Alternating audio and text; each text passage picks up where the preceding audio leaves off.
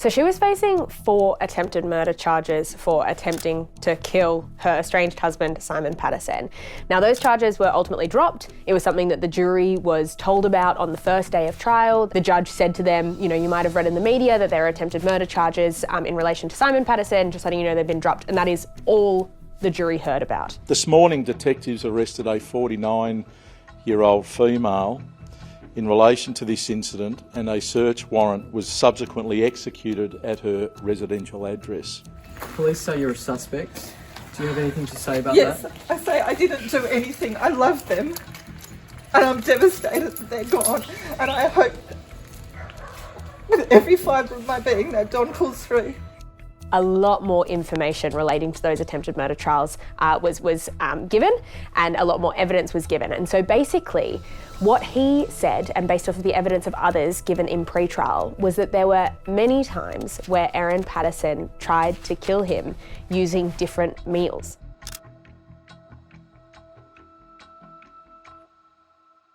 It's the story that we've been wanting to tell you, but haven't been able to tell you until this point, to do with the Erin Patterson Beef Wellington mushroom murder trial. My name is Ellie Dudley and I'm the legal affairs correspondent with the Australian newspaper, and I'm joined today by editorial director and host of The Front podcast, Claire Harvey. Hi. Now, Claire, what has happened today that means that we can finally tell this story? The information that is now able to be published changes really the way we think about Erin Patterson, and it's been information that I've had in my head throughout this trial, so have you, because we listened to the pre-trial discussion and then we obviously listened to the whole trial, including what was said in the absence of the jury.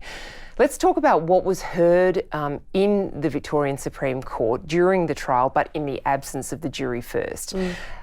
First of all, the cat post. What's that?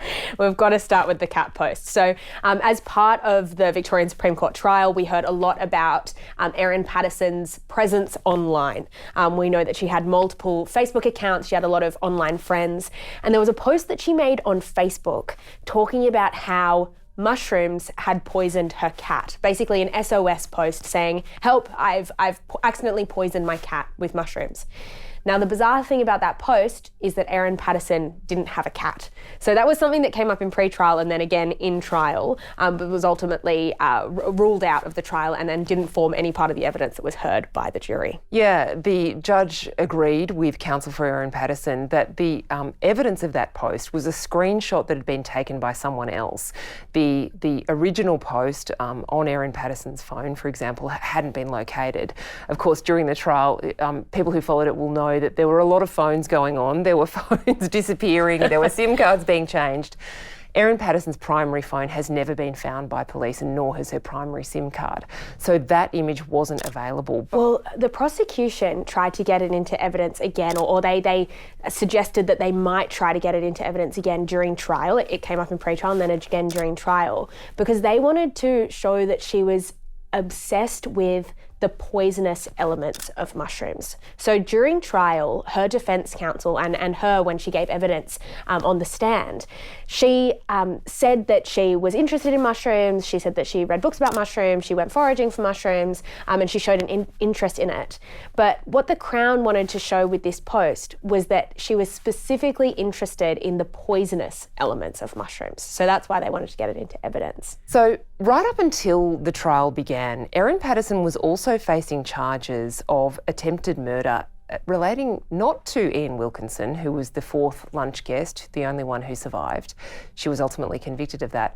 But this was in relation to her husband, Simon Patterson. What did she allegedly do to Simon? So she was facing 4 attempted murder charges for attempting to kill her estranged husband, Simon Patterson. Now, those charges were ultimately dropped. It was something that the jury was told about on the first day of trial. The judge said to them, you might have read in the media that there are attempted murder charges in relation to Simon Patterson, just letting you know they've been dropped. And that is all the jury heard about. In pre-trial, a lot more information relating to those attempted murder trials was given, and a lot more evidence was given. And so basically, what he said, and based off of the evidence of others given in pre-trial, was that there were many times where Erin Patterson tried to kill him using different meals.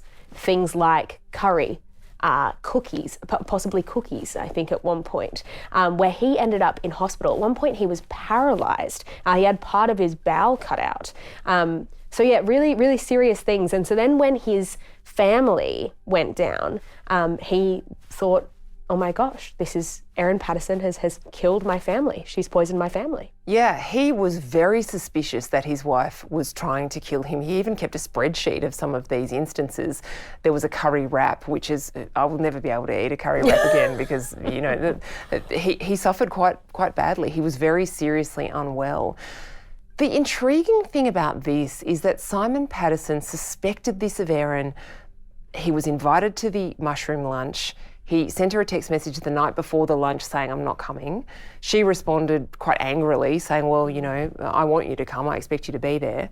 He didn't show up, but he did watch his mother and father, auntie and uncle go to this lunch. He obviously didn't think that she was going to poison other people. No. And when he was giving evidence, he said that he decided not to attend that lunch because he didn't think it was appropriate. He made the best decision of his life to not attend this lunch. The other thing that was interesting from pre-trial is that evidence was given by the daughter of Ian and Heather Wilkinson, Ruth Dubois. She said that Simon told her, or she found out while her mum was dying in hospital and her father almost died. She found out that Simon had suspected that Erin had tried to kill him. There was also evidence given in pre-trial that Simon had told his brother, he had told his cousin, he had told his dad, he had told his doctor about issues that he had falling ill after eating these meals that Erin Patterson had prepared for him. He had changed his end-of-life plans to exclude Erin Patterson because he had been concerned that she was trying to kill him. So incredibly interesting evidence that would have been quite interesting to a jury had these charges not been dropped. I can't believe that this has happened, and I'm so sorry that they have lost their lives. How are you I kids? just can't believe it. Just can't believe it. Well, the judge in the Victorian Supreme Court has finally lifted a set of suppression orders that he imposed right at the beginning of the trial, a long way back, and then indicated would be continued even after the verdict. So normally when a case concludes, we're able to publish what the jury didn't know. We've had a little bit of that in this matter, and you and I talked about that on video before, Ellie, but in this case, the really explosive stuff we haven't been able to talk about at all. Why did the judge make that suppression order? So the interim suppression order was made to protect a possible retrial. The suppression order was only made in the instance of a guilty verdict being reached. So that would mean that if Erin Patterson decided that she wanted to appeal the guilty verdict, and that could possibly lead to a retrial, it meant that any future jury would be protected from this information getting out. Now, when that interim suppression order was announced by the judge, there was a frantic scramble with journalists in the room at Morwell. We all immediately hopped on the phone with our lawyers to say, hold on, can he do this? Can he do this? And in the end, he could. It's very unusual. I've never heard of anything like this happening before, because when a person is found not guilty, there's really no appeal right. The Crown can't really appeal that. The jury's had their say and that's it. If someone is found guilty, then of course we proceed to sentencing submissions, but there is the possibility for that person to appeal. They might appeal that the jury's verdict was unsafe, that there was some sort of misconduct during the trial, that the judge instructed the jury wrongly. But any future trial would be a very long way down the road. If you are going to, let's say Erin Patterson did appeal, she would have to go to the Court of Criminal Appeal in Victoria and convince them that something had gone wrong in this trial that justified the verdict being set aside. Then a new trial would be created, there'd be a new jury sworn in, or perhaps it would be judge alone. So that's a long way down the road, and that's ultimately what the media lawyers argued. We all banded together and got a senior counsel in court to represent us. And ultimately that was successful. The judge agreed that any future trial is a long way down the track. And as part of that, I think, it was part of that argument, and it was part of the discussion that we were having in the media room at the time, was that it was this interim suppression order that was made over a verdict that hadn't yet been reached, over an appeal that hadn't yet been lodged, let alone granted, based on a retrial that we hadn't even gotten to yet. So yeah, it formed a big part of that argument. During the trial, of course, your reporting was completely neutral, and so was all the reporting that we published. But knowing this information, did you think she'd done it? It's hard, right? Because when you're reporting on a trial like this, you get asked constantly, do you think she did it? Do you think she did it? Do you think she did it? And we had access to so much more information than the general public did when they were reading our reporting. So all the way throughout, I thought, if she gets off, this will be a travesty. Yeah, she really nearly did get off. I mean, I think that if she had not entered the witness box, in which I think she made an absolutely catastrophic performance. She made up stories about having bulimia and cried crocodile tears. I think she would have been acquitted. What did you make of the 6 days that it took the jury to decide her guilt? Oh, I mean, after day one, I was thinking, okay, she must be being acquitted because, of course, in Victoria for a charge like murder, there's no such thing as a majority verdict. It has to be unanimous. Often when juries are struggling, they'll come in and ask a question like, what can we make of the evidence about her dumping the dehydrator at the tip, for example? They didn't ask a single question. I was wondering, is there one holdout who they were all trying to persuade, one way or the other? I had kind of convinced myself that she was going to be acquitted after all of that time. Did you? Yeah, I was in the hung jury camp. I thought that there might be, a few members of the jury that were just saying, I just can't, the evidence is not beyond reasonable doubt. It's such a high bar to get over. I thought they might end up in that position. But now we await her sentencing. So we await her sentencing. We're going to have sentencing hearings where we will hear victim impact statements from people who have been hurt by her crimes. And we will bring you all of that reporting at theaustralian.com.au. Can't wait. So right up until the trial began, Erin Patterson was also facing charges of attempted murder relating not to Ian Wilkinson, who was the fourth lunch guest, the only one who survived. She was ultimately convicted of that. But this was in relation to her husband, Simon Patterson. What did she allegedly do to Simon? So she was facing 4 attempted murder charges for attempting to kill her estranged husband, Simon Patterson. Now, those charges were ultimately dropped. It was something that the jury was told about on the first day of trial. The judge said to them, you might have read in the media that there are attempted murder charges in relation to Simon Patterson, just letting you know they've been dropped. And that is all the jury heard about.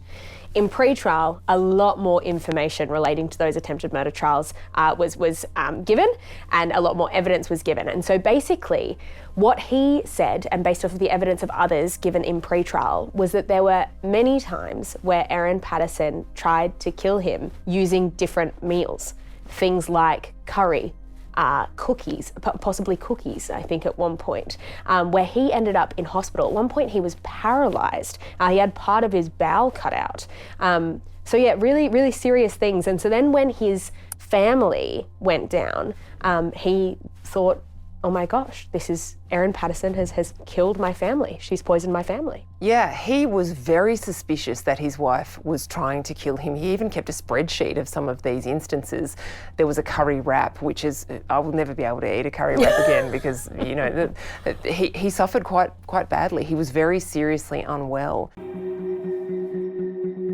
It's the story that flashed around the world, a quiet country lunch in Victorian farming country that has resulted in a family devastated, a homicide investigation and a media frenzy.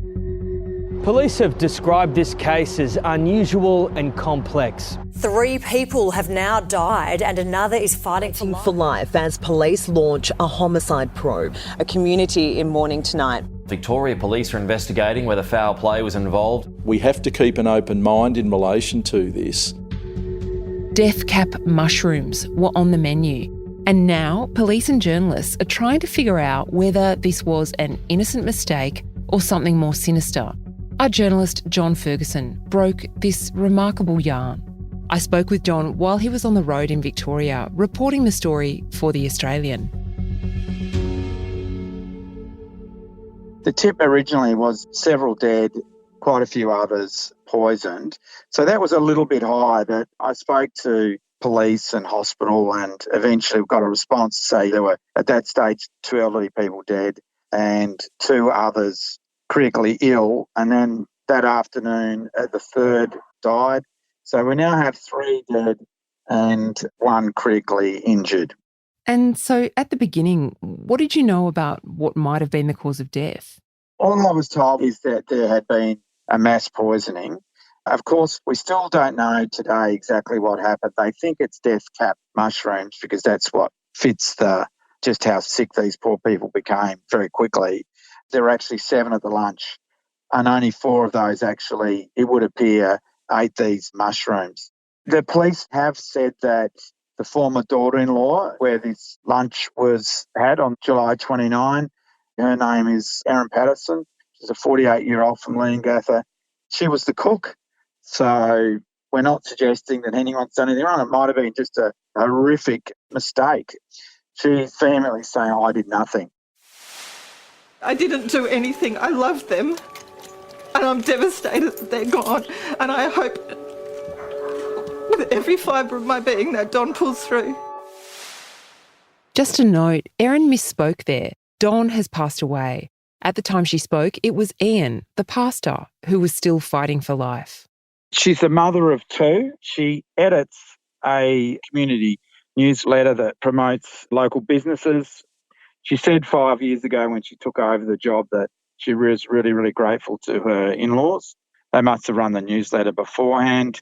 We know that she's estranged, but police said that that was amicable. We don't know an awful lot about her estranged husband, but I can't say exactly where he is or what he's doing.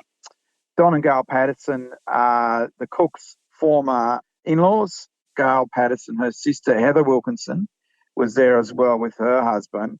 Now, those 3, so Don, Gail and Heather, are all dead. And there's a 4th man, a pastor, Ian Wilkinson. He's the sole survivor. Now, I've just been to the Wilkinson's street and spoken to neighbours. He's held in extremely high regard. You can just tell people were very defensive of them and said they are just magnificent people. We know a bit less about Don and Gail Patterson. That there's no doubt that the Wilkinsons were very, very popular and respected people. And there's nothing to say that the Pattersons aren't of the same ilk. The head of the homicide squad said that it appeared that there was an amicable relationship with the in-laws. There's no doubt that Erin was really emotional when she spoke to media in Leongatha. She looked gutted, absolutely gutted. I'm devastated. I love them. And I can't believe that this has happened, and I'm so sorry. They were some of the best people I've ever met. They never did anything wrong to me, and I'm so devastated about what's happened. I've got to say, she looked convincing. So that we can't overinterpret anything. But what's interesting, police have said that Erin Patterson is a suspect. And that's a little bit interesting in a way because normally they'd say, oh, look, we're just investigating and we don't have any clues at all. But they have specifically said she's a suspect. So what's next from here? Has homicide given any indication of what to expect next? What will happen is that their toxicology reports, which need to be done and finalised, and cause of death, coronial inquiries, also the progress of the 4th, the surviving person. Then I suspect they will go back to the woman who cooked the mushrooms. They'll be collecting whatever information they possibly can. They'll be hearing a lot of rumours around, but they'll then have to work out, well, what's valid and what's not.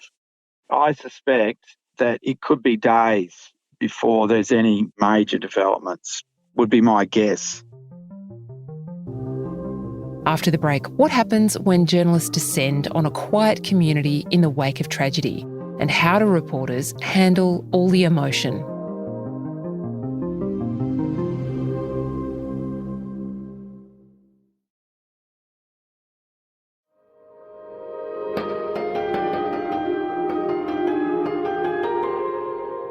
In Victoria's dairy country, John Ferguson is investigating a mystery. There are 2 towns that are basically the focus of this story. One's Leongatha. People may know Wilson's Promontory, which is pretty famous, the national park. It's not that far from the prom. It's fairly big, I'd say about 10,000 people. Service town, really, for quite a productive agricultural area. And Corumburra is a smaller town of about 5,000 people where 2 of the victims came from. It's rolling dairy country, sort of beef country. It's a bit like the Southern Highlands near Sydney, that sort of territory. So, look, I grew up in the country, and there were three things I was taught when growing up. Don't play with tiger snakes, don't go near the dam, and don't touch mushrooms. It's a pretty known thing amongst country people that, particularly when you've got kids, that things can go wrong with mushrooms. And so I imagine police will be really interested in how could this have happened, where did the mushrooms come from? Now, they talk about death cap mushrooms, which is what they suspect these mushrooms to be.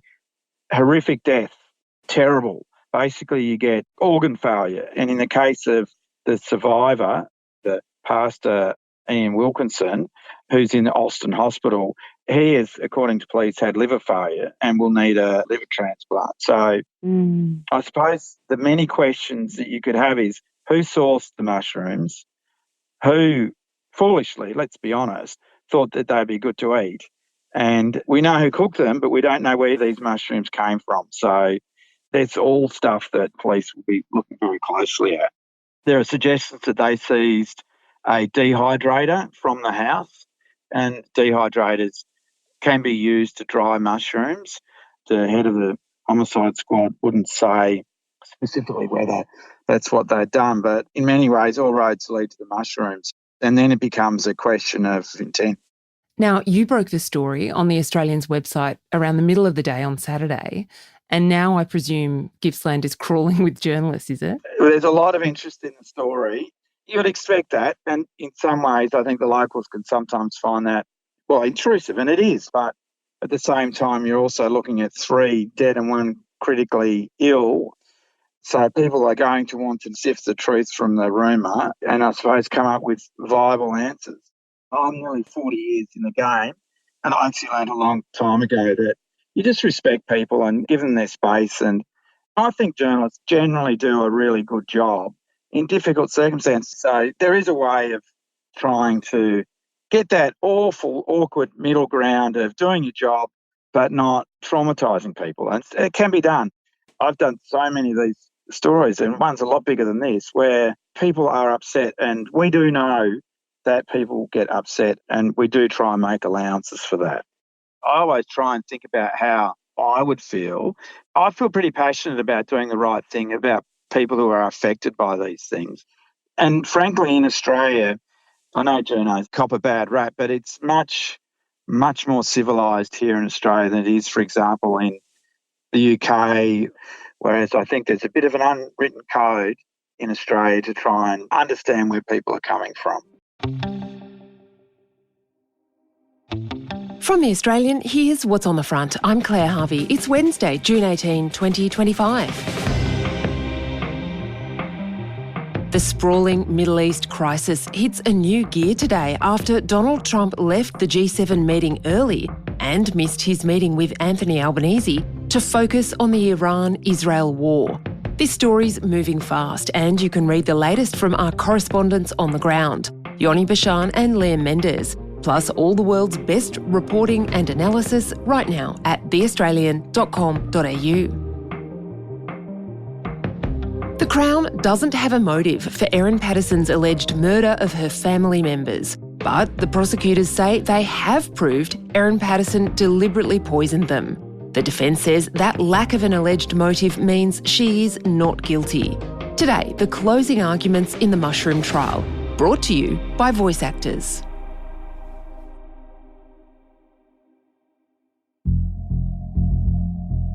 If Erin Patterson deliberately poisoned her elderly relatives, what's the motive? And if it was all a terrible accident, how does she explain her lies? That's the nub of this week's action in the mushroom trial in the Victorian Supreme Court, sitting in the Latrobe Valley, where this 50-year-old mother of 2 is pleading not guilty to 3 counts of murder and 1 of attempted murder. Erin Patterson doesn't have to prove anything. The onus is all on the Crown to convince the jury that not only did her actions result in 3 deaths, Don and Gail Patterson and Heather Wilkinson, and 1 very serious illness, Ian Wilkinson, but that this wasn't just reckless or foolish, it was deliberate. That's the essential component of murder. In a moment, we'll take you to the defence closing argument by Colin Mandy SC. But first, here's how the Crown has set out its closing to the jury in the past 2 days. Dr Nanette Rogers SC is the Crown prosecutor. We've used a voice actor to bring you her words and all the words spoken in court. At the heart of this case are 4 calculated deceptions made by the accused. The first deception was the fabricated cancer claim she used as a pretence for the lunch invitation. The second deception was the lethal doses of poison the accused secreted in the home-cooked beef Wellingtons. The third deception was her attempts to make it seem that she also suffered death cap mushroom poisoning. And fourthly, the fourth deception, the sustained cover-up she embarked upon to conceal the truth. The Crown hasn't come up with a motive for Patterson's alleged crimes, and it doesn't have to.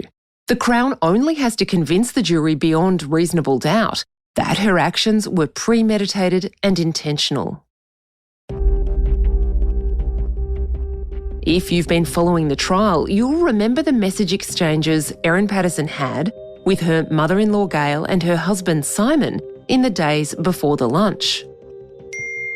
Hi Gail, I had a needle biopsy taken of the lump and I'm returning for an MRI next week and we'll know more after the results of those 2 things. Hi Erin, how did you get on yesterday with your medical tests? Love, Don and Gail. There's a bit to digest with everything that's come out of it all. I might talk more about it with you both when I see you in person. Love, Erin. The Crown says Patterson was telling bald-faced lies. She didn't think her lunch guests would live to reveal it. Her lie would die with them. But Ian Wilkinson, Erin's uncle by marriage and a pastor at the local Baptist church, lived to tell his tale. Ian Wilkinson told you, after the lunch, Erin announced she had cancer. She said she was very concerned because she believed it was very serious, life-threatening. She was anxious about telling the kids. She was asking our advice about it. Should I tell the kids or not tell the kids about this threat to my life? She spoke about a diagnostic test that showed a spot on the scan that was a tumour. He led a prayer, asking for God's blessing and that she'd have the wisdom in how she told the kids. Rogers said Simon's father, Don, before he died, would reveal to his son what the accused had told them, that she'd had some tests on her elbow which had led to the discovery of ovarian cancer. A positive cancer diagnosis is what Don told Simon. Erin Patterson said in her time in the witness box, she never gave them a definite diagnosis, only that cancer was a possibility. She said she really did have plans for surgery, but it was a gastric bypass that she was too embarrassed to discuss.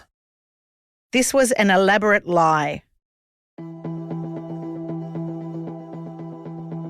Nanette Rogers told the jury Erin Patterson knowingly concealed enough death cap mushrooms in the individual beef Wellingtons to kill each of her lunch guests. She made sure she would not suffer the same fate as her lunch guests by making herself an individual beef Wellington that did not contain any death cap mushrooms. The sinister deception was to use a nourishing meal as the vehicle to deliver the deadly poison. Patterson told a Child Protective Services officer she'd never made beef Wellington before, but used a recipe from Nagi Mahashi's Recipe Tin Eats cookbook because she wanted to do something fancy. Rogers said that recipe called for a single beef Wellington, meat encased in layers of mushroom paste and pastry, to be sliced up, not individual Wellingtons as Patterson made. Why deviate so significantly from an unfamiliar recipe for a special lunch? The prosecution says this was a deliberate choice. It enabled the accused to control what ingredients went into each individual parcel, and it was the only way to be sure that she herself would not accidentally consume any death cap mushroom. Rogers suggested Erin Patterson may have made 2 batches of mushroom paste, one poisoned, one not. In her evidence, Patterson said she'd added dried mushrooms from a Tupperware box to improve the flavour. The recipe book called for 700 grams of sliced mushrooms to serve 6 or 8 people. So she had 1.75 kilos of mushrooms for a dish that called for less than half. Why then would she resort to dried or forage mushrooms? She had more than enough. Patterson said she thought these were dried mushrooms she'd bought from an Asian grocer, but later realised they must have also contained dried death cap mushrooms she'd accidentally foraged. Patterson's evidence was that she had saved the mushrooms because they were too strong for a meal she'd made previously. She said they'd smelt pungent, and the jury heard from expert witness Tom May that dried death cap mushrooms had a very strong, unpleasant smell. Why then would you add mushrooms that smell funny and you're worried might be too overpowering to a special lunch you were preparing for guests? The evidence in this trial shows that the accused knew how to dehydrate and blitz mushrooms into a powder to hide inside food. That's a reference to a message sent to the friends she made in a true crime Facebook group in which she said she'd been hiding dehydrated mushrooms in her children's food in order to increase their intake of veggies.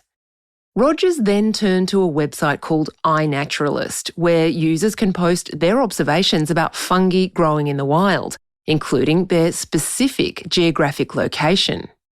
There is no direct evidence as to where the accused sourced death cap mushrooms. However, what the evidence does demonstrate is that she was aware of a website that could be used to locate death cap mushrooms and that she had the opportunity to source those mushrooms at a time proximate or near to the lunch. Rogers said analysis of the devices seized from Erin Patterson's home showed she used the map feature on iNaturalist in 2022 to view the location of death cap mushrooms in Victoria. Rogers said she didn't seek out information about other types of mushrooms.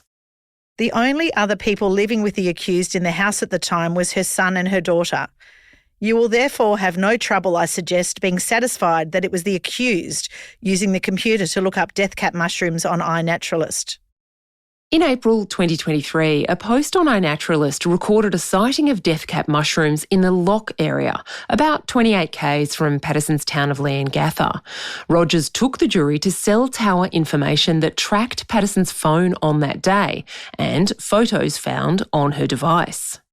From all this evidence, you can safely infer that the accused firstly was out at the Lock Reserve on the 28th of April 23. Secondly, that she found and collected death cap mushrooms from that reserve. Thirdly, that then she went to Leongatha and bought the dehydrator within 2 hours of returning from Lock for the very purpose of dehydrating and preserving those death cap mushrooms. And fourthly, these photos on the Samsung tablet show the very death cap mushrooms she collected at the Lock Reserve. Rogers said Patterson was not seriously unwell after the lunch, and she knew that was a problem. She ran the jury through evidence that, even though Patterson said she was suffering diarrhoea on the Sunday after the lunch, she didn't present at hospital until Monday morning, after taking her kids to the school bus. And then, Rogers says, she didn't tell the doctors and nurses what she now says, which is that she'd taken Imodium medication. On her first visit to hospital on the Monday morning, Patterson left, promising to return, even as a doctor called her 3 times, then called 000 to express his concern. There is only one logical or reasonable explanation for why the accused left hospital and after being told she might have consumed a lethal toxin from death cap mushrooms. She realised that what she had done was going to be uncovered. She fled back to her house to try and work out how she was going to manage the situation and how she might explain why she wasn't sick like the lunch guests. She knew very well that she had not eaten death cap mushrooms. Rogers said leaving the hospital against medical advice was incriminating conduct. When she did return to the hospital, Rogers says Patterson was resistant to medications the nurses wanted to give her. Her reluctance to receive medical treatment is inexplicable unless she knew she had not eaten what her lunch guests had eaten. This resistance to receiving medical treatment is another example of what we say is incriminating conduct. On August 3, when her lunch guests were critically ill in hospital, Erin Patterson drove to the Coonawarra transfer station, the local tip, and dumped her dehydrator. She wanted to hide the evidence. This is another example of incriminating conduct. The defence may argue that this was part of a wild panic. The accused did this because she was worried she would be falsely accused of deliberately poisoning her lunch guests. You should completely reject that position. In the witness box, Patterson said that in the hospital, Simon Patterson had asked her if she'd used the dehydrator to poison his parents, and that statement upset and worried her. Her story about Simon accusing her in the hospital of using the dehydrator and this sending her into a panic is nonsense. Simon Patterson categorically denied to you ever saying such a thing to the accused. She knew it would incriminate her. She knew that she had dehydrated death cap mushrooms in that appliance and that she had deliberately done so. And she knew that keeping it was going to be far too risky. Police were onto this almost immediately because they were analysing her bank records. But when they interviewed Patterson on August 5, she said she didn't own a dehydrator. Rogers said during the police search of her home on August 5, Patterson deliberately concealed her primary phone, Phone A, and handed them another device. Phone B, we say, is a dummy phone set up deliberately by the accused to trick the police and to conceal the existence and, most importantly, the contents of her usual mobile phone. When police took Phone B away after the search warrant and tried to analyse it, they found nothing. Why? Because this phone was factory reset multiple times after the lunch. Its contents were wiped. Rogers said despite Patterson's claim to be a keen recreational mushroom forager, she was the only one who remembered any behaviour like this, not her husband, her kids, or any of her online friends. The suggestion now that these mushrooms may have been accidentally foraged, we suggest is a very late change to the accused story. You might think that at some point it dawned on her that the Asian grocery story didn't add up, particularly when faced with the evidence about the remnants of the death cap mushrooms having been found in her dehydrator. She had to come up with something new. Rogers said the breakdown of Erin and Simon Patterson's marriage and the fact Patterson had dragged Don and Gail Patterson into a disagreement about money was significant. The evidence shows you might think that the divide between the accused and her in-laws was deeper than they ever knew. We say that the accused was leading a duplicitous life when it came to the Pattersons. She presented one side while expressing contrary beliefs to others. When Don and Gail sent the accused messages about her ongoing financial issues with Simon and mentioned praying, she replied with an eye roll emoji. She was mocking them and their religious beliefs despite attending church with them. If she did love them as she claimed, one would expect her to inquire after their welfare immediately in those circumstances. But what did she do when Simon told her that Don and Gail were in hospital? She immediately went on to talk about her own symptoms, never asked a question about Don and Gail. Rogers ended with an appeal to the jury's life experience. Think about what you would do in this situation if this was really just a horrible accident. If you were told that the meal you'd cooked and served to your family was thought to have possibly contained death cap mushrooms, what would you do? Would you go into self-preservation mode, just worrying about protecting yourself from blame? Would you race away from the hospital and do who knows what for an hour and a half? Would you be reluctant to receive treatment? Would you take 2.5 hours to eventually agree to get your kids to hospital? Would you lie about the source of the ingredients to medical practitioners and the health department officials for days, even though the truth might help those you claim to love? No, that's not what you would do. You would do everything you could to help the people you love. You would tell the treating medical practitioners every skerrick of information that might help to identify the cause of the illness so that they could get the right treatment to your loved ones, regardless of any risk of blame that might fall on you. If your children had come within cooey of the same meal, you would move mountains to get them to hospital as quickly as possible. And if you yourself had truly consumed the same meal, you would gladly receive all of the medical treatment you could get your hands on. Erin Patterson acted the way she did because she knew what she had done. Coming up, Erin Patterson's lawyer has his say.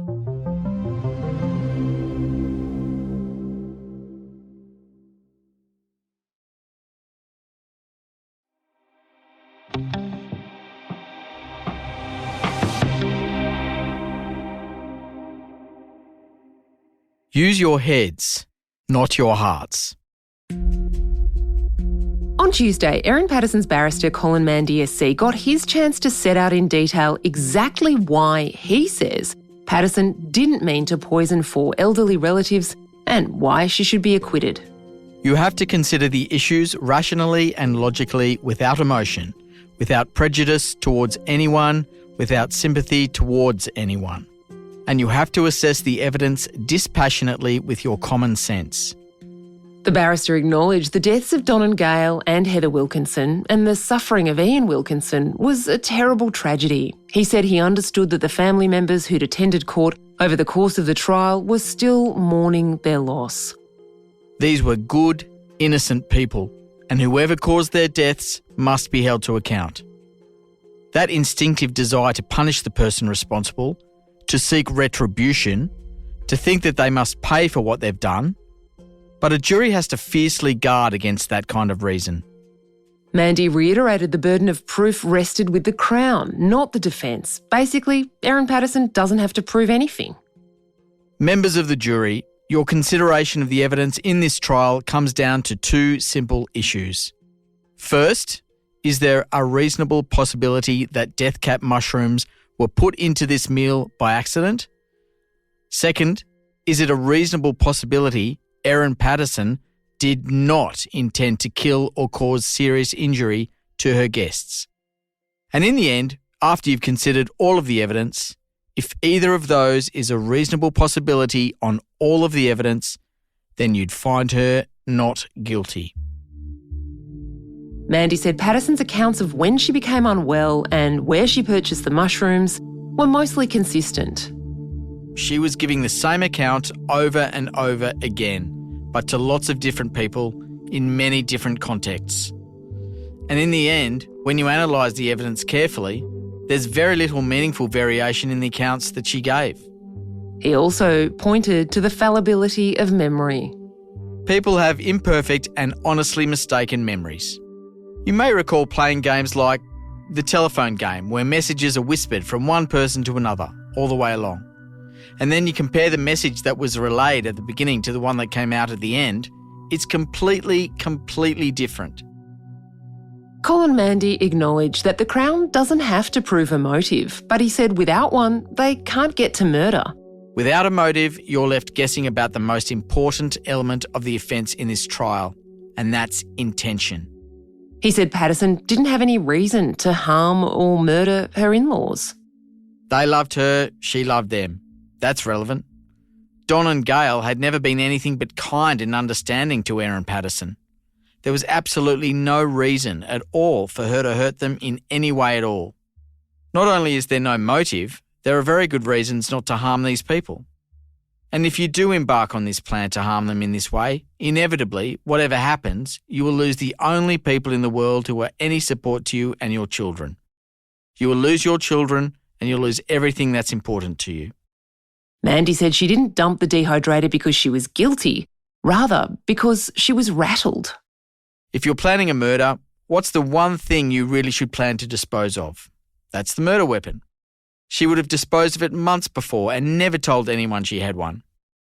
She drives to the tip in her own car, pays for the disposal of the dehydrator with her own bank card, doesn't attempt to disguise those actions in any way.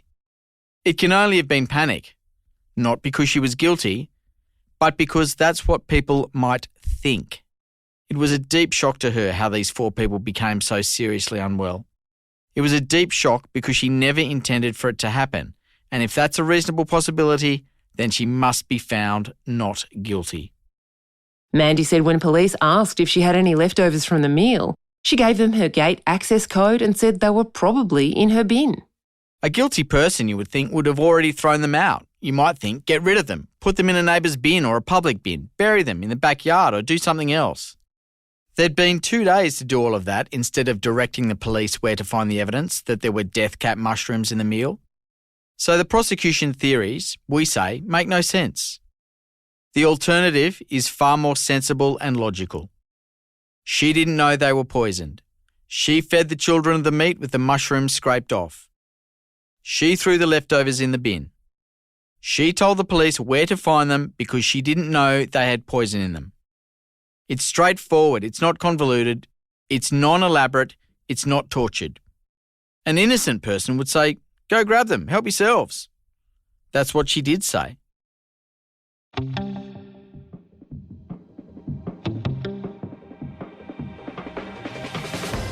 Colin Mandy SC will resume his closing submissions on Wednesday.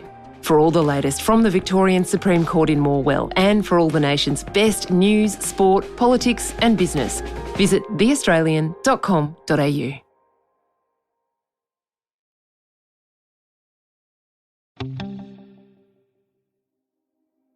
From The Australian, here's what's on the front. I'm Claire Harvey. It's Friday, May 30, 2025.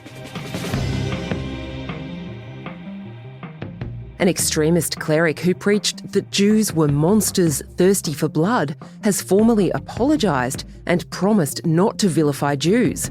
But the Australians reporting today the sheikh last Friday prayed for God to kill all the oppressors of Gaza.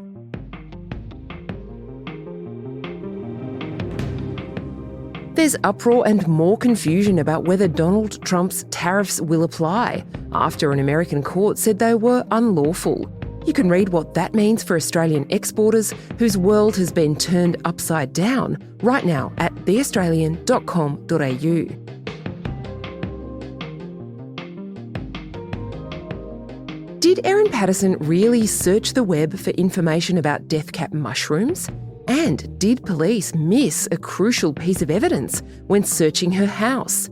Today, where the defence lawyer is probing the police case against Patterson, who's pleaded not guilty to 3 counts of murder and 1 of attempted murder.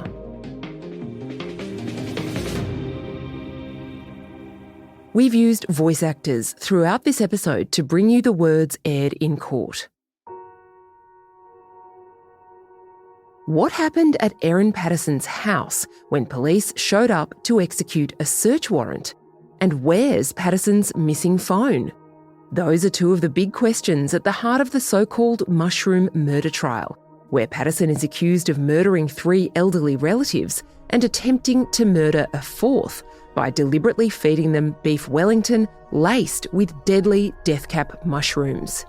She's pleaded not guilty, and her defence lawyer has told the jury the poisoning was a tragic accident, that even though she lied to police about whether she'd ever foraged for mushrooms, that was a sign not of guilt, but of panic at the catastrophe that was unfolding. On Thursday, Erin Patterson's lawyer, Colin Mandy KC, cross-examined the lead homicide cop in the case, Detective Senior Constable Stephen Eppingstall. The Crown has told the jury Patterson's main mobile phone with her primary SIM card, they're calling it Phone A, has never been recovered by police. The jury's heard that on 5 August 2023, as the elderly lunch guests were critically ill in hospital or on their way to the morgue, police showed up to search Patterson's home. The Crown says it was during that search that Patterson took her main SIM out of Phone A, a Samsung Galaxy, and put it in a Nokia phone. The Crown says she then surrendered a totally different device, Phone B, to the police when they asked for her phone. Here's Colin Mandy cross-examining cop Stephen Eppingstall. We've used voice actors. Is it the case that you and Ms Patterson had a discussion about the Nokia mobile phone in the record of interview? She did mention that there was a Nokia. In the police interview, Patterson said this about the Nokia. It's a really old Nokia that I've got for if you break your phone and you've got to send it away for repairs. So it's this really old thing. But you don't recall having seized that phone? No, we definitely didn't seize the Nokia. Because your case is that the Nokia came into use after that time? Yes, sir. So it couldn't have been seized because you would have had it? Yeah, correct. Yeah. Mandy showed Eppingstall a police photo from the search. Do you know what that black item is sitting on the windowsill? No, I've got no idea, sir. Can I suggest that is Phone A in a case? I don't think that's consistent with the phone, but it's a matter for the jury, I'd say, sir. You don't exclude that possibility? If that was a phone, I would think we would have seized it. After the search on August 5, Eppingstall took Erin Patterson to Wonthaggi Police Station for an interview. The video of that conversation was played to the jury earlier this week. The Crown alleges that during that interview, Patterson gave police the phone number not for her main phone, which they say they've never found, but for a different device, Phone B, which the Crown says she had loaded with a SIM card that she'd taken out of a Samsung tablet. You knew that Erin Patterson was utilising the phone number ending in 783 prior to the execution of the search warrant? Yes, that is correct. And you didn't ask her about the fact of the 783 mobile number in the record of interview? No, I asked her for a phone number in the record of interview, and I didn't realise that she hadn't given me that number, I just wrote it down and just moved past it. She gave you the phone number of the phone she surrendered to police earlier. Yeah, correct. I just wrote it down and didn't give it any more thought until later on. Mandy put it to Eppingstall that phone A was at one point being used by Erin Patterson's teenage son. Eppingstall said he didn't know. Coming up, did Erin Patterson really search the web for death cap mushrooms?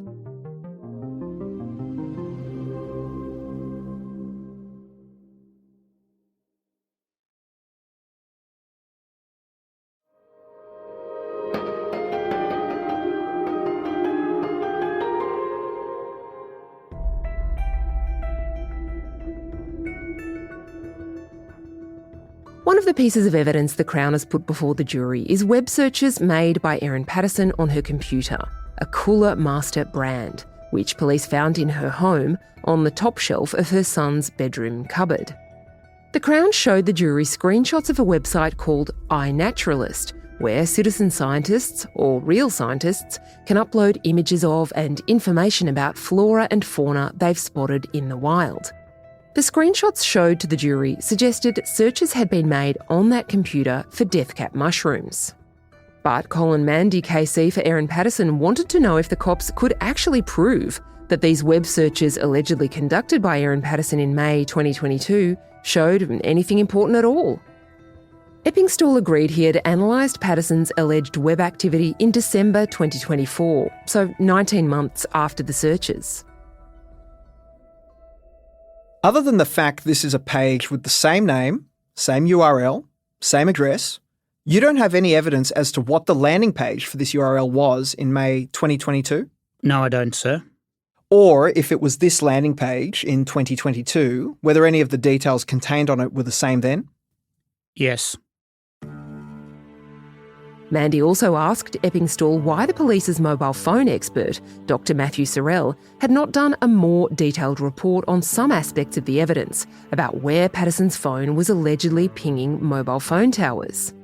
If you've been following the trial, you might recall Dr Sorrell told the jury that Erin Patterson's phone allegedly pinged mobile phone towers in the area where death cap mushrooms had recently been reported on the iNaturalist website. Eppingstall said he was restricted by costs and only did the most detailed search, called an EBM, for a limited number of days.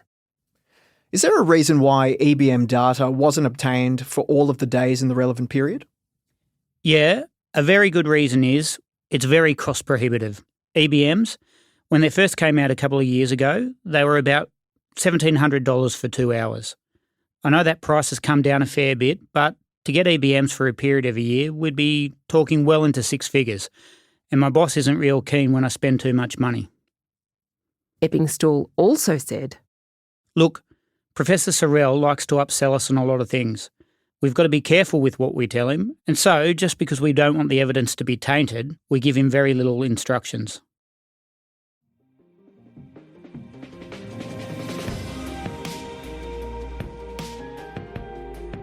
The trial continues in the Victorian Supreme Court, sitting at Morwell in the Latrobe Valley.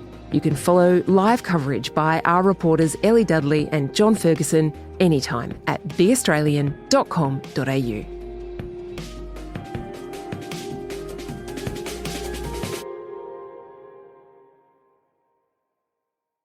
Mushroom killer Erin Patterson has been found guilty of murdering 3 of her estranged husband's relatives and attempting to murder a 4th with a poisonous beef Wellington at a lunch in her home in mid-2023.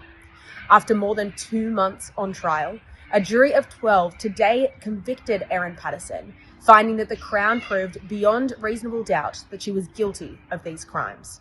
And then she gave this sort of stunning account of when her lunch guests left her home. She said she cleaned up for a bit and then she had one piece of cake and then she had another piece of cake and then she had another piece of cake. And as she was saying it, you were going, oh my gosh, she threw up the meal. Because before this, we had no other proper explanation for why she didn't fall as sick as the rest of the other lunch guests did. It's a tragedy what's happened. Can you tell us about the meal that you cooked? I'm so devastated by what's happened, by the loss of Don is still in hospital. The loss of Ian and Heather.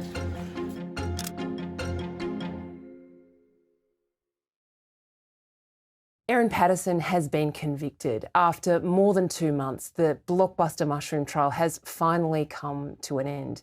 It was a dramatic moment in the Victorian Supreme Court, and I'm joined by our legal affairs correspondent, Ellie Dudley, to break it all down.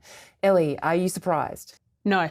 Frankly, no, I'm not. From the get-go, I feel like if you spoke to anyone about this, and of course, when you're spending 2 months in a court in Victoria, I had a lot of people asking me what I thought, and sort of all throughout, the evidence just was stacked against her. The lies that she told, the disposing of the dehydrator, all of the issues with her case, I think from the get-go, it was obvious that she was going to have to mount a pretty stunning defence if she was going to get away with this. She had a very talented lawyer in Colin Mandy SC, didn't she? He really gave it his best shot. Oh, he really did. And there were times where I went the other way and I thought, oh, she's going to get off. He raised all kinds of doubt around, did she accidentally just pick the wrong mushrooms, things like that.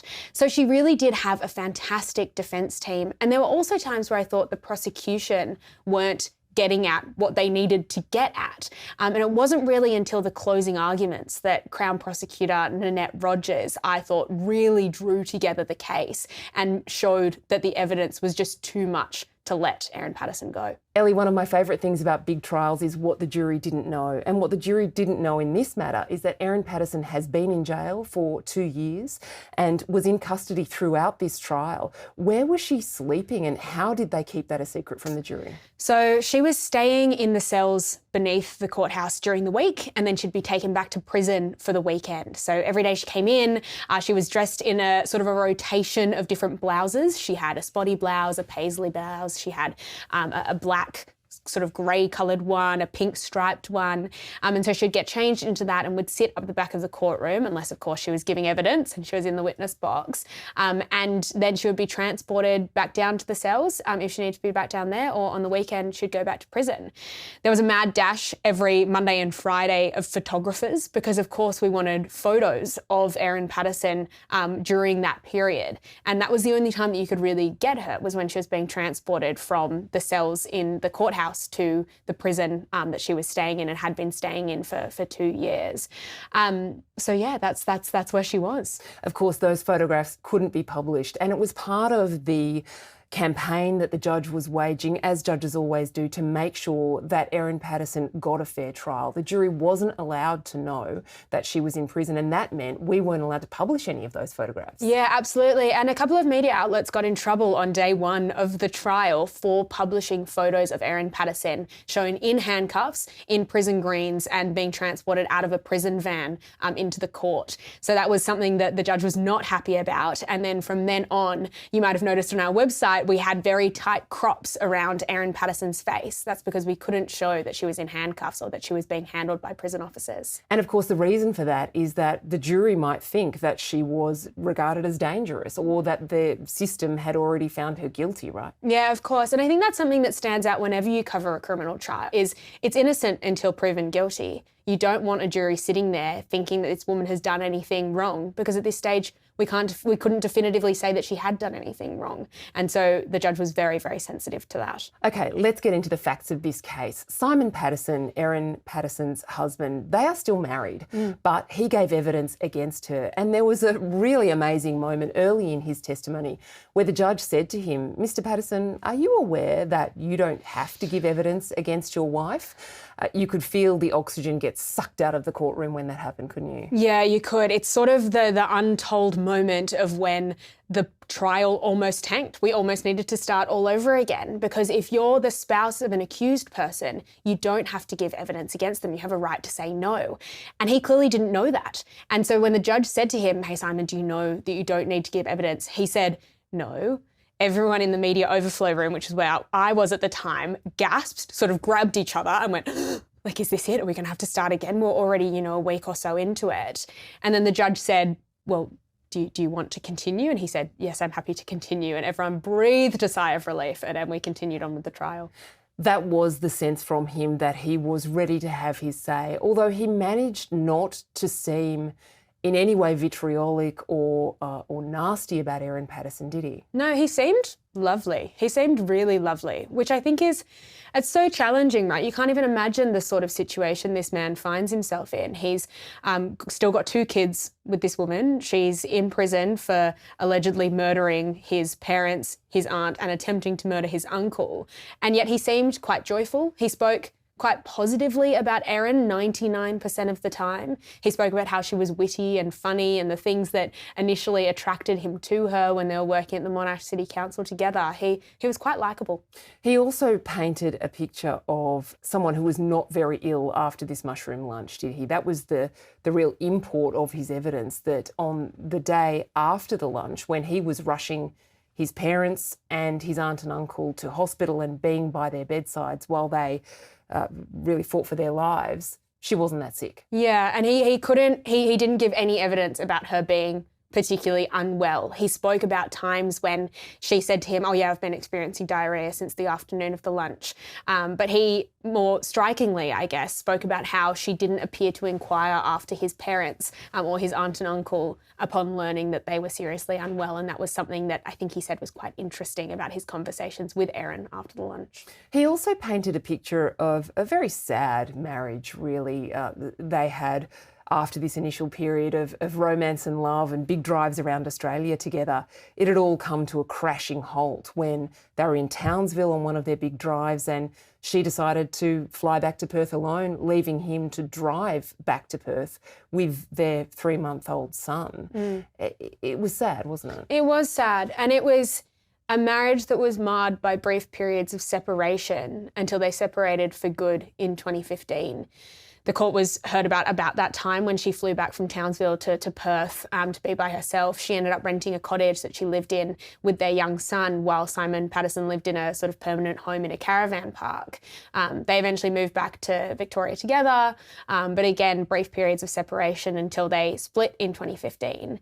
But at that point, he said they split amicably. They still enjoyed each other's company. They would engage in banter over text. They'd talk about politics, current affairs, that sort of stuff, until the end of December 2022, or the end of 2022 in December, when he spoke about a tension that formed in their relationship in regards to child support after he listed himself as separated for the first time on his tax return. Yeah, he described her being very upset about that, and then her trying to draw his parents into the negotiations about money, trying to get them to help her have Simon see reason from her point of view. And that's kind of as close as the Crown got to coming up with a motive, isn't it? Yeah, exactly. And that was the big question that anybody was asking around this time when the trial was happening was, well, if she did it, then why did she do it? What motive did she have to kill the relatives of her estranged husband? And you're right, Claire, that's the only thing really that the Crown pointed to that could be a motive was in December 2022. Don and Gail Patterson became involved in the marriage of Simon Patterson and Erin Patterson. Erin was frustrated with them that they weren't getting their son to see reason and see her side of the story. And she vented about that to her online friends, her friends that she made through true crime Facebook groups, who she never met in person and was only friends with online. She vented to them her frustrations about the fact that Don and Gail Patterson suggested her and Simon gather together and pray when they were having issues about, child support and finances, and, sent emojis which the Crown said were eye-rolling emojis. She referred to Simon Patterson as a deadbeat, referred to Don and Gail as a lost cause. So that tension in December 2022 was the only tension really that the Crown came up with between Erin and the Pattersons. The next really bombshell witness was the man who lived, Ian Wilkinson, the only survivor of the mushroom lunch. On paper, he is the perfect witness for the Crown. He was a minister of the church, a man of God, seemed like a lovely older man. That should have been a game changer for the Crown, shouldn't it? Did he live up, do you think, to their expectations of what he would say? He was so joyful, and I think that The jury would have loved him. They really would have. He came in, he didn't seem bitter, he didn't seem upset. There were times where he was sitting in his chair and his chair kept sinking down in the witness box. And it was kind of humorous. And you know, he said something like, oh, I thought you were sending me down to the dungeon. And his chair was slowly sinking down in the witness box. And he gave quite clear evidence. He wasn't a bombshell witness, I don't think, in the way that the Crown would have expected him to be. He did give clear evidence about, for example, how he believed that the lunch guests ate off of large grey plates while Erin Patterson ate off of a small tan-coloured plate. He gave an account of Erin Patterson being reluctant to allow the women who were present at the lunch to tour her pantry. He spoke about how she rejected help from the women when they offered to help plate up the meal. But it wasn't a clincher. It wasn't a, oh, therefore she must have done it moment. But it did give us a really clear picture of what happened at the lunch. And the first account that we've really heard from Ian Wilkinson about exactly what he recalled occurring. Ellie, it's so great to see you in person because we've been talking remotely for the couple of months that you've been in country Victoria in the cold for this trial. You've been stepping out of court after the big moments to record your initial impressions. It must have been helpful to try and sort of pin onto moments that were important as the trial went on. Oh, totally. And there were quite a few of those moments, Claire, where things would happen and you would just go, oh my gosh, that's a moment. That's a thing our readers are going to, love to read about this, is this moment in this trial, whether it was something that the prosecution were clinging to or something the defence were going to cling to. We've just heard evidence from a telecommunications expert who spoke about Erin Patterson's cell phone data and the way that it pinged off of towers in regional towns of Outram and Lock after sightings of death cap mushrooms were posted to the iNaturalist website from those areas. He used words like possible and likely. He couldn't definitively say how long Erin Patterson was in those areas or if she specifically definitively visited the sites that the death cap mushrooms were spotted. But it's evidence that the jury will definitely be taking into account. Like all murder trials in the modern era, there was a lot of forensic evidence in this matter. And by forensics, I mean digital forensics. So Erin Patterson's devices, her computer, tracking of her movements by her phone pinging off various towers. Did that seem at points as though it might overwhelm the jury with information? I think it depends on which digital evidence we're talking about. So things like the messages that she exchanged with Don and Gail or with her online friends where she was complaining about Don and Gail or talking about these financial disputes. I think that was all quite straightforward for a jury. The other evidence that I think was quite compelling and quite straightforward for a jury were searches that were made from Erin Patterson's devices to the iNaturalist online nature sharing platform where she made searches for death cap mushrooms in May 2022, so a full year before the lunch. Although she said she couldn't remember having done that at all. Yeah. She said she couldn't remember having done that at all, but then her defence counsel stand up in their closing and they say, sort of ignore that she said that, like we accept that was that was her. But things like that I think would stand out in the mind of a jury. But then when we got to things like the telecommunications data evidence that was given by a telecommunications expert called Matthew Sorrell. He spoke about how Erin Patterson's device possibly visited areas where death cap mushrooms had been spotted in the weeks and months before the lunch. And I think that might have overwhelmed a jury. That was quite technical. The other thing that was quite technical was the swapping of the phones. So even I was sitting there at times being like, hold on, how many phones did she have? There was phone A, there was phone B, and then there was a couple of other phones. So at one point we had to label them phone C, and then there was a fourth phone, which I don't think we labelled phone D, but there is a fourth phone. And that, I drew a flowchart, by the way. Good. If you want to check it out. Thanks, I'll take a look. And so that was quite, I think, overwhelming for the jury at times, as it was for me.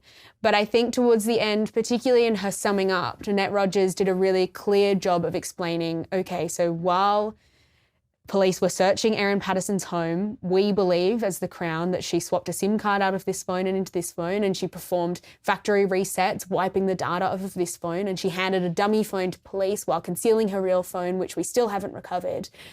So she did do a good job of summing it up at the end, but there was plenty of forensic digital evidence. Erin Patterson's chosen to give evidence, which has come as a bit of a shock. it's sort of the question everyone's asking throughout this trial was whether she was going to take the witness box or not, because obviously we know she doesn't have to, and if she does, she's open to cross-examination. You know, questions from the prosecution like, why did you lie about having cancer? Did you really love your lunch guests? Things like that. She started yesterday, and she started quite well, but to be expected, right? She's operating under her own defence counsel. Her defence counsel is pumping questions at her. She's had time to prepare. She's been spending, 2 years in a cell, and all she's probably thinking about is this case. So she seems like she's got some answers prepared and ready to show the jury what she knows. Erin Patterson didn't deny having done any of that. And in fact, one thing that she tried to explain to the jury in a way that I don't think really landed was she was asked why she did a factory reset remotely of phone B, her secondary phone, after it was in the custody of police, while it was sitting in the lead homicide detective's locker at Wonthaggi police station after midnight. She said, well, I thought I'd just see if they would have been silly enough to leave it turned on, and in fact they had. I wondered if that was going to impress the jury, or if they would think, you shouldn't be trying to trick the police. Totally. I think her tone, even the tone that you just gave us then, Claire, that I wanted to see if they were silly enough to not have put it in aeroplane mode or whatever she said. I didn't think that was particularly impressive for a jury. I don't think that a jury would have liked to have seen her, trying to trick the police or acting like she was cleverer than the police, because of course she would have known to put it into airplane mode if it was taken by the cops. So it was odd from her. The Facebook messages, oh my gosh. So on one of the devices that was seized from Erin Patterson's home, there were a bunch of Facebook messages that were extracted from an account called Erin, which the court has previously heard belonged to Erin Patterson. And they were criticising Don and Gail Patterson and criticising Simon Patterson after Erin and Simon's marriage descended to acrimony in 2022. The user, Erin, appeared to be getting really frustrated with Don and Gail's involvement in the marriage and their level of adjudication. She got really frustrated when there were suggestions that she and Simon meet to pray about their children, about the situation. And at one point she said, I'm just so sick of this. This family, I swear to God. She appeared to be really, really fed up. The lead detective in the case was Stephen Eppingstall, a country cop from Victoria. He was charming, wasn't he? And he charmed the jury. Yeah, he was beautiful. He stood up the entire time he gave evidence. He didn't sit. And at one point I turned to the reporter next to me and I was like, can he sit down, the poor guy? I can't hear him properly. He's too far away from the microphone. And she said, no, it's a sign of respect. They do it out of respect. I was like, that's lovely. And I think the jury would have loved that. He also kept saying sir and ma'am. At one point, it was either the judge or Mandy pulled him up and said, you don't have to say that after every answer. And he goes, sorry, sir. It was lovely. It was really lovely. And I think that he would have been quite convincing to a jury or quite a solid witness to a jury, because he's not got nothing to gain through any of this other than he's done diligent detective work to try and, prove if a crime occurred. Late in the trial, Erin Patterson surprised everyone by giving evidence. This is something she did not have to do. And it was something in discussion while the jury was out throughout the trial. Colin Mandy had played very close to his chest. At one point, he was directly asked by the judge, is your client going to give evidence? And he said, I don't want to answer that question, which put us all on the edge of our seats, didn't it? Yeah, it absolutely did. I said earlier that the one question I was asked throughout the trial was, well, what's the motive? The other question is Erin Patterson going to give evidence? Because you're right, she doesn't have to. And a lot of people would be advised against it, right? Because if you are going to give evidence to give your side of the story, you're open to cross-examination. The prosecutor can come through and ask you everything. Nanette Rogers came through and asked her all about why she lied about having cancer, asked her about her relationships with these people, asked her about her religion, her weight, all of these things. But she did. She was called to give evidence. There were gasps amongst the media overflow room because I don't think anybody really expected that she was going to do it. Yeah, there's a reason why most accused don't give evidence, and that's that you will be cross-examined by the Crown. So the pressure was on Nanette Rogers to deliver a good cross-examination. In her evidence, Erin Patterson came up with 2 new explanations that the jury had not heard before. The first was that she was suffering from bulimia, and had vomited after the lunch. This was never quite linked directly by her, but it was implied as an explanation for why she didn't suffer death cap mushroom poisoning. Yeah. She never used the word bulimia, but she just went so close to it. She spoke about binge eating. In days in the lead up to it, we had heard about her self-esteem issues. We had heard about diet books she had purchased, and we were all sitting there thinking, where's this going? Why do we need to care that this woman had low self-esteem? And then it came that she said that she had issues with binge eating. She spoke about how when she was a kid, her mum weighed her. And then she gave this sort of stunning account of when her lunch guests left her home. She said she cleaned up for a bit and then she had one piece of cake and then she had another piece of cake and then she had another piece of cake. And as she was saying it, you were going, oh my gosh, she threw up the meal. Because before this, we had no other proper explanation for why she didn't fall as sick as the rest of the other lunch guests did. But all of a sudden there was this moment of clarity of, oh, she threw up the meal. But even that was, under cross-examination, Dr. Rogers said to her, is it your case that you threw up the beef Wellington? Then, she spoke about eating all this cake and then making herself vomit.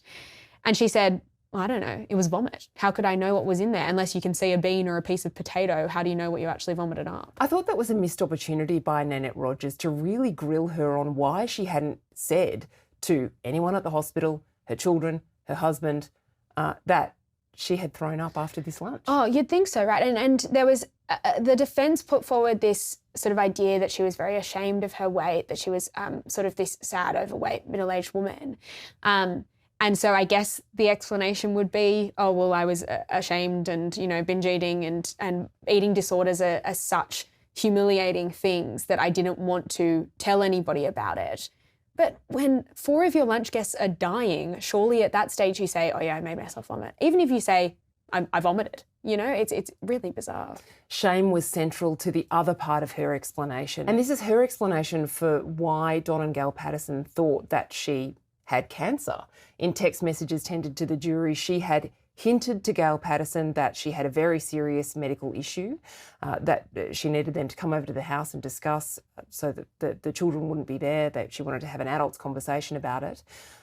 Ian Wilkinson said that at the lunch, she told them she had ovarian cancer. She denied that she ever said specifically that she had cancer. But her story was that she did have surgery coming up. She was going to need help looking after the children, but it wasn't cancer surgery, it was a gastric band. She said she was sort of fumbling on the details. She was like, oh, I think it's called a gastric bypass. She said that she had booked in a pre-assessment consultation with a clinic called the Enrich Clinic in Melbourne. Which turned out to be a dermatologist. Yeah, which turned out a dermatologist and, perhaps maybe offered liposuction, but doesn't offer liposuction anymore, but did at the time that she booked her appointment. So it was all kind of confusing evidence there. But that was also, that was another shock, right? It was the explanation that she put up for why she lied about needing treatment for ovarian cancer. And the other part of that was her explanation that she just really appreciated the love that she had received from Don and Gail when she had told them that she was getting these medical tests. She said that she appreciated the attention that she got from them and she wanted to get more of that from them. So a couple of interesting explanations from Erin. Police say you're a suspect. Do you have anything to say about Yes, that? I say I didn't do anything. I love them. And I'm devastated that they're gone. And I hope with every fibre of my being that Don pulls through. Well, the trial's over, Ellie, and next will be sentencing. Erin Patterson's been convicted. These are serious offences. She'll face a long custodial sentence. She'll perhaps never see daylight again. And the sentencing hearing itself will be fascinating, won't it? Yeah, it will. We'll be getting witness impact statements from all of the people who have been impacted by Erin Patterson's crimes. It'll be terribly sad, I'm sure. But yeah, she's going away for a long time. Throughout these victim impact statements, a lot of the emotions that a lot of people would have been feeling were said out loud. Things that, as I mentioned, we didn't hear from the witness box because there's a lot of restraint that needs to be held there when somebody is innocent until proven guilty. Now, this is an opportunity for this family who clearly believe that Erin Patterson committed these crimes to say exactly the way that they had impacted them.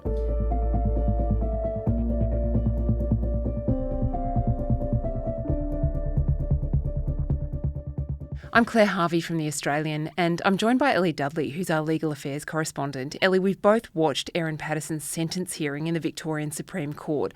I was intrigued to find out what she's got in her cell. Yeah, there were a few things that were listed today as to what Erin Patterson is keeping in her cell at the Dame Phyllis Frost Centre in northwest Melbourne. She's got a hair straightener, she's got books, she's got pillows. We heard that she's a very keen crocheter. So not only does she have lots of wool and crochet needles for her crocheting, but she's also got blankets that she's crocheted for herself. So it was a very interesting insight into what Erin Patterson's life in prison is like today. But she's not happy with the conditions. She's concerned that she doesn't get access to the library, she's not allowed to the leisure centre, she's essentially locked in her cell for 22 hours a day. This prison is troubled. It's constantly in the news in Victoria because there are lockdowns thanks to staff shortages, and it houses some of Victoria's most dangerous prisoners, one of whom sounds like is Erin Patterson's next door neighbour. So we heard as part of this plea hearing that Erin Patterson has been moved between multiple different units, but has spent the majority of time in a unit called the Gordon unit, where she's allowed access to a tiny courtyard out the back of her cell. It's a courtyard that's 1.5 metres by 2 metres by 1.5 metres or something like that. And as you mentioned, she's allowed to socialise with another inmate. And what we heard about this inmate is they're convicted for terrorism offences. They've been in the Gordon unit for a few years, and they've also gotten in trouble before for attacking another inmate. So Erin Patterson's lawyer today spoke about how while Erin is allowed to socialise with this other inmate through a mesh wall that separates their two courtyards, she hasn't. She also would be allowed to communicate with another prisoner if she can think of one to ask to have intercom privileges with. But her lawyers told the court that she doesn't know the names of any of the other inmates, presumably apart from the terrorist next door. And so she hasn't made that request. Yeah, she hasn't made that request. She's been making requests to go to the library. But again, due to some of those shortages and due to challenges with the guards, she hasn't been able to be taken as frequently as she would have liked.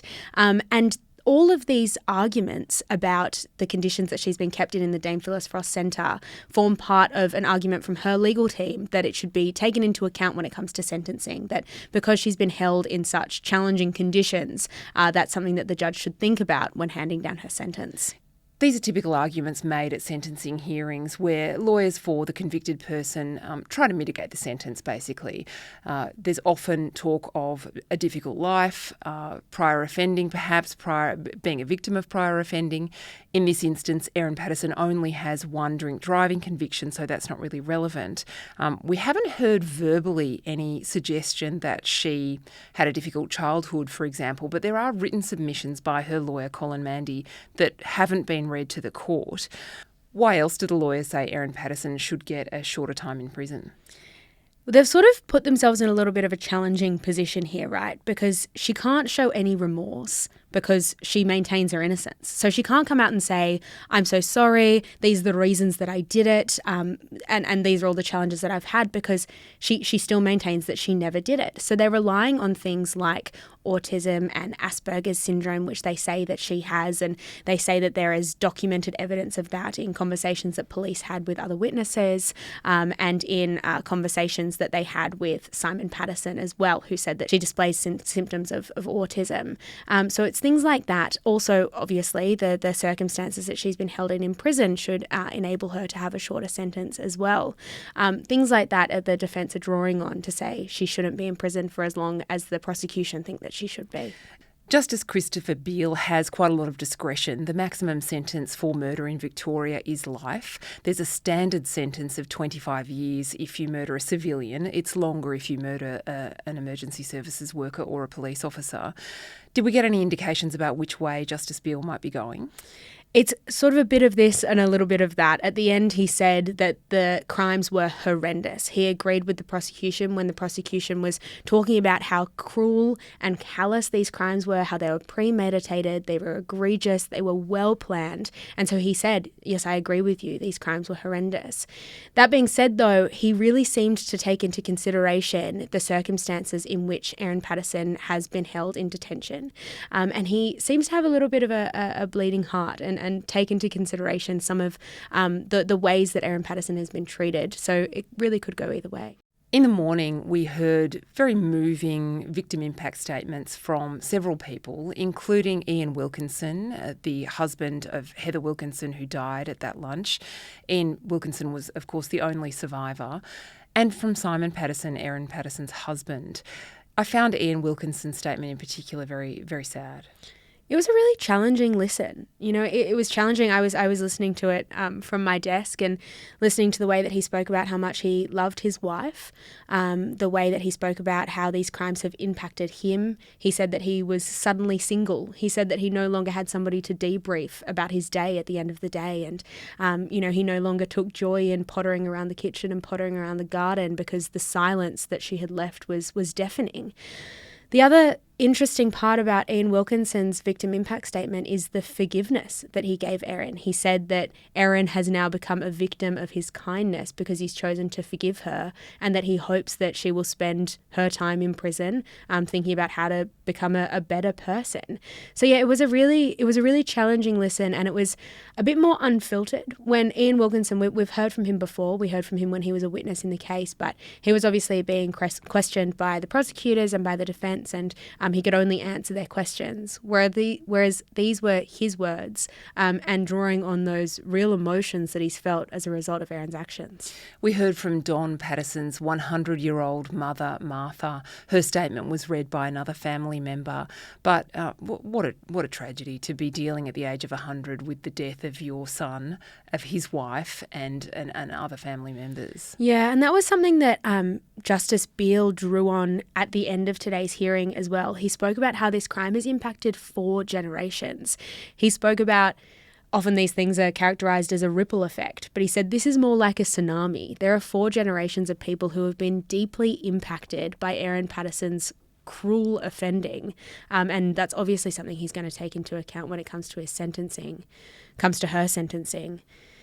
With Simon Patterson, he didn't read out his victim impact statement in court. Why do you think that's something he may have chosen not to do? Yeah, it was read by a cousin. Perhaps he thought he couldn't hold it together emotionally during that reading. I thought his statement was interesting. Simon Patterson has, throughout this process been extremely dignified. When he was giving evidence against his wife, of course, he wasn't allowed to mention his belief that she had tried to poison him on multiple occasions before she successfully poisoned his family. In the witness box during the trial, he spoke about her as a highly intelligent woman and someone who he still loved and had loved very deeply. I thought that at this time, the victim impact statement time, we might see what Simon really thought. Erin tried to kill me. Erin was an abusive partner. There was kind of none of that. He was very bitter about the media's interest in his life and seemed very angry that their life had been interrupted by people trying to get them to talk, which must have been very difficult. But there were glimmers of joy as well, weren't there? He said that he and the children, had been very grateful for the love that they'd been shown. He did focus quite heavily on those children. He spoke about how, as a family, the 3 of them, they're adjusting to living in a home with a solo parent. These children are adjusting to trying to understand who their mother is and knowing that their mother killed their grandparents, and that's something that everyone in their entire community knows. But as you said, he described his children as very strong and said that they're hurdles that they're getting together as a family and are well supported in doing so. I thought there was a real mic drop moment when Ruth Dubois, who is the daughter of Heather and Ian Wilkinson, made her statement. And she said, as a mother, you try to protect your children from anything bad that might happen in this world. And she feels that she has failed in this instance because she hasn't been able to shield her kids from the notoriety that the whole family has now got. And she ended her victim impact statement by addressing Erin Patterson directly, saying, I cannot believe that as a mother you have chosen to expose your children to this. It was... I was glad to hear that, someone talking to her directly. And I think that throughout these victim impact statements, a lot of the emotions that a lot of people would have been feeling were said out loud. Things that, as I mentioned, we didn't hear from the witness box because there's a lot of restraint that needs to be held there when somebody is innocent until proven guilty. Now, this is an opportunity for this family who clearly believe that Erin Patterson committed these crimes to say exactly the way that they had impacted them. There was a remarkable photograph taken before the hearing began of Erin Patterson being unloaded from a prison van out the back of the court complex in Melbourne. It was taken by Jason Edwards, who's a photographer for the News Corp Australia Newswire. An amazing image. Jason was obviously high up in a building near the back of the court, and gazumped all the other photographers who were somewhere else altogether. He did an incredible job. Those photos were remarkable, weren't they? At one moment she was looking up to the sky as if she hadn't seen it for a while. Yeah, looking up to the sky, they looked almost biblical. They were such fascinating images, and that the first time that we've seen her since she was locked away in a prison van and sent off after she was convicted of 3 counts of murder and 1 count of attempted murder. Even then, the photos that were able to be released then, many of our readers will know, were photos of her in the back of a prison van that were taken weeks before she was convicted. So this is the first time in a very long time that people have seen Erin Patterson. She looked like she'd perhaps lost a little bit of weight. She didn't look fantastic. She looked deeply challenged. But yeah, it was great to be able to see her on her way into court this morning. She'll be back in court on September the 8th at 9:30am. Ellie, you'll be covering it live. Have you got a tip for what that sentence might be? I wouldn't be foolish enough to even guess, Claire. I'll talk to you then. From The Australian, here's what's on the front. I'm Claire Harvey. It's Thursday, June 12, 2025. The Crown alleges Erin Patterson lied to more than a dozen people, including police, child protection workers, doctors and nurses, about feeding leftovers from a fatal mushroom lunch to her children. Patterson, who's fighting a triple murder charge, says that's not true. And she also says her kids and doctors are wrong about their recollections of that fatal day. That's today's story.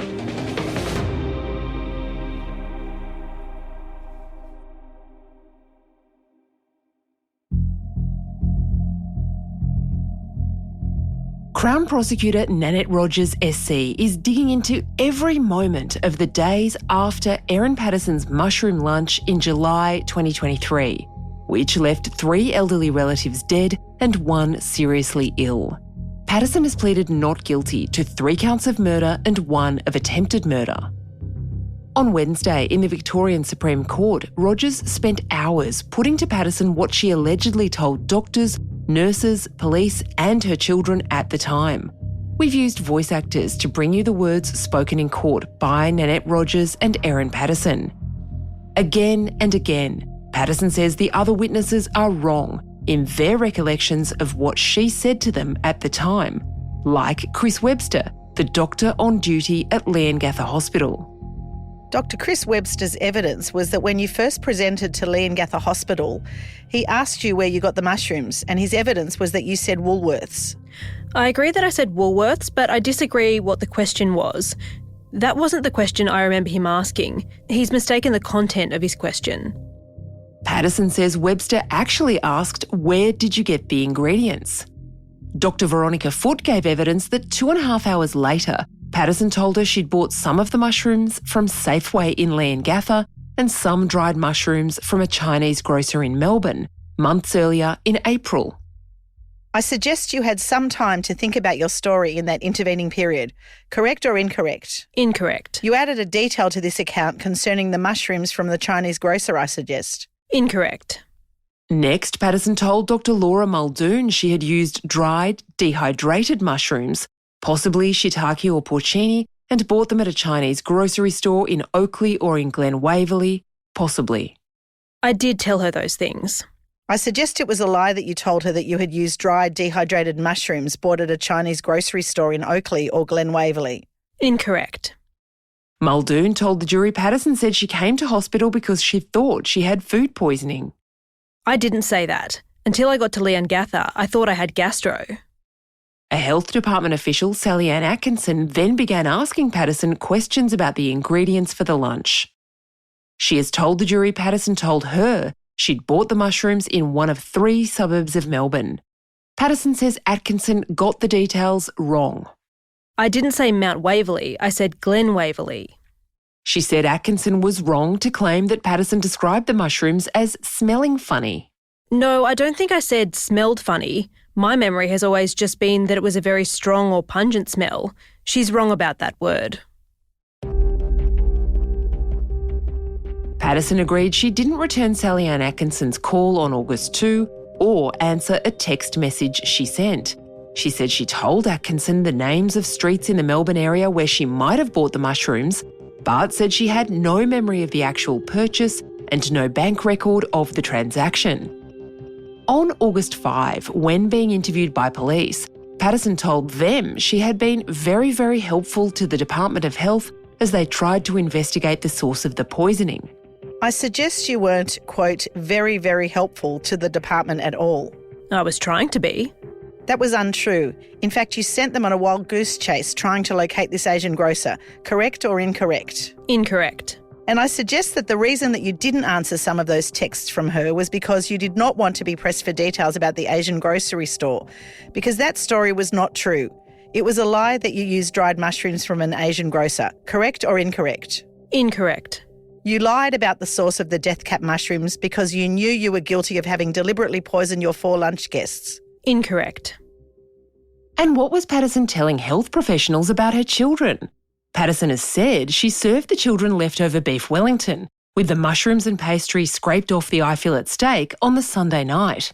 In a police interview, Patterson's son said Mum said it was leftovers.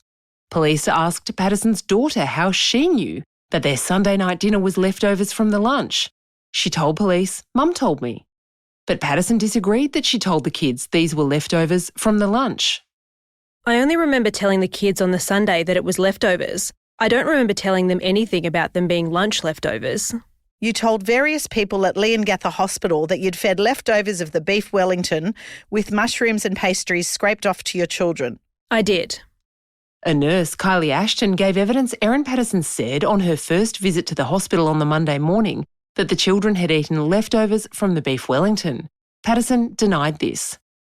There were no conversations about the children eating leftovers in that first presentation.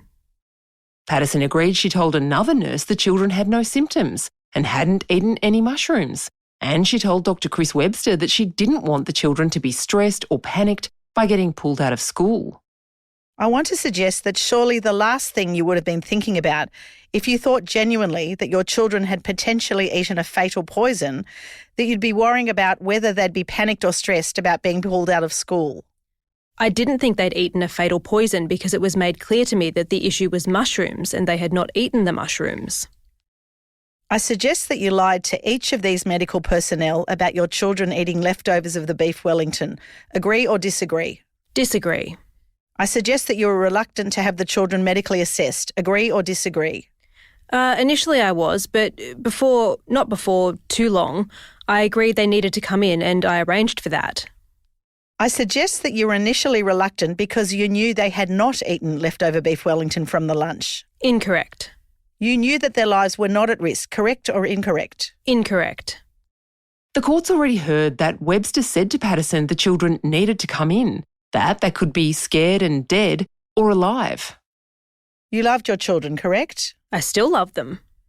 When Dr. Webster told you at 10 a.m. that the children could die, you must have realised it was really necessary to get them to the hospital, I suggest.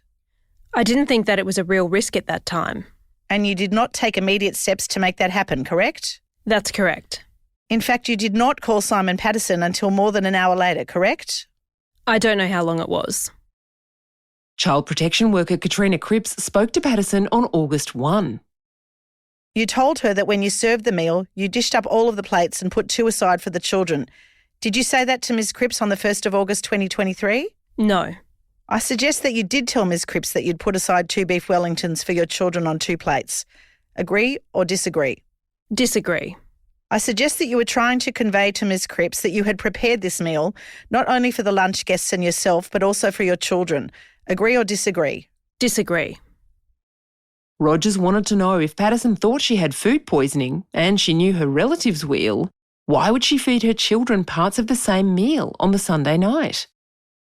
I suggest that you told well over a dozen people, including your son and daughter, health professionals, child protection workers, police and a friend, that you'd fed your children the same meal that you had served at lunch on 29 July 2023. I was pretty clear it was the meal minus the mushrooms and pastry, so not the same, but yes. In terms of you making representations to people that you fed your children the leftovers from the lunch, I suggest that that was a deliberate lie. Correct or incorrect? Incorrect. You knew that what you fed your children on Sunday evening did not contain death cap mushrooms. Agree or disagree? It didn't contain any mushrooms. You repeatedly told police you had scraped the mushrooms off in an attempt to explain why the children were not sick. Agree or disagree? I don't think I repeatedly told them, but I did tell them. You told a number of people you had scraped the mushrooms off, correct? Correct. And I suggest that was an attempt to explain why your children were not sick. No. You told the lie about feeding leftovers from the beef Wellington to your children, I suggest, because it gave you some distance from a deliberate poisoning. I don't see how it could, but I disagree anyway.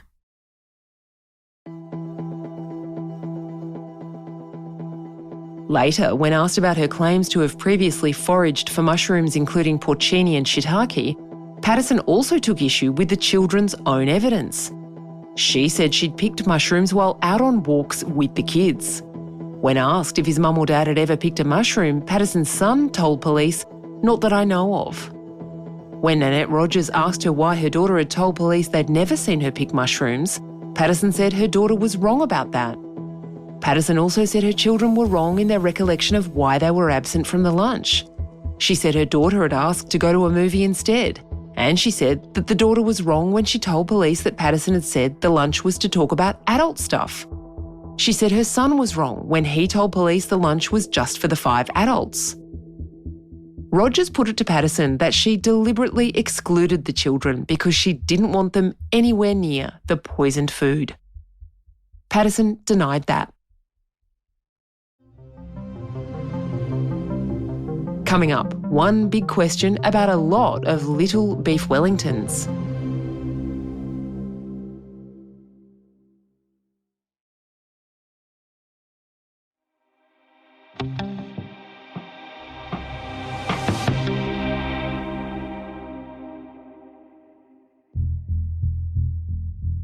Why were they individual beef Wellingtons anyway?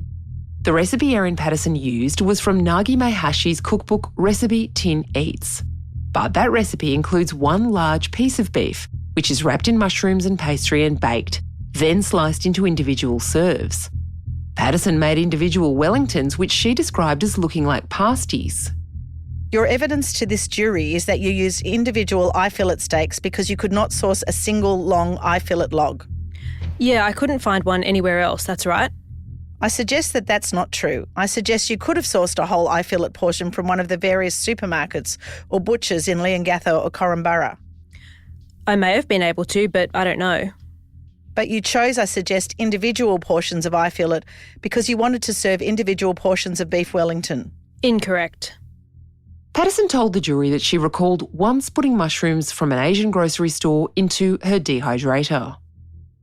Because I remember after using the dehydrator quite a few times and noticing how crisp things were when they came out after quite a number of hours. I remember feeling the mushrooms in the Tupperware container and they weren't like that. They were quite rubbery. So I thought perhaps some air had got in. So I whacked them in the dehydrator for a couple of hours. That's my memory anyway. And when did you do that? Sometime between when I bought them and when I used them. I don't know when. How many times? How many times what? Did you put them in the dehydrator? Just the once. I suggest that you told Sally Ann Atkinson that you did not initially use the mushrooms from the Asian grocer because you were worried they would be too overpowering. Yeah, I think I did say that. If they were overpowering, surely you would have been worried about them being too overpowering or strong for the beef Wellington. No, I didn't think that. I thought it was the perfect dish for them. To put in your special meal? Yeah. Patterson previously told the court she planned to have gastric bypass surgery to help her more effectively manage her weight, and that she felt she'd need assistance in getting the kids to and from school while she recovered from the procedure. But she claimed she was embarrassed to admit that to her guests. Patterson told the jury a pre-surgery assessment was booked for September 2023 at a Melbourne cosmetic dermatology clinic. Now that you've had a chance to read that material, firstly, do you accept that the Enriched Clinic does not offer and has never offered gastric bypass surgery? Yes. Do you accept that the Enriched Clinic does not offer and has never offered pre-surgery assessments relating to gastric bypass surgery? I do. And thirdly, do you accept that the Enriched Clinic only conducts examinations and procedures related to the skin and its appendages, such as hair and nails? I do.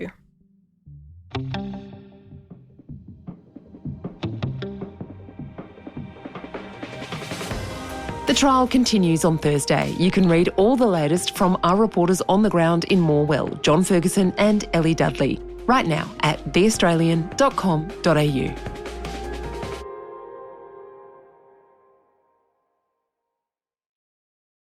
My name is Ellie Dudley and I'm the legal affairs correspondent with the Australian newspaper.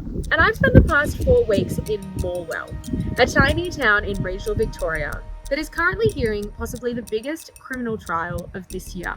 Over the past 4 weeks, you may have seen the words Beef Wellington, mushrooms, murder trial, Erin Patterson flying across your news feeds. But this may have been the first time you've properly engaged with coverage of the Erin Patterson murder trial. Well, consider this your one-stop shop to everything that you need to know.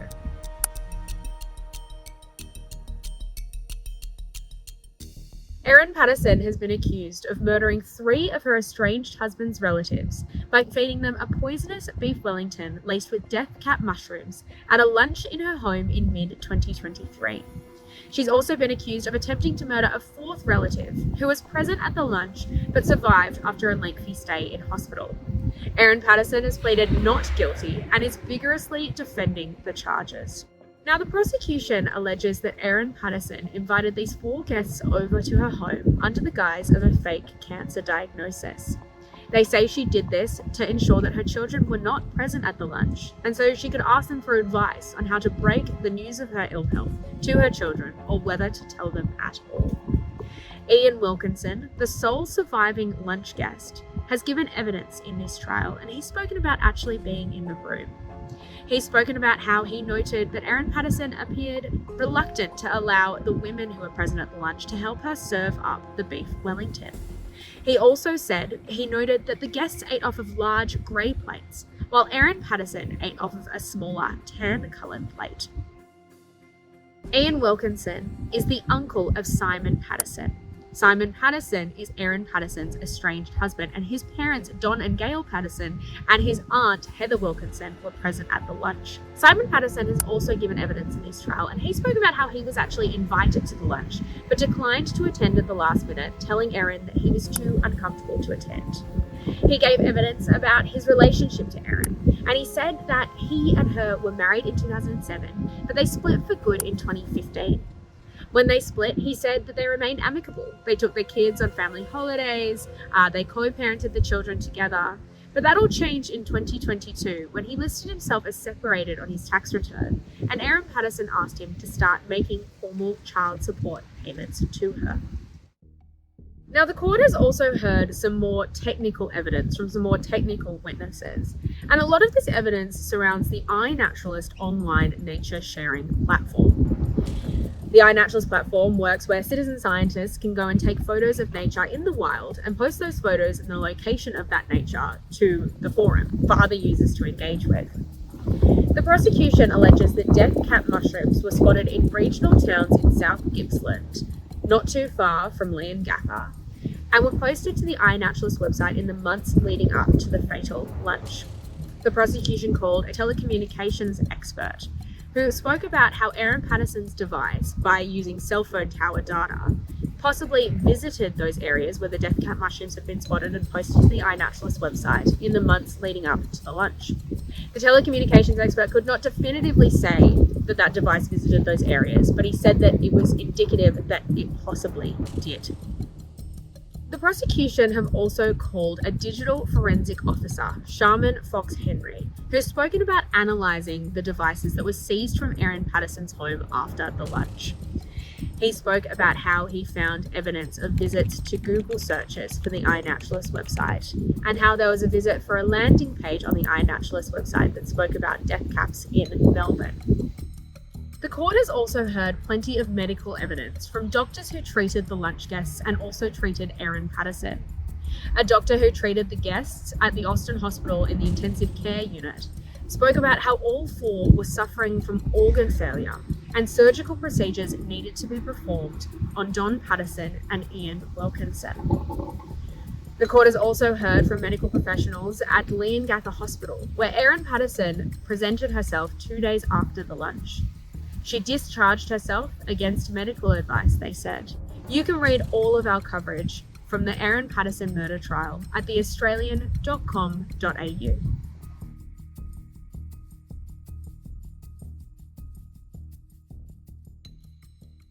Ellie, one of my favourite things about big trials is what the jury didn't know. And what the jury didn't know in this matter is that Erin Patterson has been in jail for 2 years and was in custody throughout this trial. Where was she sleeping and how did they keep that a secret from the jury? So she was staying in the cells beneath the courthouse during the week, and then she'd be taken back to prison for the weekend. So every day she came in, she was dressed in a sort of a rotation of different blouses. She had a spotty blouse, a paisley blouse, she had a black sort of grey coloured one, a pink striped one. And so she'd get changed into that and would sit up the back of the courtroom, unless of course she was giving evidence and she was in the witness box. And then she would be transported back down to the cells if she needed to be back down there, or on the weekend she'd go back to prison. There was a mad dash every Monday and Friday of photographers because of course we wanted photos of Erin Patterson during that period. And that was the only time that you could really get her, was when she was being transported from the cells in the courthouse to the prison that she was staying in and had been staying in for 2 years.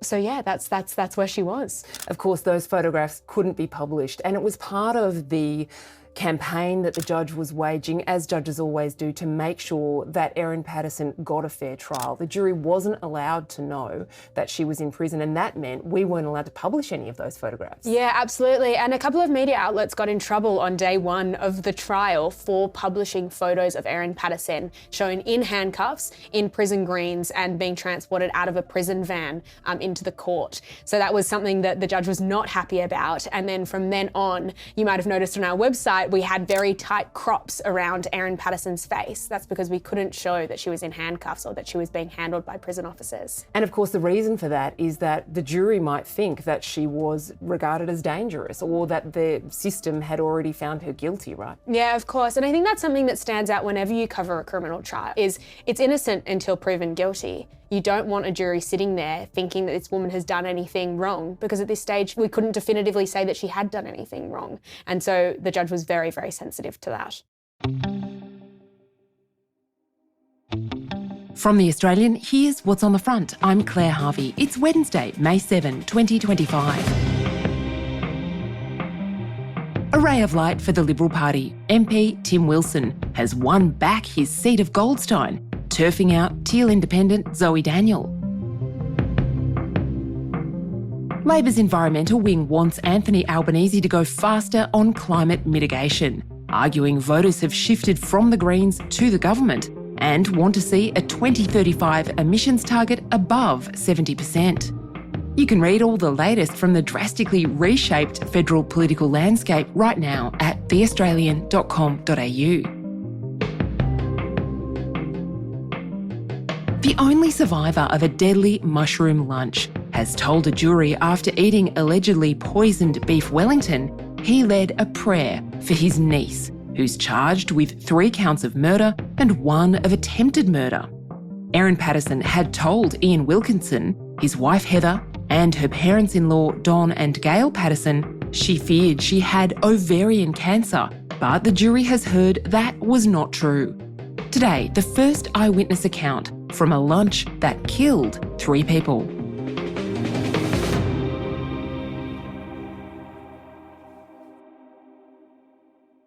Ian Wilkinson is an old man. He came into court wearing a vest and a collared shirt. He had a pin on his lapel, which was a fish, the symbol of Jesus Christ. That's Ellie Dudley, The Australian's legal affairs correspondent.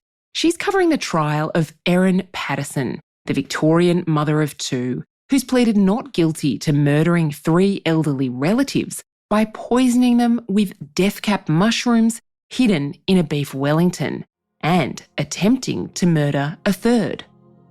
That third guest is Ian Wilkinson, a Baptist pastor and the only surviving guest from that July 2023 mushroom lunch at Erin Patterson's house in Leongatha in country Victoria. On Tuesday, Ian Wilkinson stepped into the witness box in the Victorian Supreme Court, sitting at the Latrobe Valley Law Courts in Morwell. Erin Patterson's been sitting in court every day. She's sitting in a little box with a window in front of her up the back of the court. So there was a moment that my colleague John Ferguson recalled when Ian Wilkinson walked into court. The jury were already in there, and he appeared to hold Erin Patterson's gaze for a period of time before walking up to the witness box, giving his oath, and then beginning to give evidence.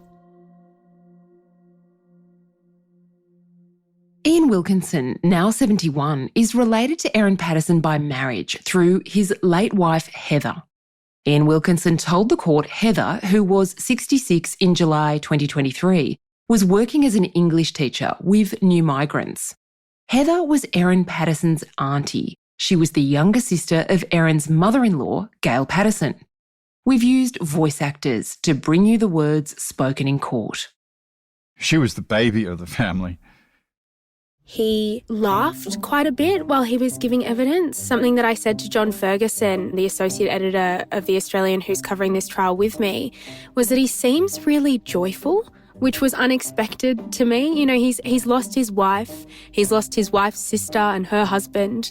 He's had an astronomical amount of media attention. His whole life has been uprooted, but he appeared to be quite joyful.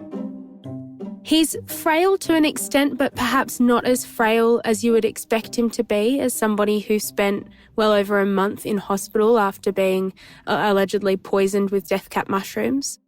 He just appears to be a gentle old man. Ian Wilkinson and Erin Patterson had been related for several decades. He remembered on only 2 previous occasions visiting Erin at home, but never stepping inside. We were outside the house and in the driveway, I suppose you'd call it, and we spoke there. We spoke to Erin on the doorstep. Prosecutor Jane Warren's words are read by a voice actor. How would you describe Erin as a person? Well, just seemed like a normal person to me, you know. When we met, things were friendly. We never had arguments or disputes, or she just seemed like an ordinary person. I don't know how to describe it.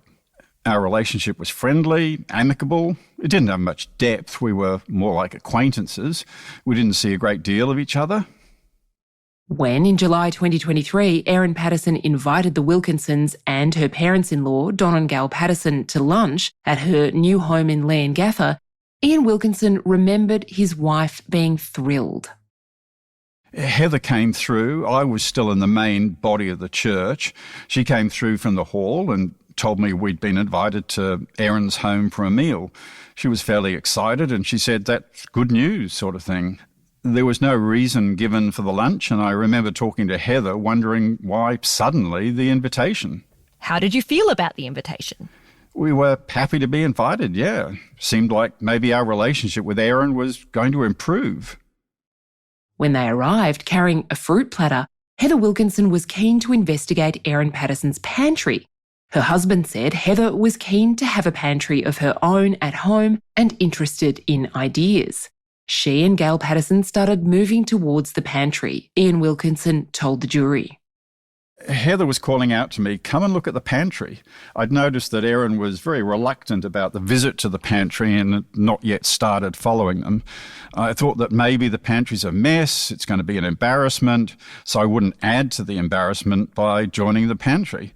They went to look at the pantry and Erin followed them in, and they stood in there for some time talking about the pantry. Heather called out to me, "Come in here and have a look." I thought I'd be polite and just stayed where we were, standing, talking with Don. He said as Erin mashed potatoes and put the food on the plates on the kitchen bench, both Heather and Gail offered to help. The offer was rejected and Erin plated. There was mashed potatoes, green beans and a beef Wellington. The beef Wellington, did you see where that came from before it was plated? No, I didn't. Each person had an individual serve. It was very much like a pasty. If you imagine a pasty being put on a plate, it was a pastry case, and when we cut into it, there was steak and mushrooms. There were 4 large grey dinner plates and 1 smaller plate, a different colour. It was a orangey tan sort of colour. Once the food was plated, how were those plates distributed? Well, the plates were distributed by 3 different people. Gail picked up 2 of the grey plates and put them on the table. Heather picked up 2 of the grey plates and put them on the table. And Erin picked up the odd plate and carried it to the table. She took it to her place at the table. They said grace and began eating. Ian Wilkinson said he and Heather both ate their entire meal, while Gail ate half her beef Wellington. Don Patterson ate his entire meal, and he also ate the half of the beef Wellington that his wife Gail didn't finish. And there was some banter or teasing about that? Yeah, that's why I remember. There was talk about husbands helping their wives out by eating extra food. Heather mentioned, we should have shared a beef Wellington because she thought the meal was a bit on the large side for her. So that's the reason I remember who ate what. They shared a cake and some fruit. And that's when, according to Ian Wilkinson, Erin Patterson revealed she had cancer. He thinks he recalls her saying it was ovarian cancer. She said that she was very concerned because she believed it was very serious, life-threatening. She was anxious about telling the kids. She was asking our advice about that. I thought this is the reason that we'd been invited to the lunch. The jury has heard in the Crown's opening statement that the prosecution case is that Erin Patterson used the story about having cancer as a pretext for inviting the elderly relatives and her husband Simon to the lunch, without the children being present. Simon Patterson declined the invitation. Erin Patterson's defence has conceded she did not have cancer, but rejects that case theory. In the witness box, Ian Wilkinson said Erin Patterson wanted advice on how to speak to the children. Don spoke first and he said he thought it would be best to be honest with the kids. Then there was a bit of general conversation and that was what we all thought. They stopped the conversation after Erin's son came home with a friend. I prayed, asking God's blessing on Erin that she would get the treatment she needed, that the kids would be okay, that she'd have wisdom in how she told the kids. Then the prayer concluded as the boys arrived in the room. The Wilkinsons left about 3 p.m. After Ian worked on his sermon for the next day, they went to bed around 11 p.m. I don't think either of us had fallen asleep, and Heather got up abruptly out of bed and made her way to the laundry, and I could hear vomiting. She was vomiting into the laundry trough. It wasn't very long after that I also felt the need to go and vomit. It continued right throughout the night. We had vomiting and diarrhoea. That continued right through the night. Ian Wilkinson told the jury they spent the night camped near the bathrooms. Around dawn, Heather spoke to Don and Gail Patterson, and later that morning, Simon Patterson, Erin's husband, came to the house. He was quite concerned about us. He asked us to call an ambulance. Heather and I said, no, this is a case of gastro. A few hours will be all right. Simon insisted and took the Wilkinsons to Currumborough Hospital, where his parents were, but they were sent on to Leongatha Hospital. I recall in the Leongatha Hospital, Heather reminding me that there were different plates. I think she just plainly said there were different coloured plates, wondering why we were ill. She just noticed the difference in the colours between the plate Erin was using and our plates. The doctor on duty, Chris Webster, thought it was food poisoning. My memory was that suspicion was falling on the meat. Exhausted, the pair spent the night in adjoining hospital beds. We were abruptly woken up by a group of nurses who literally ran us down the corridor in our beds to the urgent care area. Chris Webster was waiting in the urgent care area. He said that he had a communication from the Dandenong Hospital indicating suspected mushroom poisoning. He was very frank. He said it's an extremely serious situation. He said there is a time-critical treatment available, and he was very concerned that we be transported quickly to Dandenong. They were sedated, intubated and taken to the Austin Hospital in Melbourne to be treated for amanita poisoning, death cap mushrooms. After a fortnight in hospital, Ian Wilkinson was discharged to rehab, where he spent several weeks. By the time he returned home, his wife was dead, along with Don and Gail Patterson.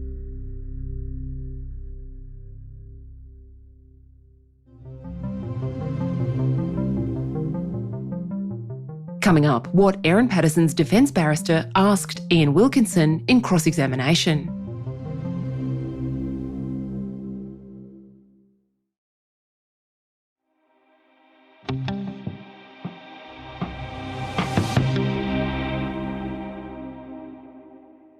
In cross-examination, Erin Patterson's barrister, Colin Mandy SC, probed numerous parts of Ian Wilkins's evidence.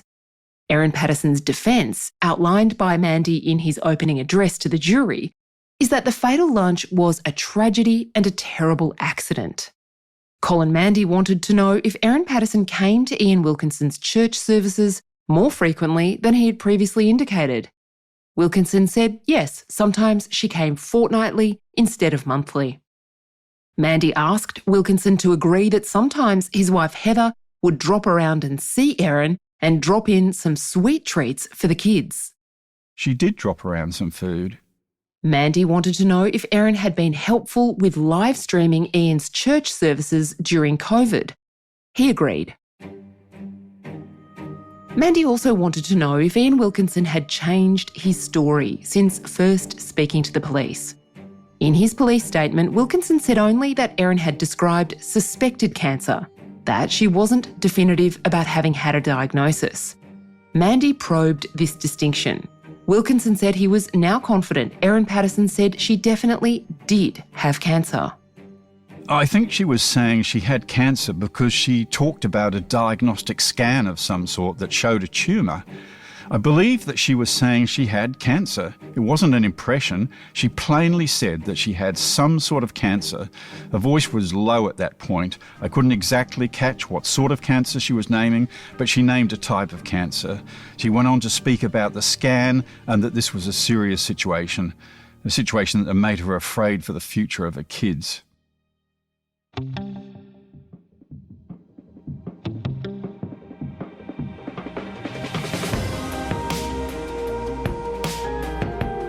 The trial continues. You can follow all Ellie Dudley and John Ferguson's reporting anytime at theaustralian.com.au. From The Australian, here's what's on the front. I'm Claire Harvey. It's Thursday, May 29, 2025.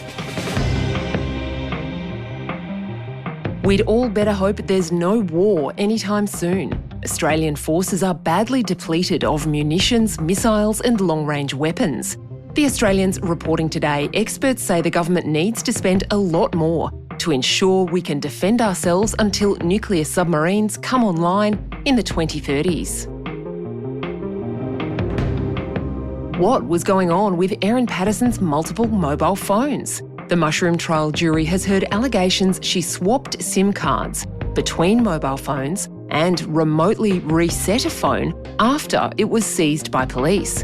The jury also heard about a phone police have been unable to find. That's today's story. We've used voice actors throughout this episode to bring you the words aired in court. In the trial of the King versus Erin Patterson, the Crown case is that the Victorian mother of two invented a story of having cancer as a pretext for hosting a family lunch without including her children. They say it was all part of her plan to use death cap mushrooms to deliberately poison elderly relatives Don and Gail Patterson and Ian and Heather Wilkinson. After a lunch on July 29, 2023, Don and Gail Patterson and Heather Wilkinson died. Ian Wilkinson recovered from his serious illness. Now, Erin Patterson is pleading not guilty to 3 counts of murder and 1 of attempted murder. Her defence is that the poisoning was a tragedy and a terrible accident, and that after the lunch she panicked. Such was her horror at the deaths her beef Wellington lunch had caused. On Wednesday, the triple murder trial of Erin Patterson heard about a diary kept by her mother-in-law, Gail Patterson, with notes of upcoming appointments and reminders. After a lunch with Erin Patterson in June 2023, Gail Patterson wrote this. June 28, 2023. Erin, St Vincent's. Arm lump.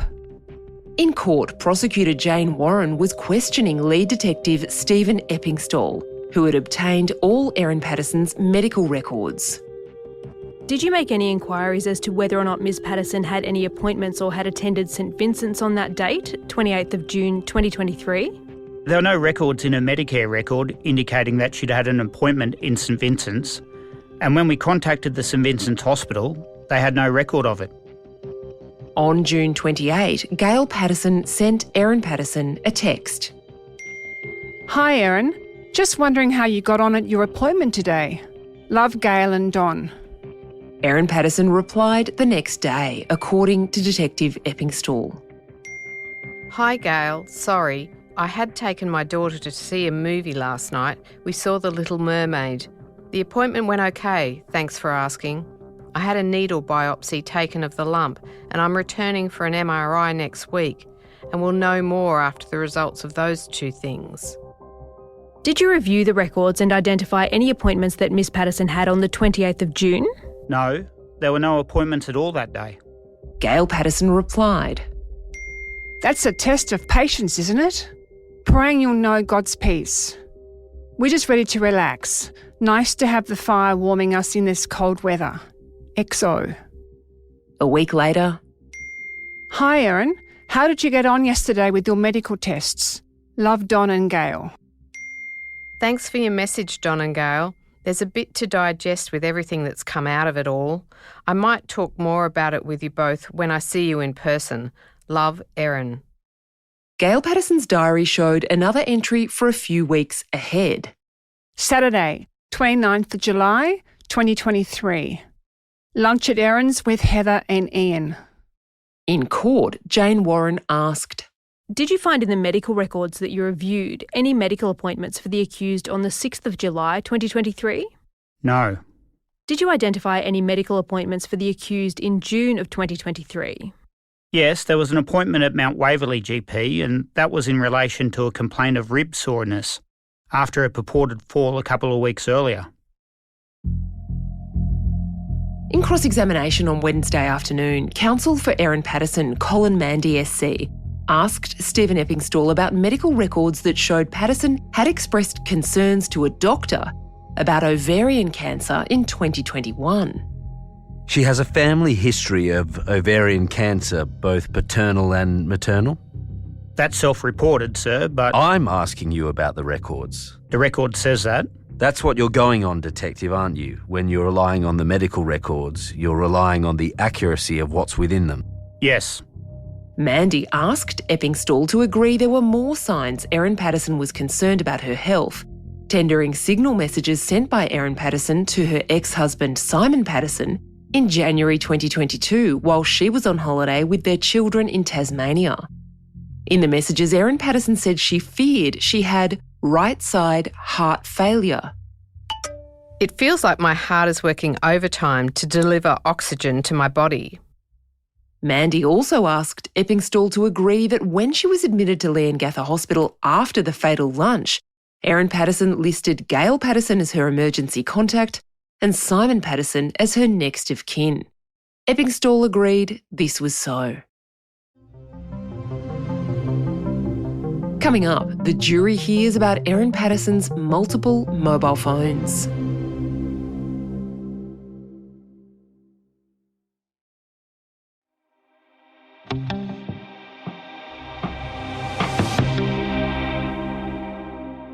The prosecution alleges Erin Patterson had 3 phones, 2 Samsungs and 1 Nokia.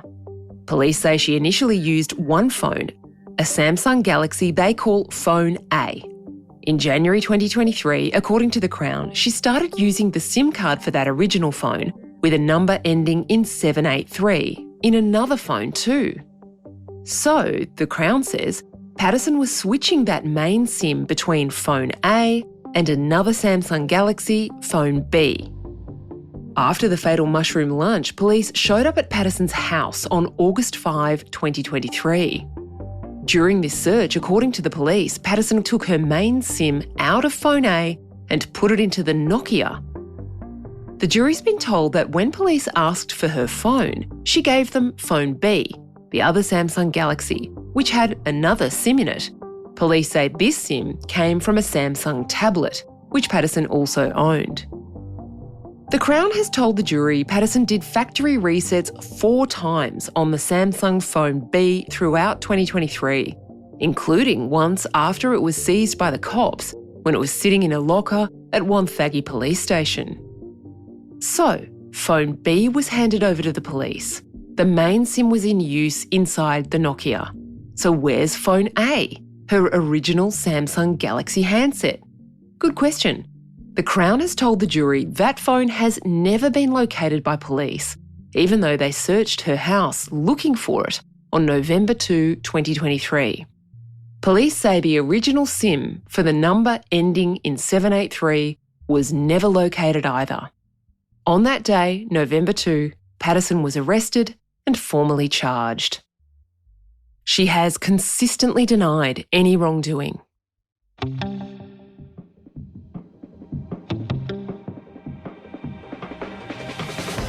The trial continues in the Victorian Supreme Court, sitting at Morwell in the Latrobe Valley. You can follow the live coverage by our reporters Ellie Dudley and John Ferguson at theaustralian.com.au. My name is Ellie Dudley, and I'm the legal affairs correspondent with the Australian newspaper, coming to you from the Latrobe Valley Courthouse, a courthouse in regional Victoria, home to possibly the biggest criminal trial of this year. That is, of course, the criminal trial of Erin Patterson, the Leongatha mushroom cook. Now, Erin Patterson this week was found guilty of murdering 3 of her estranged husband's relatives and attempting to murder a 4th with a poisonous beef Wellington laced with death cap mushrooms at a lunch at her home in mid-2023. The prosecution, during trial, said she foraged for death cap mushrooms at 2 sites in the Gippsland region. We thought we'd go there and see what we could find. We've heard throughout this trial that sightings of death cap mushrooms were posted to the iNaturalist website in the months leading up to the fatal beef Wellington lunch. Now, one of those sightings was made in Lock, a town not too far from Leongatha where Erin Patterson lived. And those death cap mushrooms were spotted by a woman called Christine at a memorial oval. Christine gave evidence during the trial that she spotted those death cap mushrooms while she was at the park with her grandson, and she removed them all quite quickly. Now, we're on our way now to that memorial oval. Now, we've arrived at the Lock Memorial Oval and Campground, and I don't think I expected us to find mushrooms quite this quickly. I found mushrooms just on the edge of the oval here, and I can show you them right here. They've got sort of a whitish, brownish coloured cap, quite smooth. You can see they're covered in grass because they were found growing in grass just on the edge of the oval.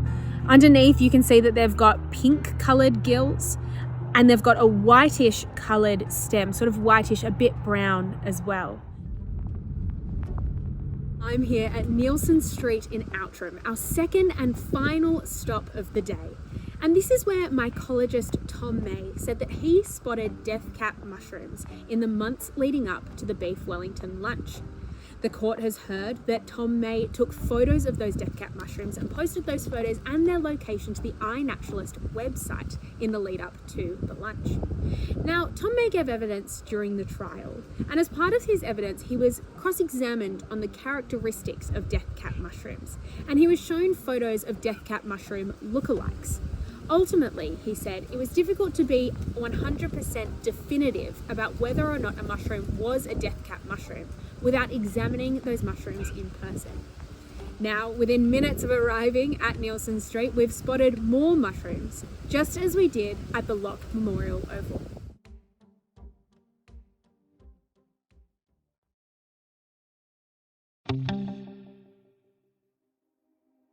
From The Australian, here's what's on the front. I'm Claire Harvey. It's Wednesday, May 28, 2025.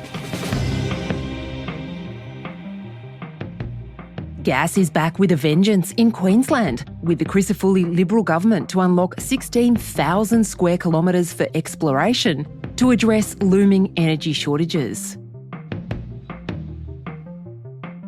Sydney University's latest recruit is genuine royalty. Princess of Norway Ingrid Alexandra Glucksberg, 21, is to study a Bachelor of Arts, but the usual jokes about arts grads don't apply. This one is second in line to the throne and will one day be Queen Ingrid. You can read our colleague Richard Ferguson's hilarious take on that story right now at theaustralian.com.au. Erin Patterson told police she'd never foraged for mushrooms and didn't own a dehydrator, even after police had seized CCTV showing Patterson dumping a dehydrator at a tip. Today, we're bringing you Erin Patterson's police interview, recreated by voice actors after it was played at the Supreme Court trial where she's pleaded not guilty to murder. My name's Luke Farrell, Detective Sergeant. The reason we're here today is to execute a search warrant. Sure. And it's in connection with the death of 2 people over the last couple of days. Who died? That's the opening moment of a day that's become very important in the trial of Erin Patterson, the Victorian mother of 2 who's accused of murdering 3 elderly relatives and attempting to murder a 4th. She has pleaded not guilty. At 11:40am on August 5, 2023, 4 police officers showed up at Patterson's home on the outskirts of Leongatha, a small community in Victoria's Gippsland.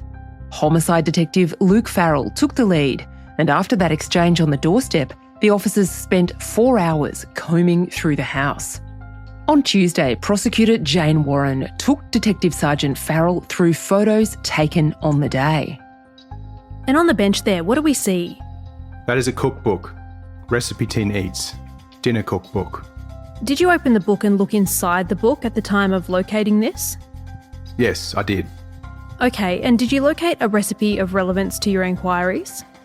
Yes, it wasn't a bookmark page, but on a separate page there was a beef Wellington recipe, yes. And that page was spattered with cooking liquids.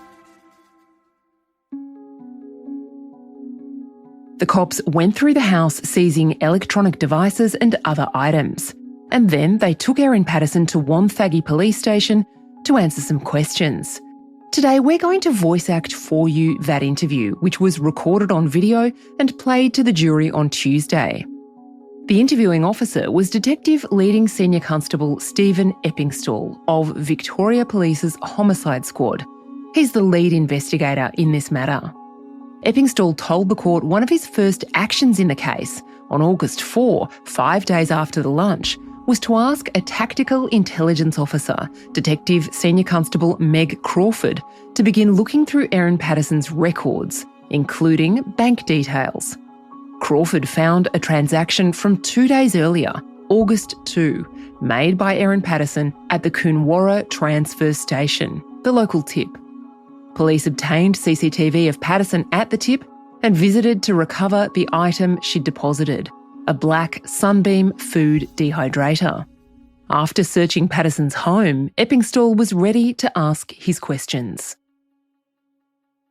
This is a DVD recorded interview between Detective Leading Senior Constable Stephen Eppingstall and Erin Patterson of Leongatha, conducted at the Wonthaggi Police Station on Saturday, the 5th of August, 2023. The other person present is my corroborator. Detective Senior Constable David Martin. Erin, do you agree the time is now 4:41 by my watch? Yep. Could you please state your full name and address for me? Erin Trudy Patterson, Leongatha. Now, as we discussed earlier, and we've been together for a few hours now, it was after 11:30 that we came to your house today. We want to discuss the deaths of Heather Wilkinson and Gail Patterson today with you. When we were at the house earlier, we discussed that you hadn't really been kept in the loop, and it had come as news to you that Heather and Gail had both passed away. Following eating at your house, Donald, Ian, Gail and Heather all became so ill that they ultimately ended up in the intensive care unit at both Dandenong Hospital and then moved to Austin Hospital. Following that, they have had a deterioration in their condition, that they've become so ill that their livers have failed. All right? Donald underwent a transplant last night, okay? And his condition is still extremely critical. As I advised before, Heather and Gail have passed away. In relation to Ian, I don't have a current prognosis in relation to where he's at. We're trying to understand what has made them so ill. Do you understand why we're asking these questions? Yeah. On the other hand, conversely, we're trying to understand why you're not that ill. Do you understand why we're interviewing you today? Yep, I do. But I'm sure you understand too that I've never been in a situation like this before, and I've been very, very helpful with the health department through the week because I wanted to help that side of things as much as possible because I do want to know what happened. So I've given them as much information as they've asked for and offered up all the food and all the information about where the food came from. At the house, and I must say, for the record again, you were very helpful at the house, and you did point out a couple of things for us that will help us with our investigation. Mainly, the fruit platter that you said Heather bought for you, and the gravy in the fridge, or the pantry that you said was from the night and you kept on advice from the health department. So thank you for that. You also pointed out a recipe book on the counter and you referred me to page 250 odd, the recipe for beef Wellington, and you indicated that was the recipe you'd cooked. We didn't see a lot of food from Asian grocers or Indian grocers or those kinds of stores. Did you look in my fridge? I've got a lot of Asian cooking stuff in my fridge. Are we likely to find more of that kind of stuff at the Mount Waverley address? Do you think, or...? No, because I did a big clean out of the pantry, which is the last time that I was there, because I'm going to sell that place. Obviously, we've got concerns in relation to the mushrooms and where they've come from. Is that something you've done in the past, foraging for mushrooms or anything like that? Never. Never? Never. Do you preserve foods or anything like that? No. Have you ever dehydrated food or anything? No.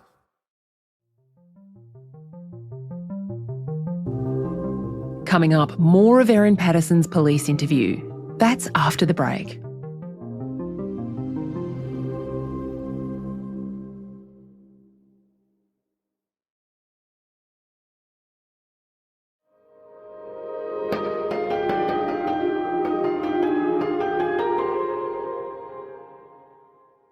You've described the relationship with your ex-partner Simon. I'd like to understand why you had his parents and his uncle and aunt over for lunch. Because I've no other family, and they've always been really good to me, and I want to maintain those relationships with them in spite of what's happened with Simon.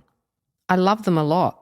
They've always been really good to me, and they always said to me that they would support me with love and emotional support, even though Simon and I were separated, and I really appreciated that. Because my parents are both gone, my grandparents are all gone. They're the only family that I've got, and they're the only grandparents that my children have. And I want them to stay in my kids' life, and that's really important to me. I think Simon hated that I still had a relationship with his parents, but I loved them. Nothing that's ever happened between us, nothing he's ever done to me, will change the fact that they are good, decent people that have never done anything wrong by me. Ever. So we've been told that on the 31st of July, so 2 days after the lunch, you went to the Leongatha Hospital. I think you were only there for about 5 minutes and then you left. Can you explain why you went there for 5 minutes? Yeah, because I just went there thinking I needed a couple of bags of saline because I was really dehydrated. And they said they want to admit me and send me to Melbourne. And when you've got animals at home and children who have multiple after-school activities, you can't just be told to drop everything and you're off to Melbourne for the night. So I had to go home and feed the animals and pack my daughter's ballet bag.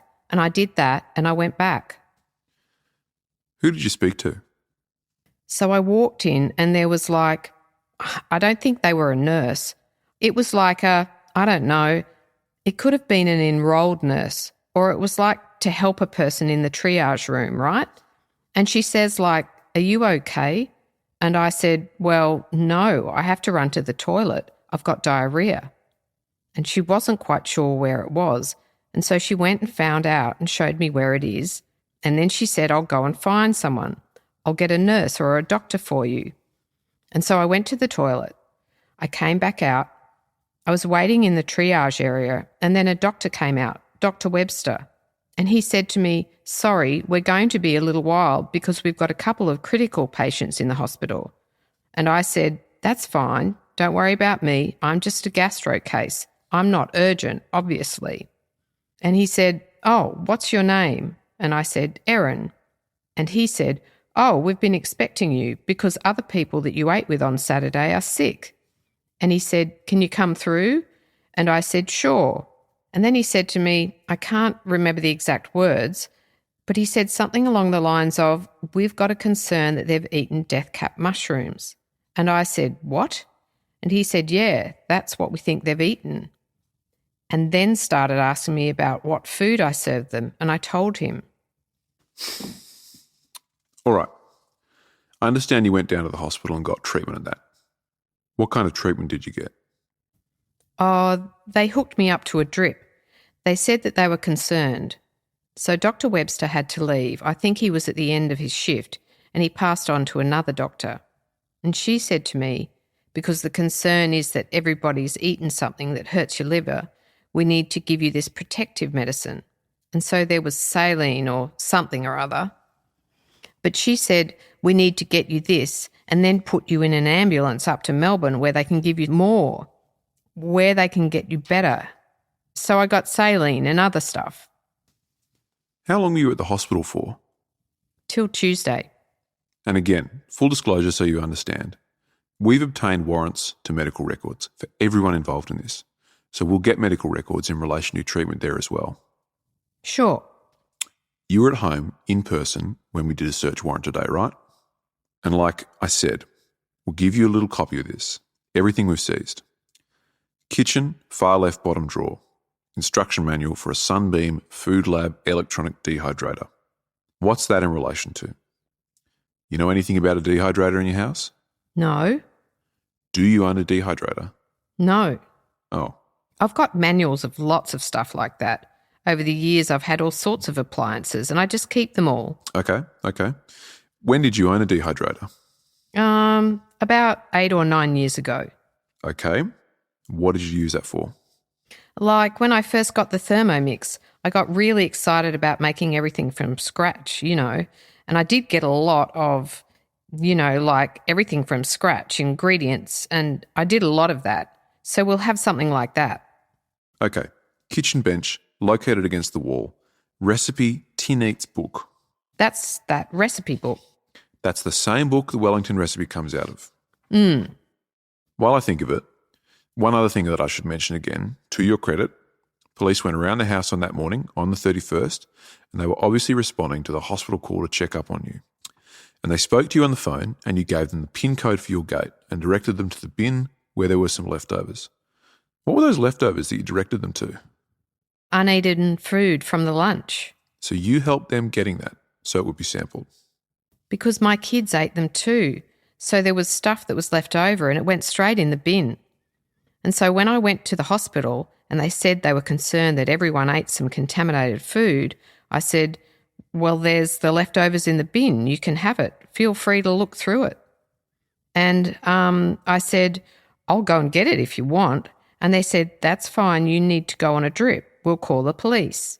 And I said, well, that's fine. Just let them know I need to give them a PIN code. So they did that and a bag of food appeared a bit later. Yep. So again, thank you for helping us locate that. All right, Erin. Do you agree the time is now 5:30 p.m. by my watch? All right, I'm going to suspend the interview now.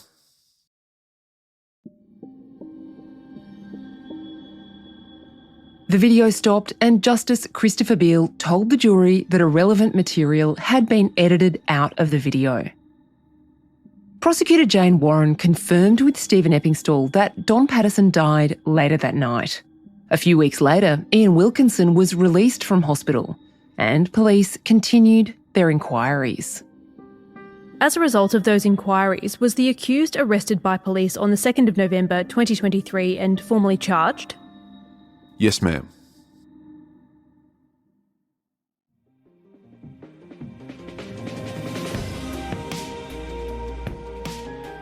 Erin Patterson has consistently denied deliberately poisoning anyone and has pleaded not guilty to all charges. The trial continues on Wednesday. The Australian subscribers get all our live coverage, plus the reporting from our team on the ground, John Ferguson and Ellie Dudley. Check it out at theaustralian.com.au. From The Australian, a special bonus episode of The Front for you today. I'm Claire Harvey. Erin Patterson's victim, the only man to survive her fatal mushroom lunch, has told the triple murderer he forgives her. I make an offer of forgiveness to Erin. Now I am no longer Erin Patterson's victim, and she has become the victim of my kindness. That's a voice actor reading the words of Ian Wilkinson, a Baptist pastor whose wife Heather and in-laws Don and Gail Patterson were murdered by Erin Patterson. He was reading a victim impact statement at Erin Patterson's plea hearing, where a Victorian Supreme Court judge will decide what sentence Patterson will face. Today, you'll hear Ian Wilkinson's statement in full, plus Erin Patterson's husband Simon, who lost his parents, and other family members. Ian Wilkinson is the man who lived, the only survivor of Erin Patterson's murderous rampage. When he gave evidence during the trial, Ian Wilkinson, who is pastor of the Corumburra Baptist Church, was composed and even genial, sharing smiles and the odd laugh with the court. But on Monday, when he entered the witness box to face the woman who murdered his wife and tried to murder him, Wilkinson's voice was heavy with emotion. We've used voice actors throughout this episode to read the words spoken in court. Your Honour, I would like to begin with a few words about my beautiful wife, Heather. She was compassionate, intelligent, brave, witty, simply a delightful person who loved sharing life with others. Like everyone else, she had faults, but she actively sought to overcome them so that she could live peacefully and constructively with all people. She was generous in her attitudes and with her resources. If she could help somebody, she would. Heather had a great sense of humour, and it was a joy to be in her company. She loved learning and had a special interest in languages. She was a wonderful wife. We shared a very close marriage relationship for 44 years.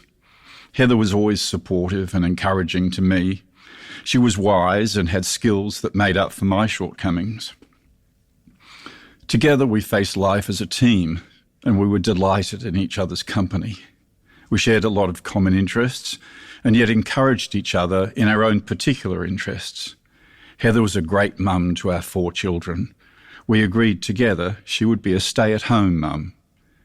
She loved our children and believed her greatest work was to raise them to be good people with values of care for each other in the family and for other people beyond the family.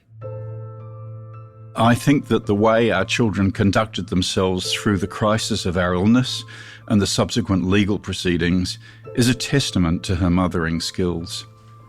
Our children were thrown into an unprecedented situation in which they suddenly had to take medical responsibility for the lives of their parents. The trauma that they experienced at their mother's death and at my near death has left deep wounds. I'm deeply grieved by their ongoing pain. Heather was a proud grandma who loved each of our 6 grandchildren. Heather took an active interest in their lives and created activities that would bring them together. Family events are no longer the same. A very important member of our family is missing. Heather was also a fellow traveller with me in the way of Jesus, along with many other people. She took her faith very seriously. It shaped her life and the way that she lived. Heather was full of love, joy, peace, patience, kindness, gentleness, faithfulness, and self-control. All the fruits of the Spirit of Jesus living in her. We encouraged each other and urged each other on to love God and love our neighbours as ourselves. She had a particular compassion for strugglers and disadvantaged people, and that was reflected in the teaching, mentoring work she chose to do when she re-entered the workforce after our children reached secondary age. I could go on. There's so much more that deserves to be said about Heather. It's one of the distressing shortcomings of our society that so much attention is showered on those who do evil and so little on those who do good. The greatest impact of Erin's actions on me has been to deprive me of Heather's company and Heather's important place in our family. the silence in our home is a daily reminder. I continue to carry a heavy burden of grief over her untimely death. It's a truly horrible thought to live with, that somebody could decide to take her life. I only feel half alive without her. My consolation is that we will be reunited in the resurrection and the age to come. In a similar vein, the second heaviest impact on me has been the loss of Don and Gail. They were the next two closest people to me after Heather and our family. And again, they were good and solid people. No doubt their families will say more about them, but I would like to acknowledge their good character and their constructive influence on my life. Our families grew up together. They were also serious about following Jesus, and we encouraged and supported each other for about 50 years. My life is greatly impoverished without them. I have suffered severe personal impacts from Erin's actions. I very, very nearly died. It has taken me the best part of 2 years for my health and strength to recover to the point that I have. I praise God for my miraculous healing, and I thank the many medical professionals who strive to save all four of us. They threw everything into our care. I joke that I know this because I have a bump on the back of my head from the kitchen sink. It's a grief to them that Heather, Gail and Don died.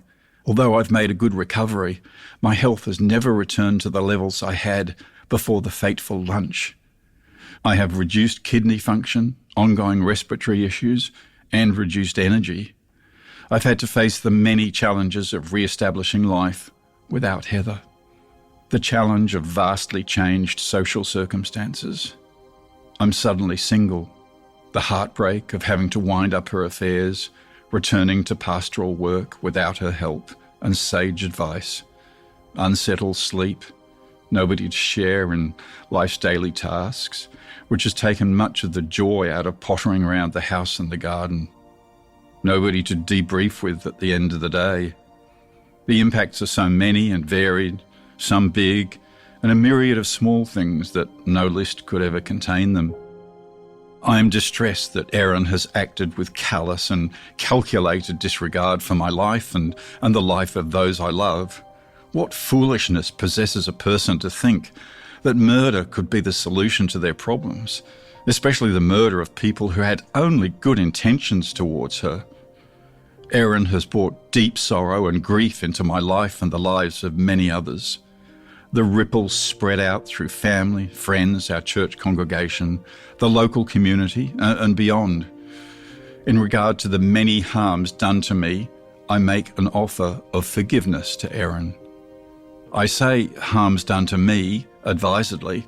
I have no power or responsibility to forgive harms done to others. In regards to the murder of Heather, Gail and Don, I am compelled to seek justice. However, I do encourage Erin to receive my offer of forgiveness for those harms done to me with full confession and repentance. I bear her no ill will. My prayer for her is that she will use her time in jail wisely to become a better person. Now I am no longer Erin Patterson's victim, and she has become the victim of my kindness. Thank you for hearing me, Your Honour.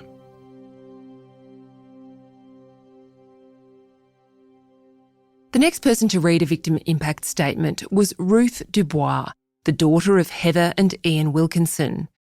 Dubois entered court alongside Ian Wilkinson, as she had throughout Patterson's trial.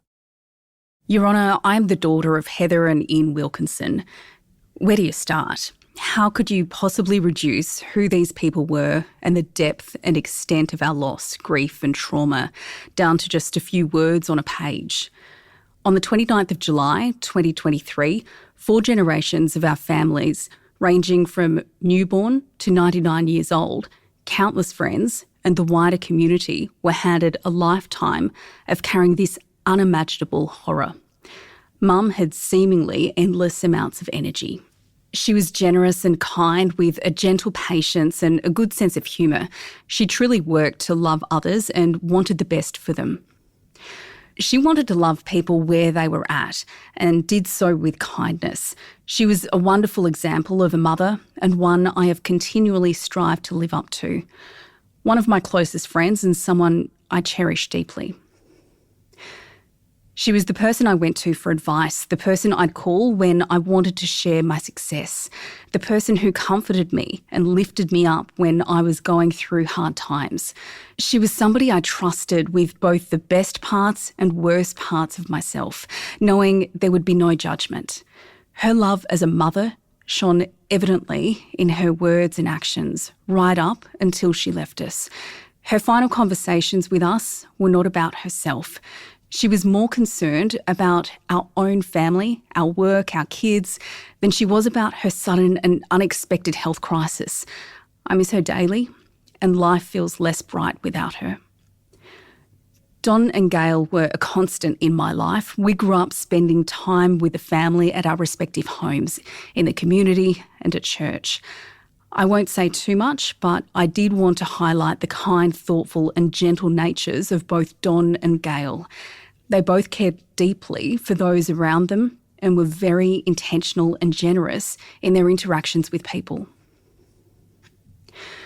We grew up in a home being shown love, empathy, compassion, and to always look for the best in people. It is horrible to know that it's these good attributes that we use to lure these kind people with the intention of causing them harm. The world seems colder and harsher knowing this. Then for the offender to sit and watch over casual conversation while these people who showed nothing but love and care for her ate a meal that would kill, it's beyond anything I can put words to. The following days are in stark contrast. The events we witnessed in hospital felt like an endless nightmare, and now we've heard in court how seemingly normal life continued for the offender. It is difficult to comprehend how someone could spend months planning this out, researching, collecting the items needed, making the lunch invitation, preparing the meal, to sit through eating it, and then to carry on with normal life, all while knowing what tremendous harm was being caused, followed up by the extraordinary lies and the absolute lack of care shown for the victims. There were multiple times during this process she could have stopped. She could have cancelled the plans. She could have thought about the consequences, been honest, helped the medical staff, potentially changed the outcomes. But instead, at every step of the way, she chose to follow through.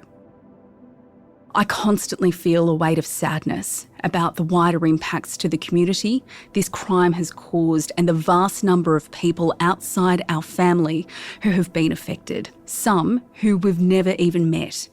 The medical staff who had to witness and care for the victims, the investigators, people who had to witness in court, shop owners who have had their names and businesses scrutinised, the mushroom growing industry, the health department, taxpayers. The list just seems endless, and I'm horrified that our family is even associated through no choice of our own with such destructive behaviour towards the community. This crime has changed every part of my life. How I view the world is very different. My life will never be the same. It has changed the way I interact with people and has been very isolating. The intense media coverage has left me second-guessing every word I say, worried about who I can trust with my thoughts and feelings. It is particularly revolting to experience our family's tragedy being turned into entertainment for the masses and to know that people are using our family trauma for their own personal gain. As a mother, you want your children to have a good life, to experience all the wonderful things this world has to offer, and to teach them the skills to manage through the hard things. Your instincts are to want to shield and protect your children from the horrors that can happen. These crimes have left me feeling that I cannot do that for my own children. They have had to experience and navigate firsthand how cruel and unkind this world can be. And these are traumas that will be carried with them for the rest of their lives. As a mother, I will never understand how you could willingly choose this for your children. Thank you, Your Honour. Martha Patterson is the 100-year-old mother of Don Patterson. Her victim impact statement was read by her granddaughter, Naomi Glido. I was the mother of 4 wonderful sons. One of them has been taken from us in horrific circumstances. The whole family is broken. I'm broken-hearted.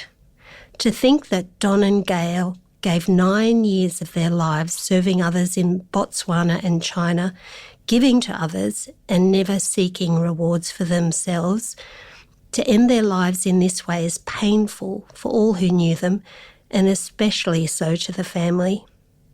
Their frequent visits to me were always a joy, with many gifts, including homemade goodies.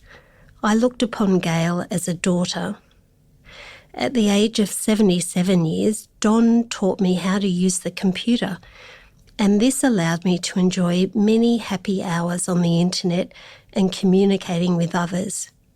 He kept me in touch with others when my eyesight deteriorated and enabled me to live at home as I still do at the age of 100 years. May God help our family to heal after this tragedy. Simon Patterson is Erin Patterson's husband. He believes his wife tried to poison him on multiple occasions before she ultimately killed his parents and aunt at a lunch he was supposed to attend. I miss my parents and aunt more than words can express, and I think of them often. I miss the opportunity to offer them more love, and I miss their great love of me. I'm thankful, however, that they are with God and I will see them again. The extraordinary effect that they had on so many of us means their brilliant legacies live on too. If genetics is an indicator, then Mum, Heather and Dad each had a full half-century in the offing before their lives were cruelly cut short. Mum and Heather's father outlived them, reaching 100 with a sharp mind but failing lungs. Dad's mother had reached 100 too, and his grandmother reached 101, all with sharp minds and loving hearts throughout. Mum, Dad and Heather each were physically fit and active, living fulfilling lives, continuously supporting family, friends and strangers alike. I will be aware for roughly the next 30 years, presuming I live that long, that they could still be alive had Erin not chosen to murder them.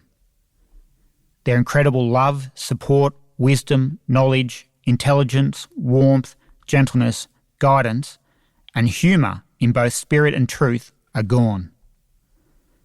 I have known Mum, Dad, Heather and Ian almost their entire adult lives, and they each constantly displayed those attributes in spades. Praise God that at least Ian miraculously survived to continue to make the world a better place, living an exceptional life as he always has. I feel incredibly sad that the others cannot continue to fulfil their potential to keep making the world a better place too. My children are left without grandparents as a result of these murders. They have also been robbed of hope for the kind of relationship with their mother that every child naturally yearns for.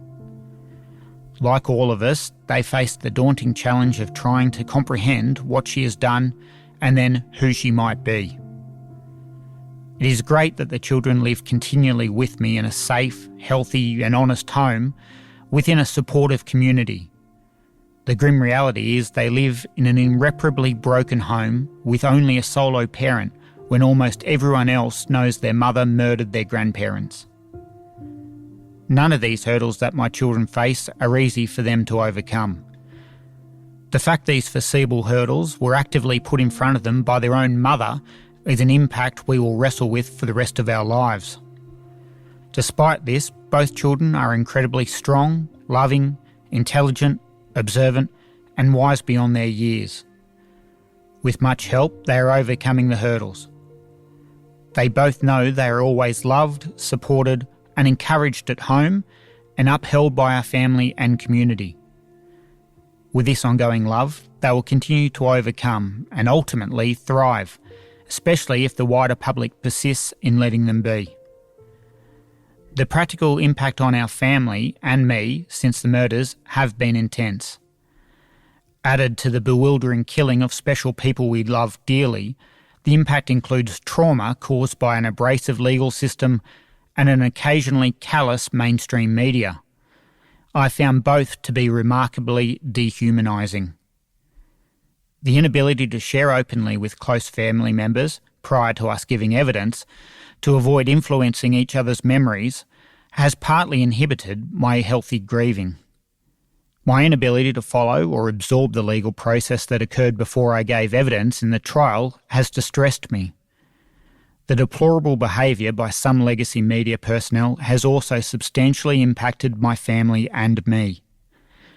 My kids and I have suffered many days filled with strangers menacing our home, brandishing notebooks, phones, cameras and microphones. We have faced people waiting in ambush at our front door, inches away with TV, camera and microphone at the ready, after ringing our doorbell.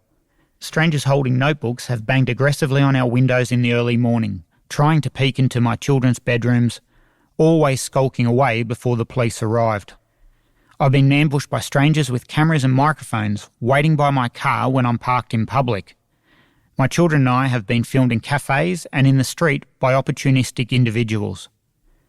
I doubt I'll get used to being treated in such dehumanising ways by these creepy strangers who regard humans as merely content to further their media careers.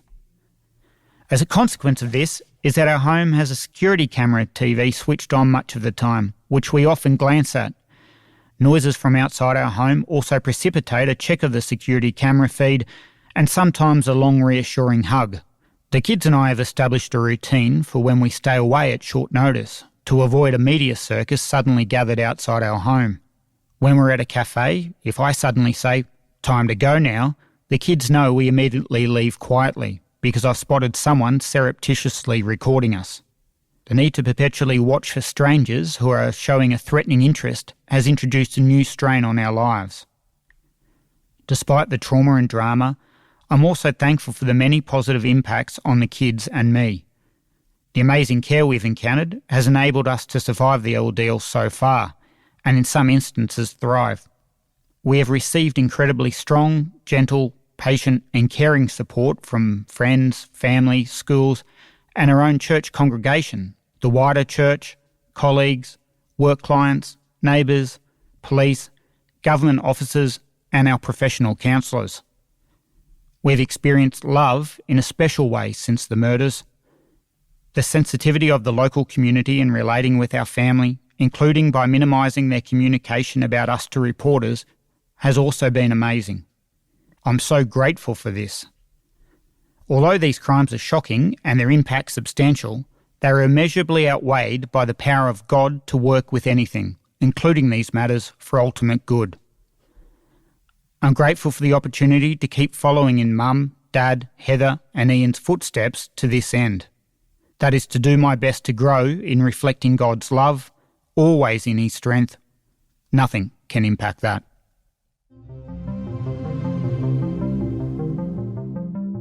After the break, Don and Gail Patterson's nephew, Tim Patterson.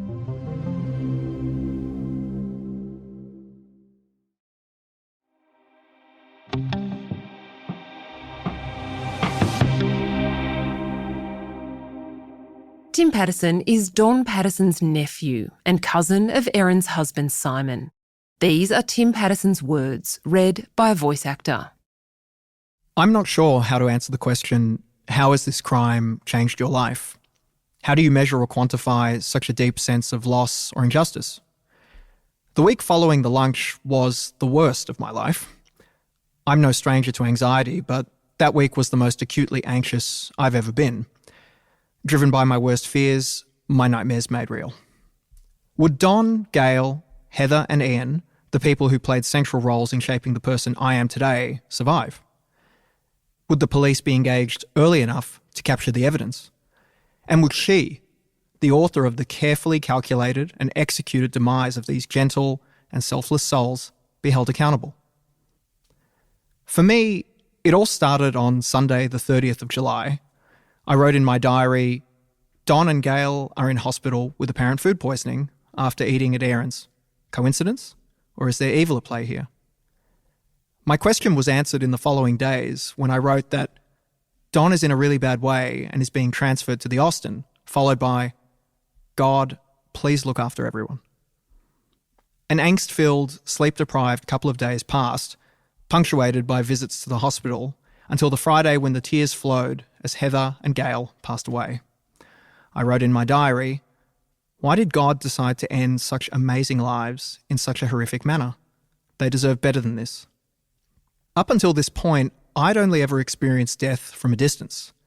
I'd always found the pain of loss had been tempered by the knowledge that the person had lived a long life and their time had naturally come to an end.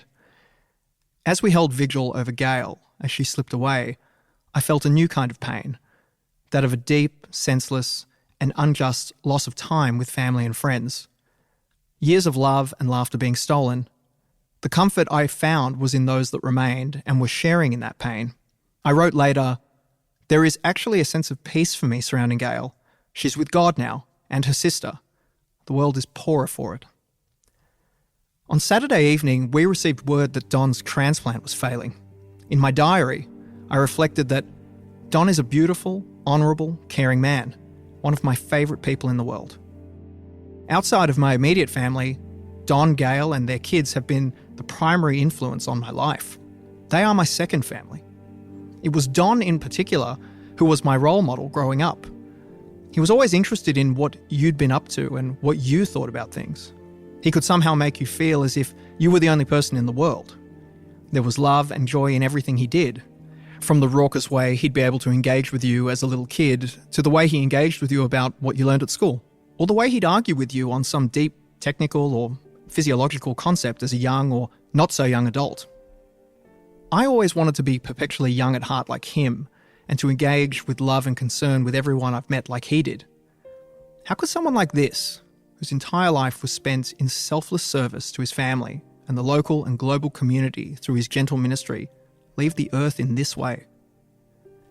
I only heard of Don's passing the next morning and wrote that, today I felt somehow at ease. I wonder if something is broken in me. I woke this morning and the world felt different without Don and Gail in it. I find it difficult to comprehend this new world. Maybe I'm just trying not to.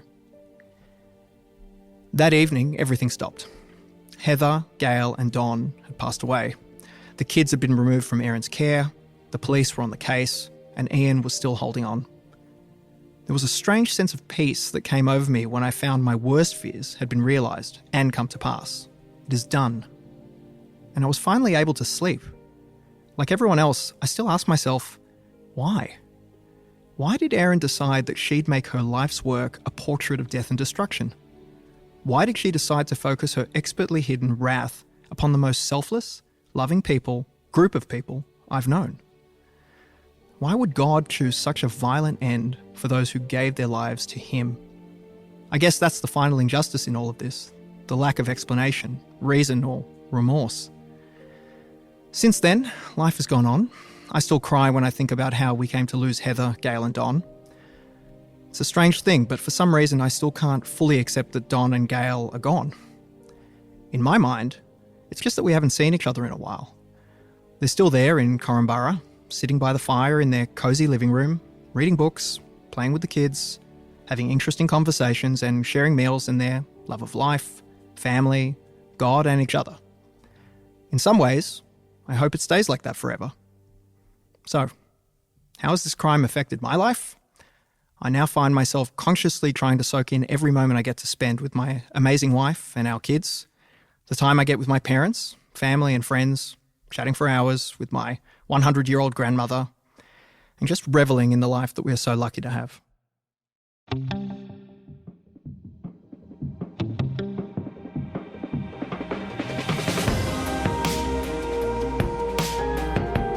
The Australian broke the story of the mass murder in Leongatha in July 2023, and we've reported it with fairness and calm ever since. We've not at any point invaded the privacy of the Patterson or Wilkinson families. We've approached them to tell their stories and respectfully left them alone when they requested privacy. You can read all our ongoing coverage right now at theaustralian.com.au.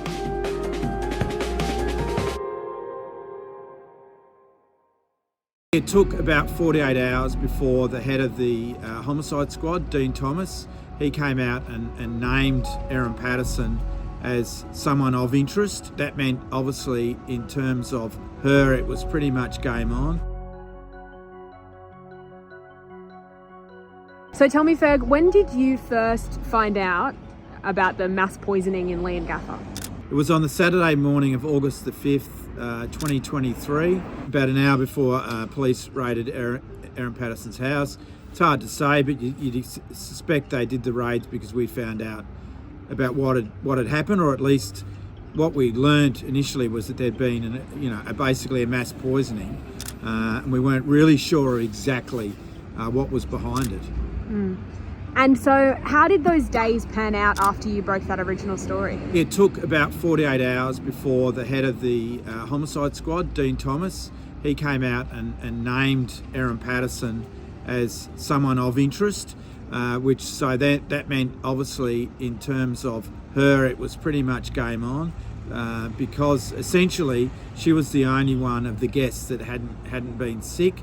So from then on, it was really a case of trying to find out what had actually happened, who is or was Erin Patterson, who was Simon Patterson, her husband, and trying to piece together basically as much about her and her family as we possibly could.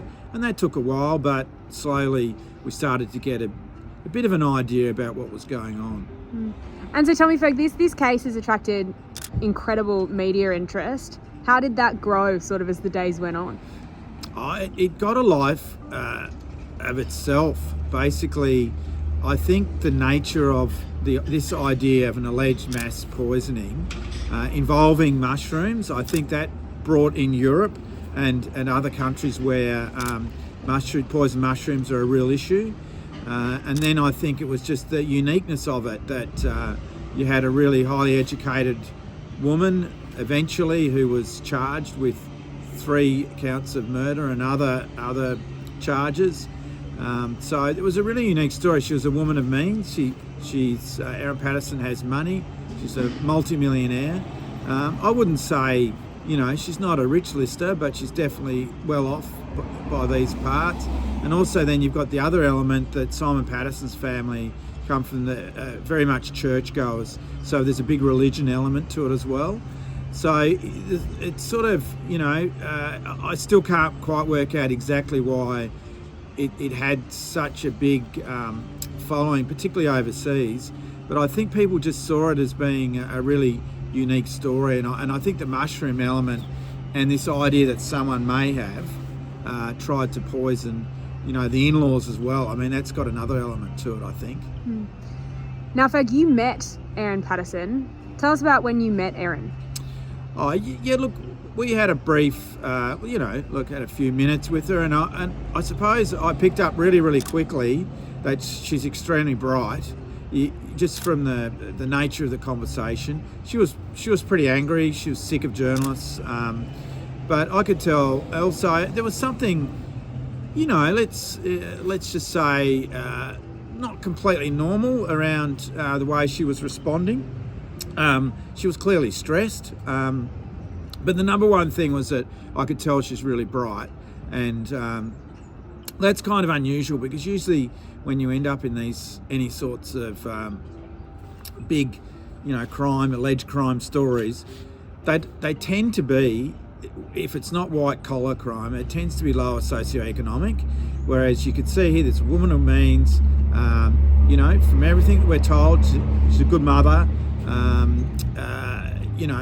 And extremely well educated. So there's a few sort of little differences in this story, I think. Ferg, you've been in Morwell or Traralgon for 10 weeks now. How have you found covering the trial?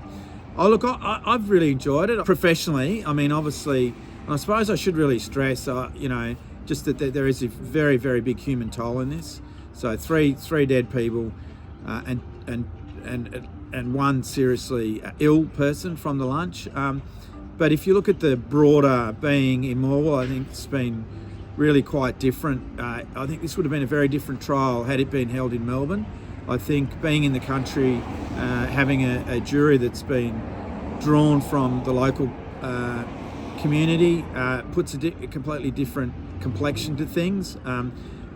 I'm from the country, so I kind of enjoy being out of the city, and I enjoy being around the people. It's Morwell in particular has had a lot of financial difficulties because of its economically struggles since the scaling back privatisation of the power industry in the 90s. So it's sort of interesting seeing all that up close, and I'm just really impressed with the locals. They're good value, just good, honest people.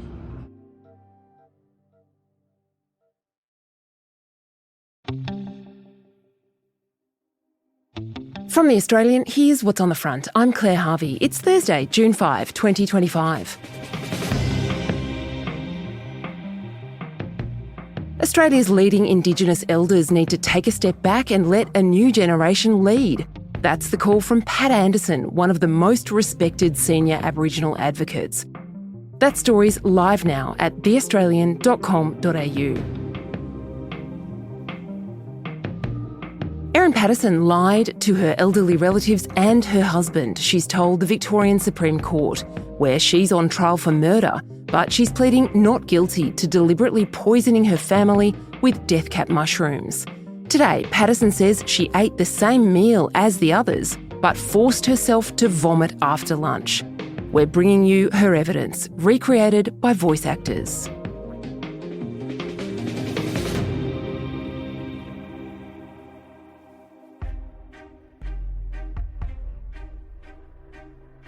On Wednesday morning, Defence Counsel Colin Mandy KC took his client, Erin Patterson, through her recollection of inviting her parents-in-law, Gail and Don Patterson, Gail's sister Heather Wilkinson and her husband Ian, to a lunch on July 29, 2023. That's the lunch that ultimately resulted in the deaths of Don, Gail and Heather from what doctors say was death cap mushroom poisoning.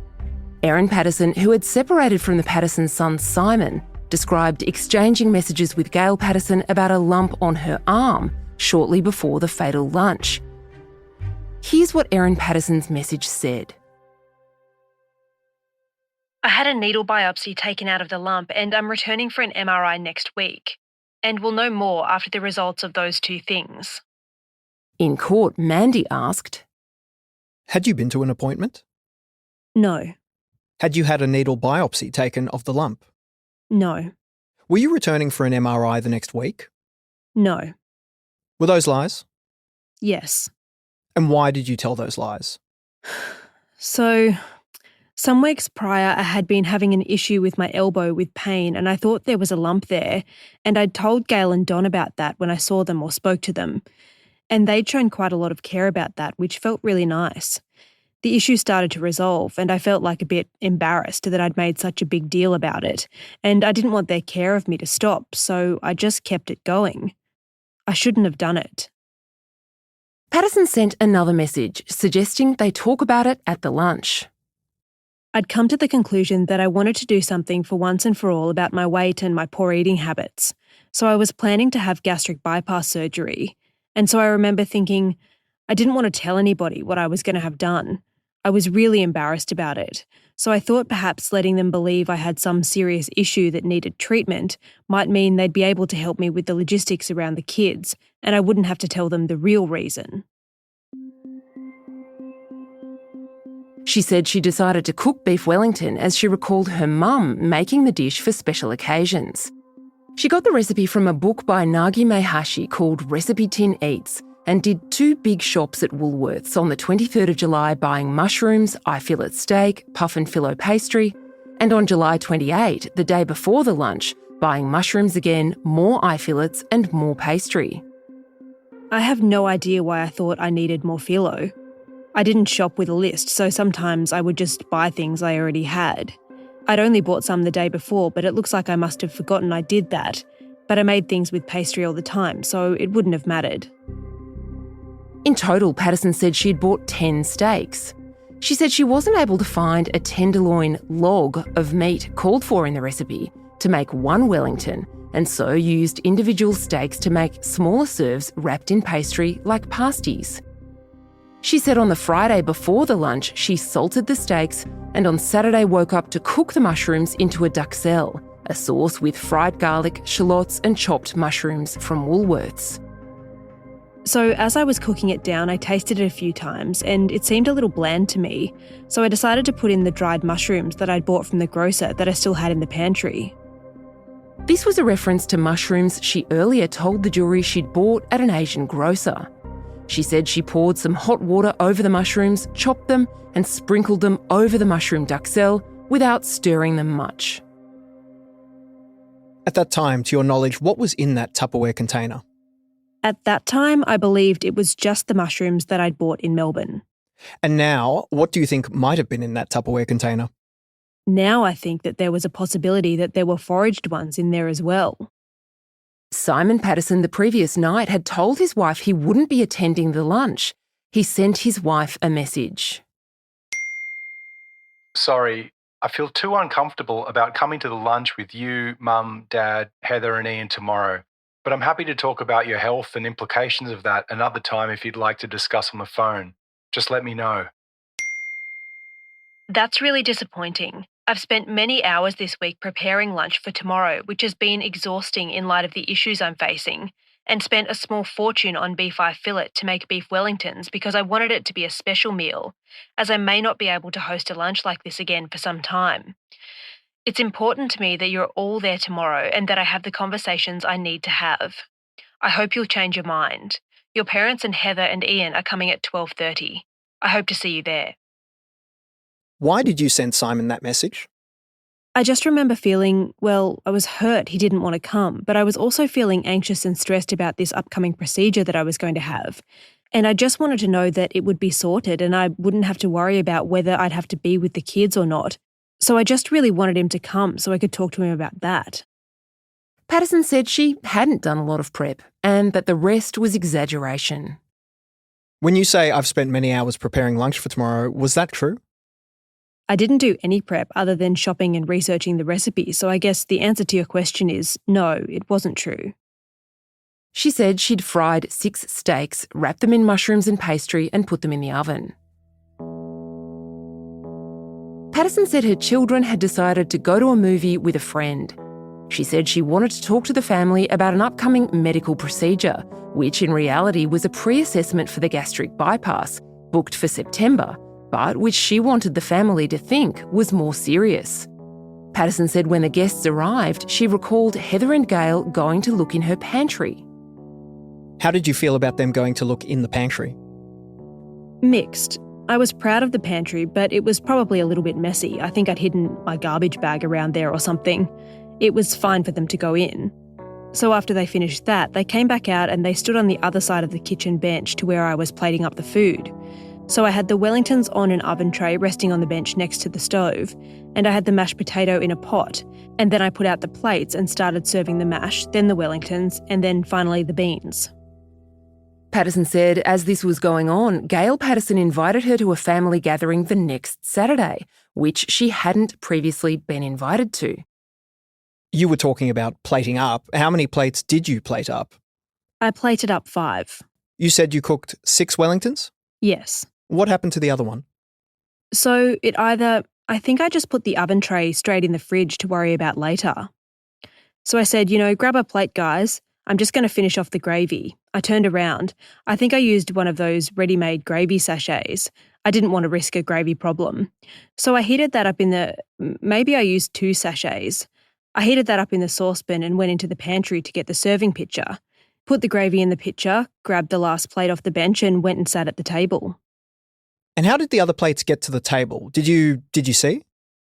Well, I didn't see it happen. I assumed everybody grabbed a plate. Ian said that Gail and Heather took 2 plates each, and I accept that's probably what happened. And do you remember which plate you had? No. Patterson later told the jury it would have taken her about a minute to heat up the packet gravy in the microwave. She said there were no assigned seats or assigned plates at the lunch, and recalled telling the family about her imaginary cancer scare. So it was right at the end of the meal, and I mentioned that I'd had an issue a year or 2 earlier where I'd thought that I'd had ovarian cancer and had various scans related to that.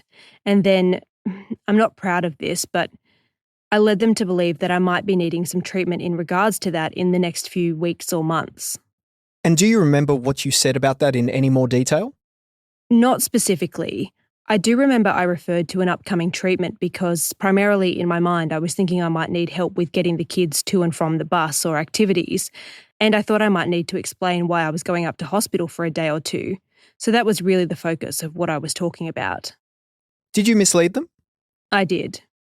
How did that conversation conclude? They all showed a lot of compassion about that, and then we saw Simon's car driving into the driveway, coming back with the kids, and so Ian said, "Why don't we pray for Erin?" And so that's what we did. Did you lie to them? I did lie to them. And why didn't you tell them the truth about what you were intending? I was really embarrassed. I was ashamed of the fact that I didn't have control over my body or what I ate. I was ashamed of that and embarrassed. I didn't want to tell anybody, but I shouldn't have lied to them. She said the Wilkinsons and Don Patterson ate all their beef Wellington, and Don also ate the uneaten half of his wife Gail's. I ate a quarter, a third, somewhere around there of mine. I ate some of mine. After the guests left, she turned to the orange cake Gail Patterson had brought. I had a piece of cake, and then another piece of cake, and then another. How many pieces of cake did you have? All of it. How much had been left? Probably a good 2/3 of it was left. And what happened after you ate the cake? I felt sick. I felt overfull. So I went to the toilets and brought it back up again. She said that night she suffered diarrhoea and in the morning got a call from Simon to say her lunch guests were suffering diarrhoea and were in hospital. She said that on the following morning, Monday, she dropped her children for the school bus at 7:20 and then attended the local hospital, hoping for some intravenous fluids. Patterson said she asked her husband Simon to accompany her. I wanted company when I went to the hospital. I didn't want to go there by myself. He said that he was tired and still in bed and I should drive myself. Eventually, she arrived at the hospital and spoke to a doctor. He said, "There's a concern, or we're concerned, you've been exposed to death cap mushrooms." And what did you think when you heard that? Shocked, but confused as well. I didn't see how death cap mushrooms could be in the meal. The information that I had was that I'd had diarrhoea. Don and Gail had been a bit unwell, but that's all I knew. I remember feeling very puzzled. The doctor said they wanted to send Erin Patterson to Monash Medical Centre in Melbourne, but she needed to make arrangements for her pets and children. She returned to her house in Leongatha, where she said she fed her pets, organised kids' gear, lay down and went to the toilet a couple of times. She said she'd return in 20 or 30 minutes, but she agreed she returned to the hospital approximately 90 minutes later.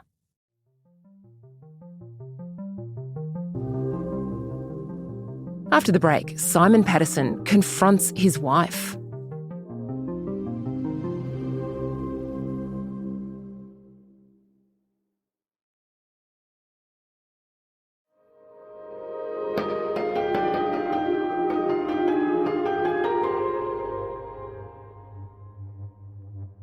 Erin Patterson returned to the hospital and was put on a drip, and she said someone put her on the phone to the police, who wanted to get the leftovers of the meal to work out why the lunch guests were so ill. Patterson had told doctors she'd fed her children leftovers of the Wellingtons after scraping off the mushrooms.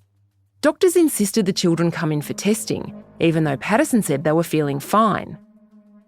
It wasn't that I didn't want them to be treated, but more the drastic step of putting them in hospital. I wanted to understand that that was really necessary because of their anxieties about being in hospital. I didn't want to do that unless it was really necessary. The family ended up at Melbourne's Monash Medical Centre. Patterson said she told her husband and children how she had previously dehydrated and powdered mushrooms and put them in muffins she served to the children. When the children were out of the room, Simon and Erin Patterson spoke. And he said to me, "Is that how you poisoned my parents, using that dehydrator?" And what was your response? I said, "Of course not." Can you explain to us what crossed your mind then and what you were thinking then? So it got me thinking about all the times that I'd used it. The dehydrator. That's right, and how I had dried foraged mushrooms in it weeks earlier. And I was starting to think, what if they'd gone in the container with the Chinese mushrooms? Maybe that had happened. I was thinking maybe that's how they thought. How did that make you feel? Scared, responsible. really worried because child protection were involved and Simon seemed to be of the mind that maybe this was intentional, and I just got really scared. She said when she and the children were discharged from hospital, child protection officers drove them home. How was your state of mind when you got home? I was frantic because I'd made the meal and I served it and people had got sick. Patterson said she took the dehydrator to the local tip. Child protection were coming to my house that afternoon and I was scared of the conversation that might flow about the meal, the dehydrator, and I was scared that they would blame me for it. Blame you for? For making everyone sick, and I was scared they'd remove the children. Patterson said she'd decided to stop using her original phone and SIM and had put a new SIM into a device known in this case as Phone B. I was becoming concerned about Simon's behaviour and his allegations, and I was concerned for my security, so I wanted him to not be able to contact me anymore. The trial has previously heard that one of Patterson's phones, Phone B, which was later seized by police, had gone through 4 factory resets. Patterson said her son did the first reset when using the phone after his device had been damaged. She said she did the subsequent 3 resets, including once after police had seized the phone. I'd put all my apps on it, including my Google account, which included my Google Photos. And I knew that there were photos in there of mushrooms in the dehydrator. And I just panicked and I didn't want them to see them. When you say them, who do you mean? The detectives. At some point after the search of my house and the interview and the detectives had brought me home, I remember thinking, I wonder if I can log into my Google account and see where all my devices are. So I did that. And it was really stupid, but I thought, I wonder if they've been silly enough to leave it connected to the internet. And so I hit factory reset to see what happened, and it did. Patterson said she believed her original phone, Phone A, was left behind by police when they searched the house. Police have previously told the jury they've never been able to find this phone.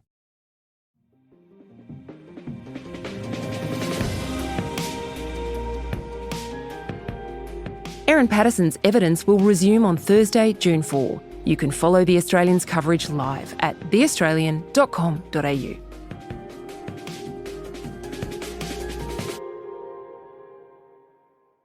There are major things that the jury didn't hear and you didn't hear about the Erin Patterson triple murder trial. Erin Patterson had been charged with the attempted murder of her estranged husband, Simon Patterson. Simon Patterson believed that she was trying to kill him. At one point, he ended up in hospital. He had part of his bowel removed and he was briefly paralysed after eating food that Erin Patterson had prepared for him. The moment the trial almost tanked. And that was when Simon Patterson, Erin Patterson's estranged husband, was told by the judge midway through his evidence that he didn't have to give evidence against his spouse. He was not told about this before he entered the witness box, and it wasn't until Victorian Supreme Court Judge Christopher Beale told him, hey Simon, you don't have to give evidence against your spouse unless you want to. The whole court felt like it collectively held its breath before Simon said that he was happy to proceed. Those are things that the jury didn't hear, but we can now tell you now that Erin Patterson has been convicted for the murder of 3 of her estranged husband's relatives and the attempted murder of a 4th. Obviously, we've got concerns in relation to the mushrooms and where they've come from. Okay. Is that something you've done in the past, foraging for the mushrooms or anything like that? Never? Never. Right. Do you preserve foods or anything like that? No. Have you ever dehydrated food or anything like that? Okay.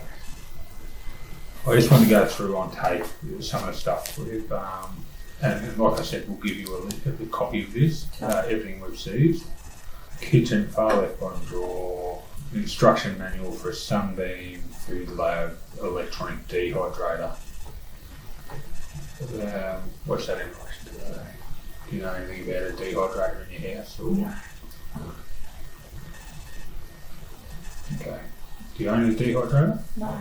No. Okay. I've got manuals of lots of stuff I've collected over the years. I've had all sorts of appliances and I just keep them all in. Oh, okay. Yeah. When did you own a dehydrator?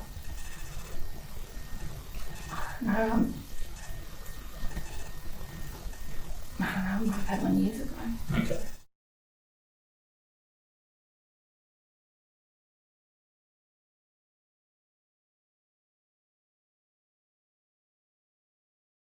This is a DVD recorded interview between Detective Leading Senior Constable Stephen Eppingstall and Erin Patterson of 84 Gibson Street, Leongatha, conducted at the Wonthaggi Police Station on Saturday the 5th of August 2023.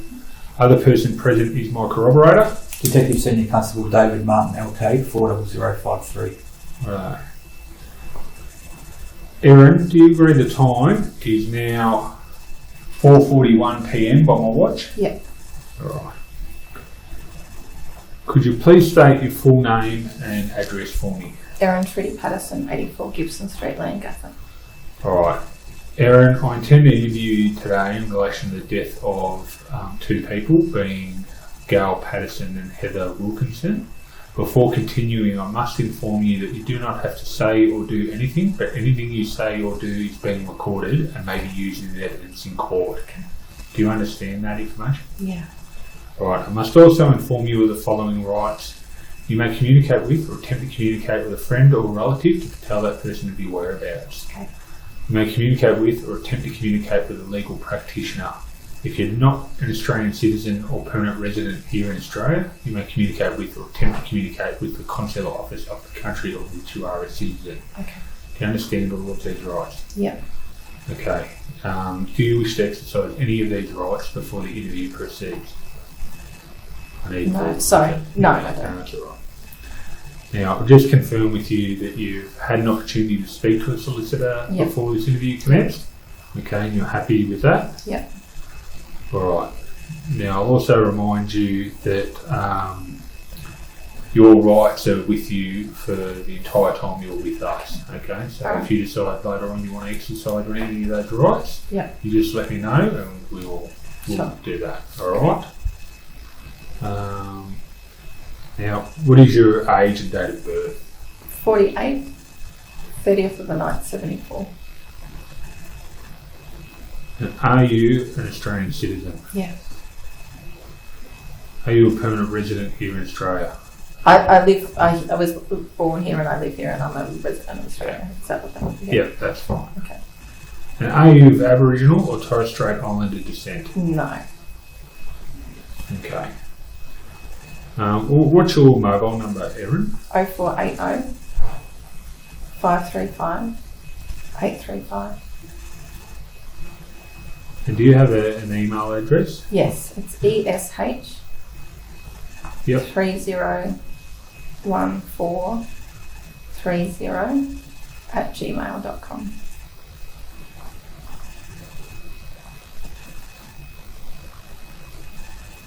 Right. Now, as we discussed earlier, and we've been together for a few hours now. It was after 11:30 that we came to your house today. We want to discuss the deaths of Heather Wilkinson and Gail Patterson today with you. When we were at the house earlier, we discussed that you hadn't really been kept in the loop, and it come as news to you that Heather and Gail had both passed away.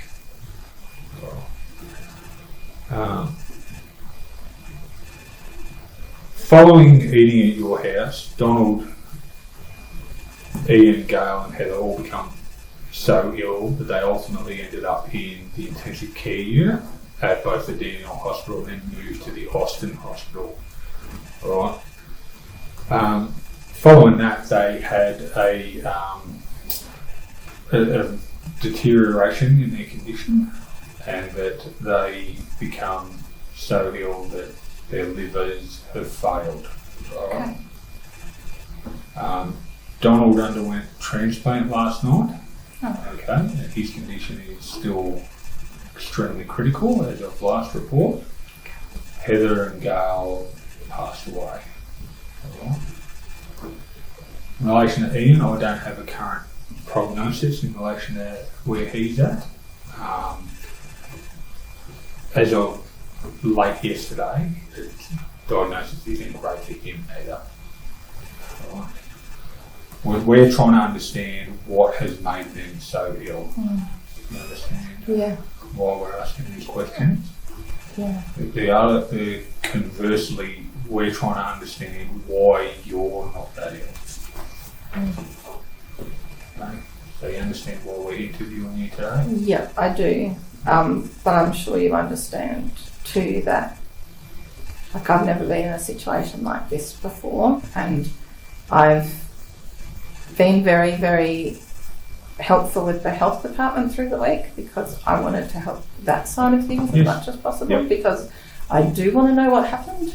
So I've given them as much information as they've asked for and offered up all the food and all the information about where the food came from. No, I fully understand that. Yeah. All right. At the house, and I must say, for the record again, you were very helpful at the house, and you did point out a couple of things for us that will help us with our investigation. Mainly the fruit platter that you said Heather bought for you, and the gravy in the fridge in the pantry that you said was from the night, and you kept on an advice from the health department. So thank you for that. You also pointed out a recipe book on the counter, and you referred me to page 250 odd, a recipe for beef Wellington that you indicated was the recipe that you cooked. Okay. All right. On what we saw at your address in Leongatha, we didn't see a lot of food from Asian grocers or Indian grocers or those kind of stores. To look in my fridge, I've got a lot of Asian cooking stuff in my fridge. Yeah. Okay. All right. Are we likely to find more of that kind of stuff in your Mount Waverley address, do you think, or? No, because I did a big clean out of the pantry and fridge the last time that I was there because I want to sell that place. Okay. All right.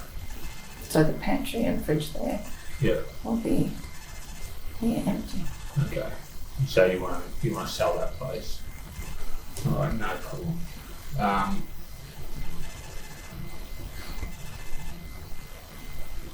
Obviously, we've got concerns in relation to these mushrooms and where they've come from. Okay. Is that something you've done in the past, foraging for the mushrooms or anything like that? Never? Never. Right. Do you preserve foods or anything like that? No. Have you ever dehydrated food or anything like that? Okay.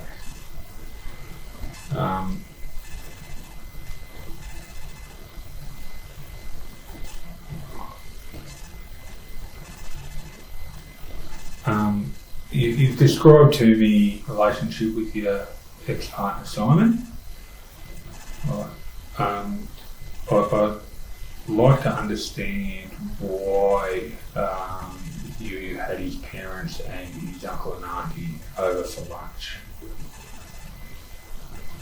on the 29th of July. Because I've got no other family, so they're the only support I've got. Okay. And they've always been really good to me. Yeah. And I want to maintain those relationships with him, in spite of what's happened with Simon. Yep. Okay. I love them a lot. They've always been really good to me.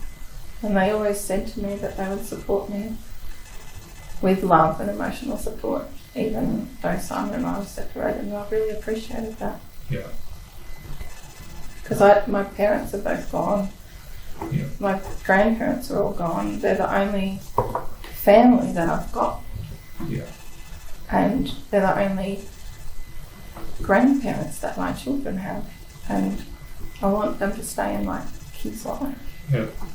And that's really important to me. And I think Simon hated that I still had a relationship with his parents. But I love them. Yeah. Nothing that's ever happened between us, nothing he's ever done to me will change the fact that they're good, decent people that have never done anything wrong by me ever. So we've been told that on the 31st of July, so 2 days after the lunch, you went to the Leongatha hospital. Okay. and that you were only there for about 5 minutes and then you left. Can you explain why you went there for 5 minutes? Yeah, because I just went there thinking I needed a couple of bags of saline because I was really dehydrated. And they said, we want to admit you and send you to Melbourne. Yeah. And when you've got animals at home and children who have multiple after-school activities, you can't just be told to drop everything and you're off to Melbourne for overnight. So I had to go home and feed the animals and pack my daughter's ballet bag. Yep. And I did that. Yep. And I went back. Okay. Who did you speak to? So I walked in. Yep. And there was like, I don't think they were a nurse. It was like, I don't know, it could have been an enrolled nurse or it was like a helper person in the triage room, right? And she's just like, are you okay? And I said, well, no, I have to run to the toilet. I've got diarrhea. And she wasn't quite sure where it was. And so she went and found out and showed me where it was. And then she said, I'll go and find someone. I'll get a nurse or a doctor for you. And so I went to the toilet. I came back out and I was waiting in the triage area. And then a doctor came out, Dr. Webster, and he said to me, sorry, that we're going to be a little while because we've got a couple of critical patients in the hospital. And I said, that's fine, don't worry about me, I'm just a gastro case. I'm not urgent, obviously. And he said, oh, what's your name? And I said, Erin. And he said, oh, we've been expecting you because other people that you ate with on Saturday were sick. Yeah. And he said, can you come through? And I said, sure. And I came in. And then he said to me, I can't say the exact words, but he said something along the lines of, we've got a concern they've eaten death cap mushrooms. Okay. And I said, what? And he said, yeah, that's what we think they've eaten. Yep. And then he started asking me about what food I served them, and I told him. All right.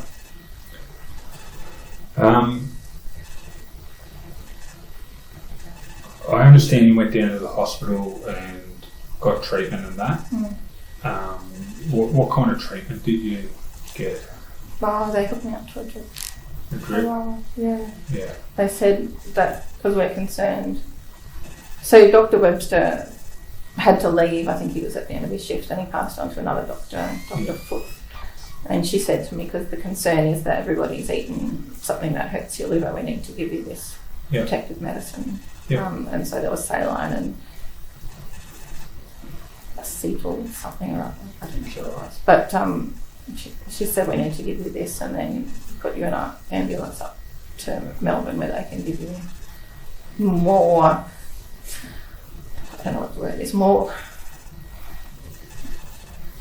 where they can care for you better. Yeah. So I got saline and this other stuff and went in an ambulance up. Okay. How long were you in the hospital for in Melbourne? Till Tuesday afternoon. Okay, so Monday, Tuesday. All right. And again, for full disclosure, so you understand, we've obtained warrants in relation to medical records for everyone involved in this, and so we will get medical records in relation to your treatment there as well. Sure. Okay. Good. You were at home and present when we did a search warrant today. All right. I know you weren't watching everyone at all the time, but I just want to go through on tape some of the stuff we've, and like I said, we'll give you a copy of this, everything we've seized. Kitchen, far left bottom drawer, instruction manual for a Sunbeam Food Lab electronic dehydrator. What's that in relation to that? Do you know anything about a dehydrator in your house? Or? No. Okay. Do you own a dehydrator? No. Wow. Okay. I've got manuals of lots of stuff I've collected over the years. I've had all sorts of appliances and I just keep them all. And, oh, okay. Yeah. When did you own a dehydrator?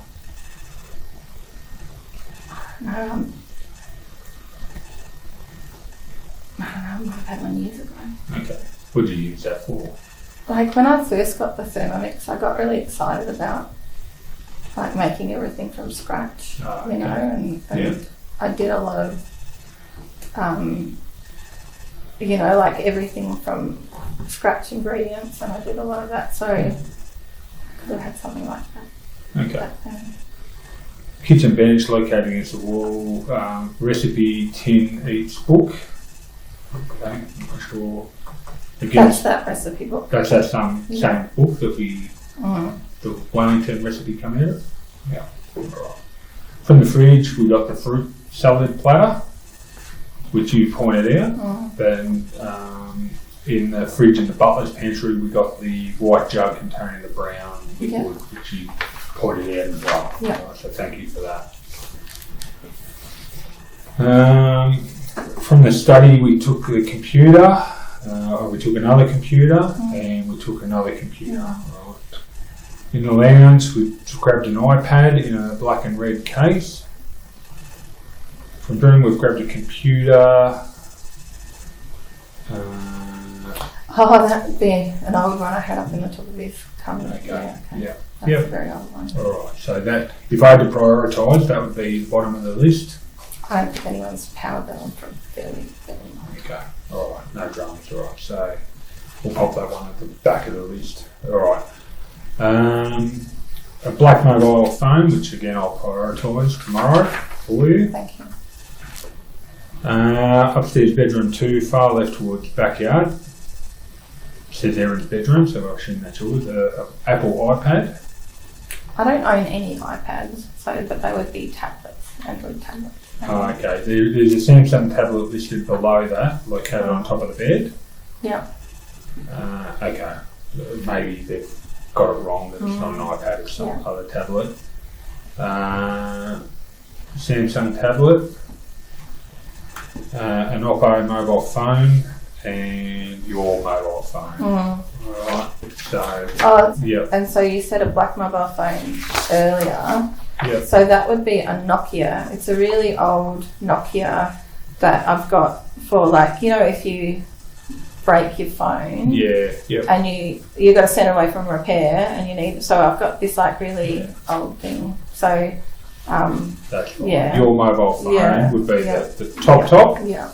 And then we're talking about his work school computer, followed by the GeoForce one. The GeoForce one. Yeah. David, one thing I wanted to clarify to make sure I got it right. Obviously, you said we're taking notes. When you went to the Landgate Hospital, and you said you went in there, and you got shown to the toilet. But you said you had to go home to pack stuff and your daughter's bag and that sort of thing to feed the animals. When you had the conversation with Dr. Webster, was that when you first went there or afterwards? I don't remember. That's all right. The other thing that I should mention that I again, to your credit, police went around your house on that morning. Yep. On the 31st. Right. Yep. And they were obviously responding to the hospital call to check up on you. Yep. And they spoke to you on the phone. And you gave them the PIN code for your gate. Correct. And directed them to the bin where there were some leftovers. Correct. What are those leftovers that you directed them to? They were the uneaten food from the lunch. Okay. Right. So you helped them in getting that so it could be sampled. Because my kids ate the meal too. Yeah. But there was stuff that was left over and it went straight in the bin.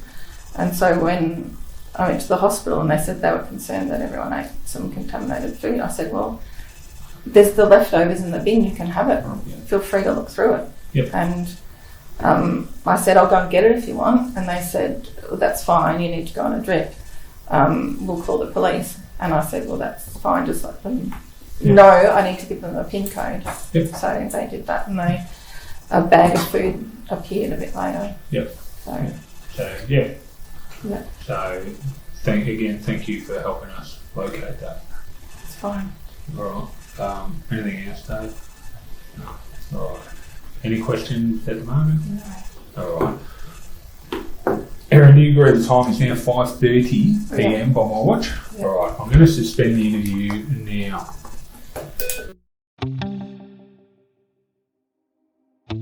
From The Australian, here's what's on the front. I'm Claire Harvey. It's Wednesday, June 25, 2025. Did Erin Patterson lie to police or lie to the jury about foraging and dehydrating mushrooms? That's one of the big questions posed by the mushroom trial judge to the jury as he prepares them to deliberate over a verdict on Patterson's triple murder charge. Today, we dig into the judge's detailed instructions. Don't let your sympathy cloud your judgment. That was the core of Victorian Supreme Court Judge Christopher Beale's summing up. The courts call it a charge to the jury in the Erin Patterson triple murder trial. Patterson's pleaded not guilty to murdering her husband's parents, Don and Gail Patterson, and his auntie, Heather Wilkinson. She's also pleaded not guilty to attempting to murder his uncle, Ian Wilkinson, with beef Wellington that included death cap mushrooms. Patterson says it was all a terrible accident. It's for you and you alone to decide whether she is guilty or not guilty of these offences. That's a voice actor reading the words spoken in court on Tuesday by Justice Christopher Beale. The verdict you return has absolutely nothing to do with me. You alone are the judges of the facts in this case. But Justice Beale's role is to direct the jury on points of law and to help the jury navigate their way through 8 weeks of evidence. Right now, there are 14 jurors sitting in the trial. When the judge finishes his charge later this week, the jury will hold a ballot to shrink their numbers to 12.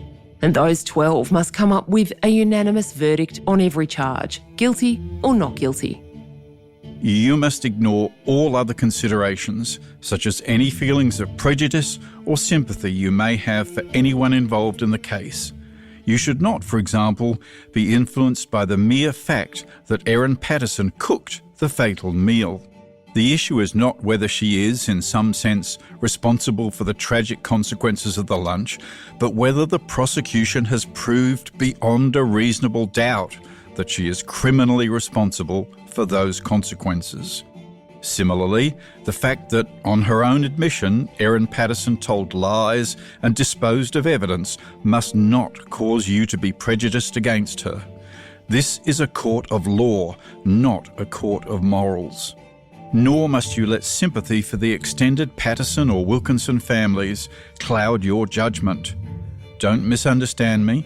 I'm not asking you to be inhuman. None of us are robots. Any decent person would feel great sympathy for the Patterson and Wilkinson families, given what has befallen them.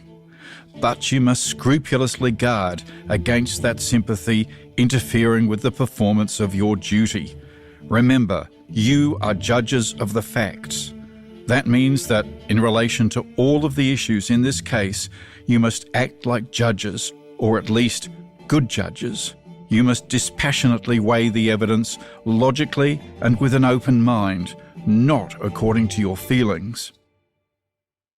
The judge also said jurors must ignore anything they'd heard or read about the case, whether in the media or on the street. Here's what he said about Erin Patterson, the accused, who spent days in the witness box. In this case, Erin Patterson chose to give evidence. She did not have to do that. As an accused person, she has the right to remain silent in court.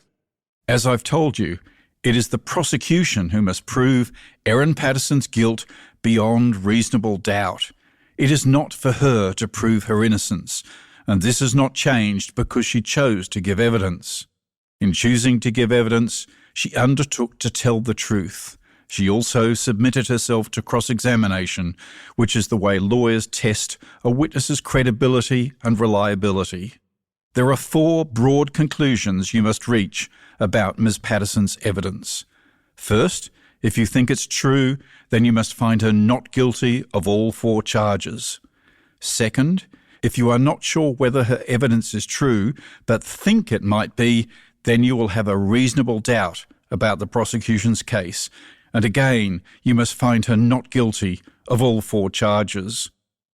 Third, it's not enough that you prefer the prosecution case to Ms. Patterson's evidence. It's not sufficient for you to find the prosecution to be preferable to the defence case. It's not a question of simply balancing one case against the other or choosing which one you prefer. Finally, if you do not believe Ms. Patterson, that does not mean that you must find her guilty. Instead, if you reject her evidence, put it aside and ask whether the prosecution has proved her guilt beyond reasonable doubt on the basis of the evidence that you do accept. The judge said it was a critical part of our justice system that Patterson is presumed innocent. You have evidence from a number of witnesses that she has no criminal history, who over many years has been a devoted mother, a loving daughter-in-law, and a generous and caring sister-in-law. The judge said if the jury accepts Patterson is a person of good character, they might consider her more trustworthy than a person who was not of good character. Of course, this does not mean you must find her not guilty if you accept that she is a person with good character. The mere fact that a person is of good character cannot alter proven facts. It can only help you to determine whether or not those facts have been proved. In addition, you should keep in mind the fact that a person who has previously been of good character can commit a crime for the first time. On to the facts. The judge gave jurors a summary of what each witness had told them. But first he reminded them of some of the controversial moments of the trial, and he gave them the example of a moment Erin Patterson described in the days after the fatal lunch when she was a patient at Monash Medical Centre in Melbourne. You will recall that Erin Patterson alleges that at one point in the course of the conversation, the children left the room momentarily. She alleges that Simon said to her, quote, "Is that how you poisoned my parents, using the dehydrator?" And she told you that she answered, "Of course not." You'll recall Simon Patterson's evidence when that was put to him in cross-examination. He said, "I did not say that to her." The judge reminded the jury that defence lawyer Colin Mandy SC said that moment was the fulcrum, the turning point, after which Erin Patterson says she became worried about Simon's conduct and changed her mobile phone so he couldn't contact her. The judge said that was an example of the kind of controversy he didn't include in his chronology of the case provided to the jury, because he said it was up to them to decide who was telling the truth. Coming up, how the jury is to sift through Erin Patterson's time in the witness box.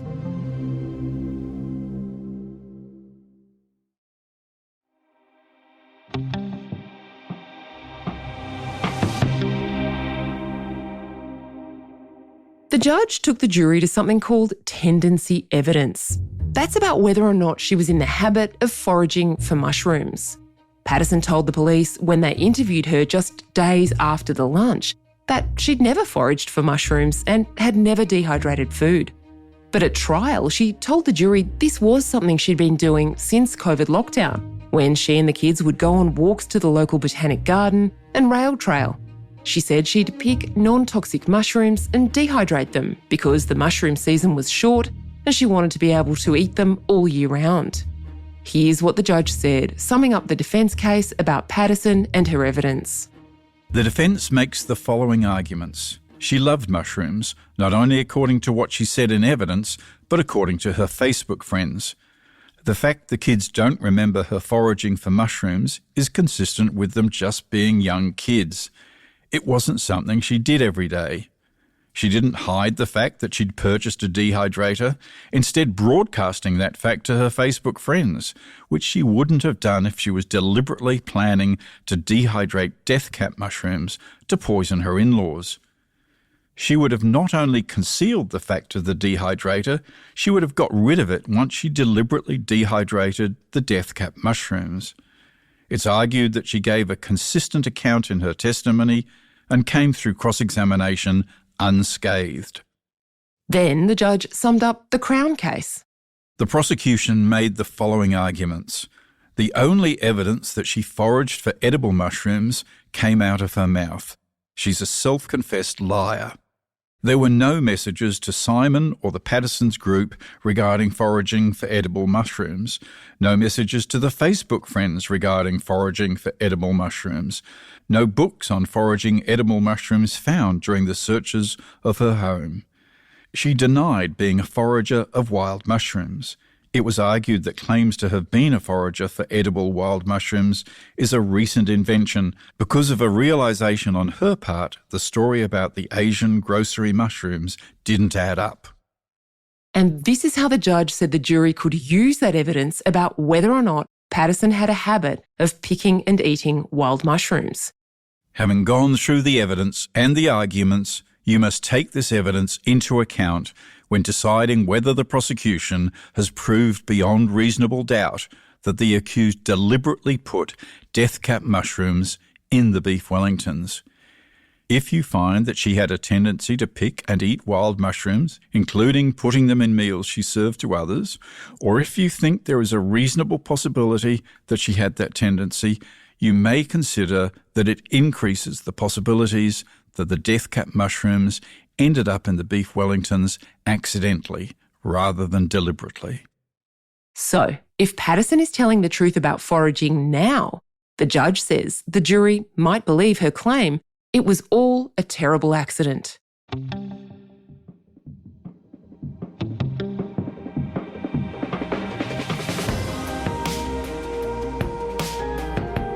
Justice Christopher Beale will continue his summing up on Wednesday. The Australian's covering every moment of this trial, and our subscribers will be the first to know when there's a verdict. To join us, go to theaustralian.com.au. Emergency Services. Hi, 4053. Thanks, Telstra. Hello, what address do you need the police?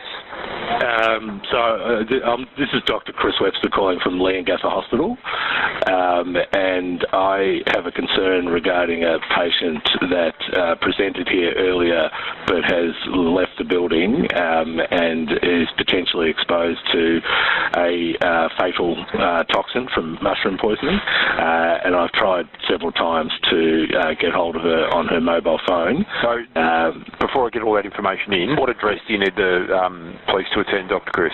Yeah, should I give the hospital address or the address of the patient? If you know where they are, their address. I have the address of the patient. Yeah, go ahead with that. Okay.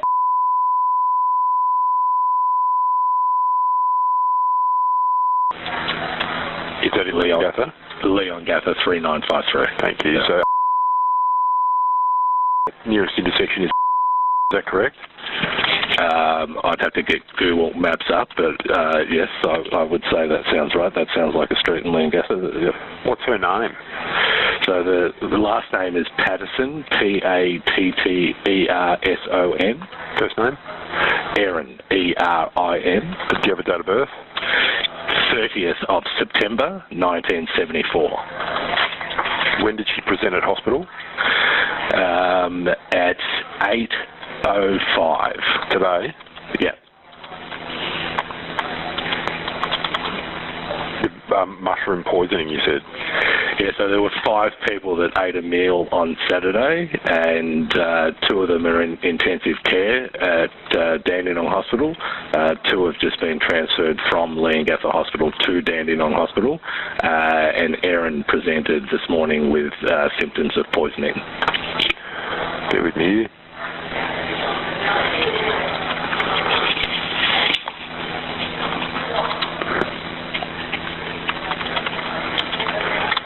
And what happened when she presented? She just got up and left?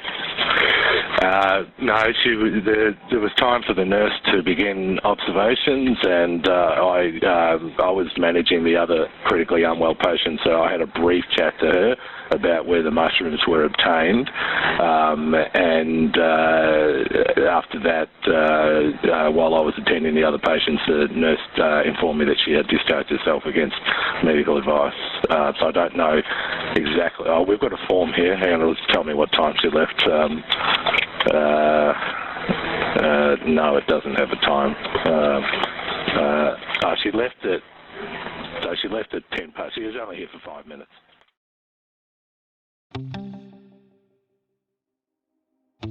From The Australian, here's what's on the front. I'm Claire Harvey. It's Thursday, August 14, 2025. A scoop today from our US correspondent Joe Kelly. The US Defence Department wants to step up collective defence with Australia and Asian allies, including Japan, before 2027, the date it thinks China might be capable of invading Taiwan. The Pentagon is happy South Korea has increased its defence spending, but is concerned by a recent speech in which Anthony Albanese praised Australia's World War II leader John Curtin for standing up to the US and UK. You can read that exclusive right now at theaustralian.com.au. It was a powerful moment in the murder case that's captivated the world. The day Erin Patterson's husband Simon, who believes his wife repeatedly tried to kill him before she murdered his parents and aunt, clashed with his wife's lawyer in court. Today, the moment we haven't previously been able to report. Nobody knows the story of mushroom killer Erin Patterson better than John Ferguson, The Australian's associate editor. Ferg broke the yarn of a mass poisoning event in country Victoria way back in 2023, a remarkable piece of newsbreaking that grew out of John's decades of shoe leather reporting and contacts.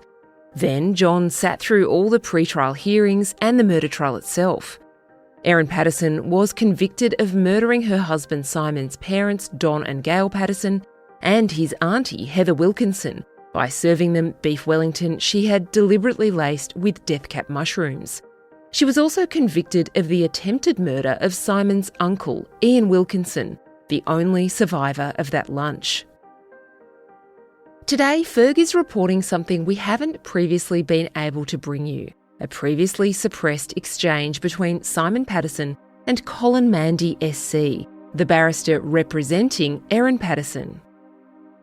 Simon Patterson is not an aggressive person, I wouldn't say, but he certainly was unhappy with, I suppose, the nature of the questioning. This happened at pre-trial hearings before the Victorian Supreme Court back in October 2024. On October 14, Simon Patterson was called to the witness box to be cross-examined by Colin Mandy SC, counsel for his wife.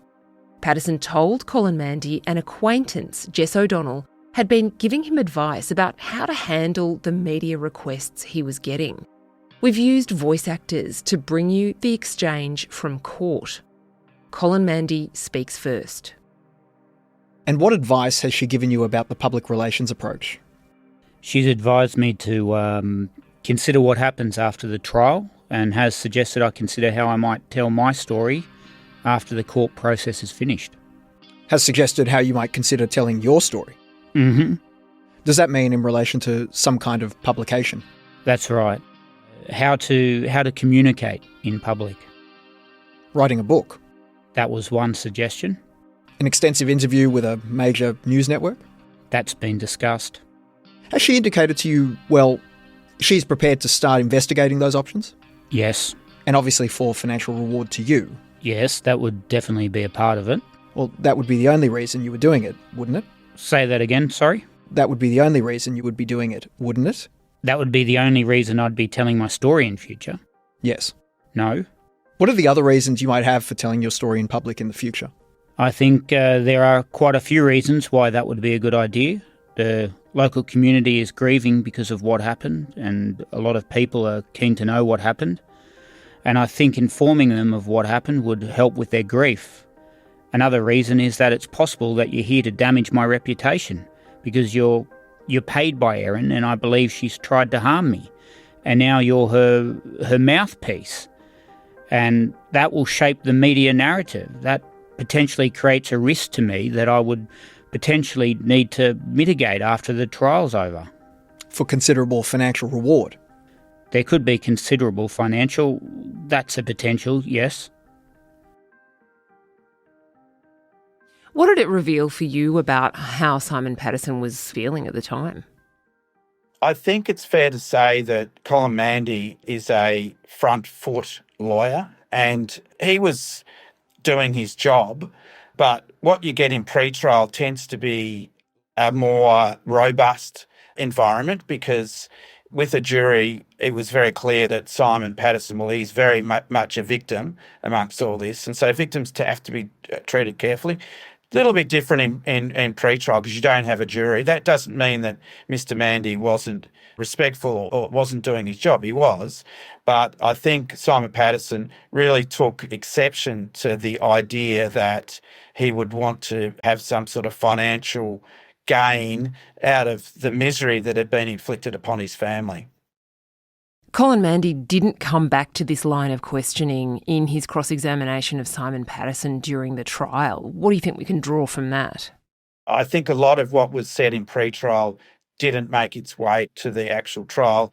It was, in some senses, interesting, I suppose, that there would be a media advisor and that sort of thing, but media advisors in these situations aren't abnormal. This is not the first time that someone in a massive family crisis has got media help. I remember back at Beaconsfield was one example. There were media advisors or agents walking all over the town. That was when miners were trapped underground in Tasmania. That's right, in about 2006. Another one was on Black Saturday, the bushfires in Victoria in 2009, obviously a lot of victims. There were media people doing a lot of pro bono work to basically help out. And I think this is more where Jess O'Donnell's role is. I've met her. She's very much a social justice person, and I think she just felt, well, she can help the family out. Now the evidence was that she's getting paid for that. How much wasn't declared, but, you know, there's probably a fair amount of goodwill involved in this as well.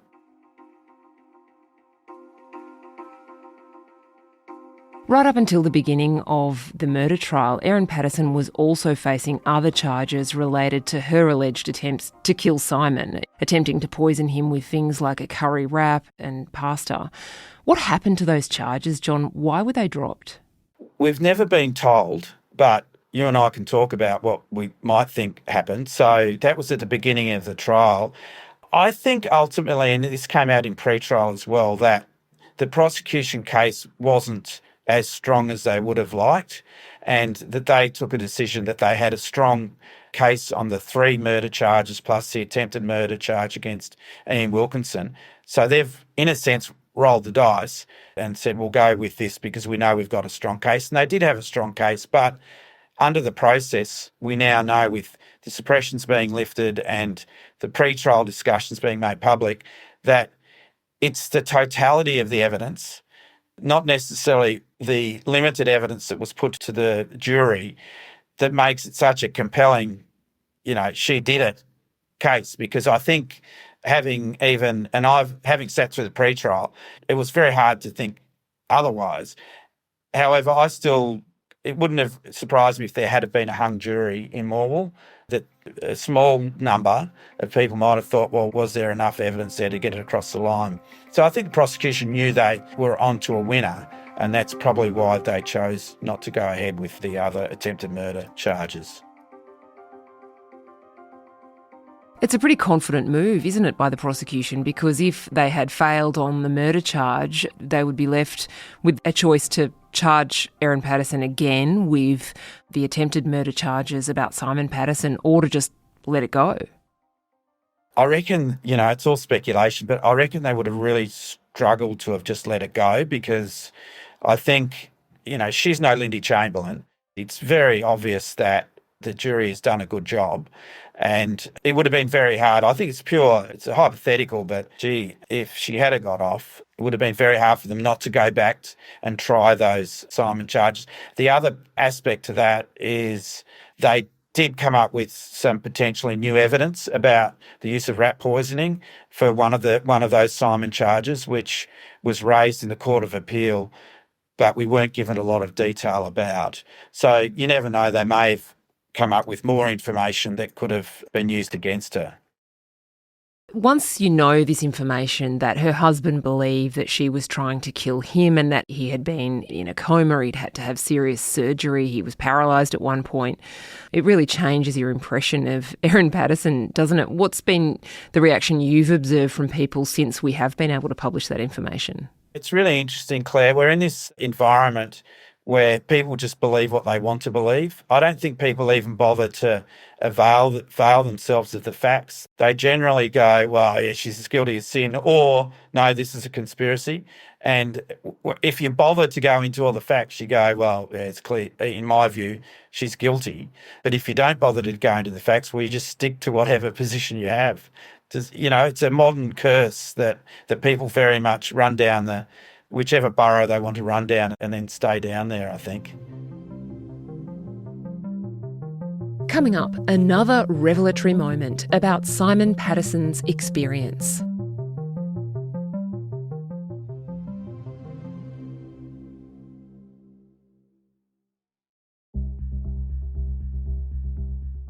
There was another moment in Simon Patterson's time in the witness box, this time during the trial itself in Morwell in country Victoria. Remember, because the charges of attempted murder relating to him had been dropped, Simon Patterson wasn't allowed to talk about that in the witness box during the trial. He was only allowed to give evidence related to the charges over the fatal Beef Wellington lunch.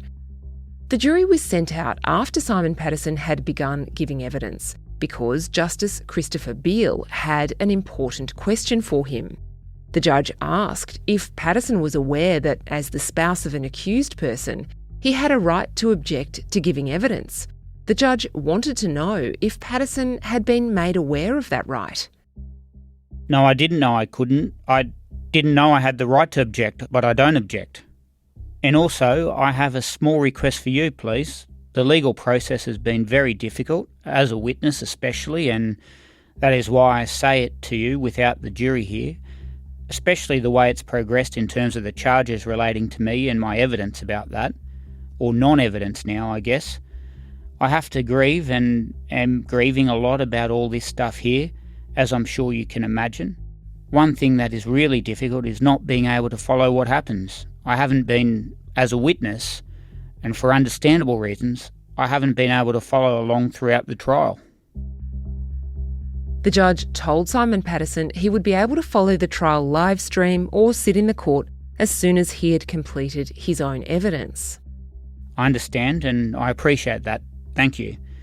All the hearings that's led up to this, all the discussions about the way we got to this point here, where I'm sitting here, half thinking about the things I'm not allowed to talk about, and I understand. I don't actually understand why. It seems bizarre to me, but it is what it is. Your Honour, would you be able to make available, after all the legal proceedings are finished, the transcripts of all those hearings, including the trial, for me to be able to, as I grieve the legal process, to help me deal with that grief over it'll take me years? The judge said he'd think about Patterson's request, and then the matter was swept away by the epic trial. Now Simon Patterson's wife is in jail, considering her prospects for an appeal, while he and their 2 children try to rebuild their lives. Colin Mandy was asking Simon Patterson about books, about film deals, about anything that he knew that might be in the offing. And what Simon Patterson ultimately said was that he was getting lots of requests or lots of offers, but that he hadn't committed to anything and hadn't discussed money. What's your understanding now, John, of where he might tell his story and how? I think the most likely avenue is a podcast that he'll probably do himself. It wouldn't surprise me if there's a book. I'm guessing it's probably more likely to be in his words. My understanding of him is he doesn't necessarily want a filter placed over what he thinks and says. And that's why you're not likely to get a 60 minutes tell-all interview or whatever, because I think a lot of people sort of don't understand perhaps where the Patterson family might come from. They're country people, so, they're not straight out of Pitt Street. They're very much keep to themselves country people, and it's not in his culture, I don't think, to necessarily want to sit in front of a TV camera to tell the full story. But don't be surprised if you start hearing from him sooner rather than later. John Ferguson is The Australian's associate editor. You can read all his remarkable reporting right now at theaustralian.com.au.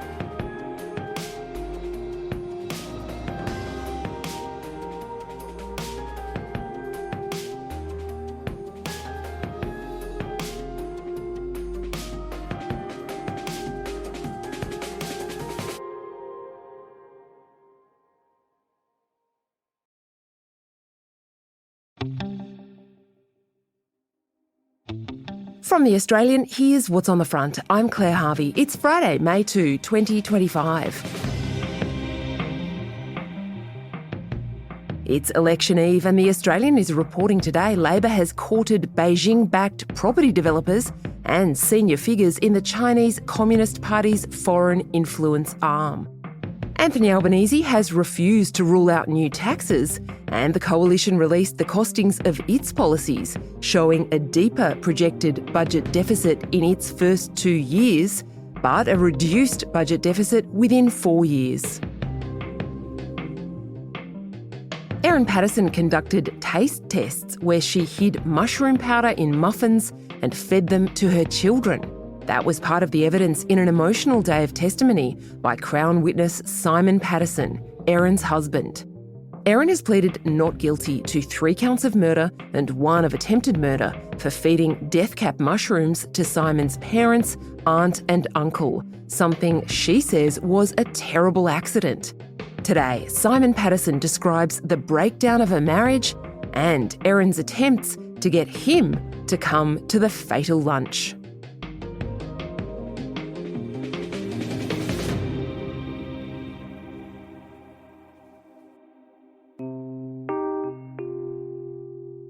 The day before a lunch that would kill his parents and his auntie, Simon Patterson sent a text to his wife, Erin.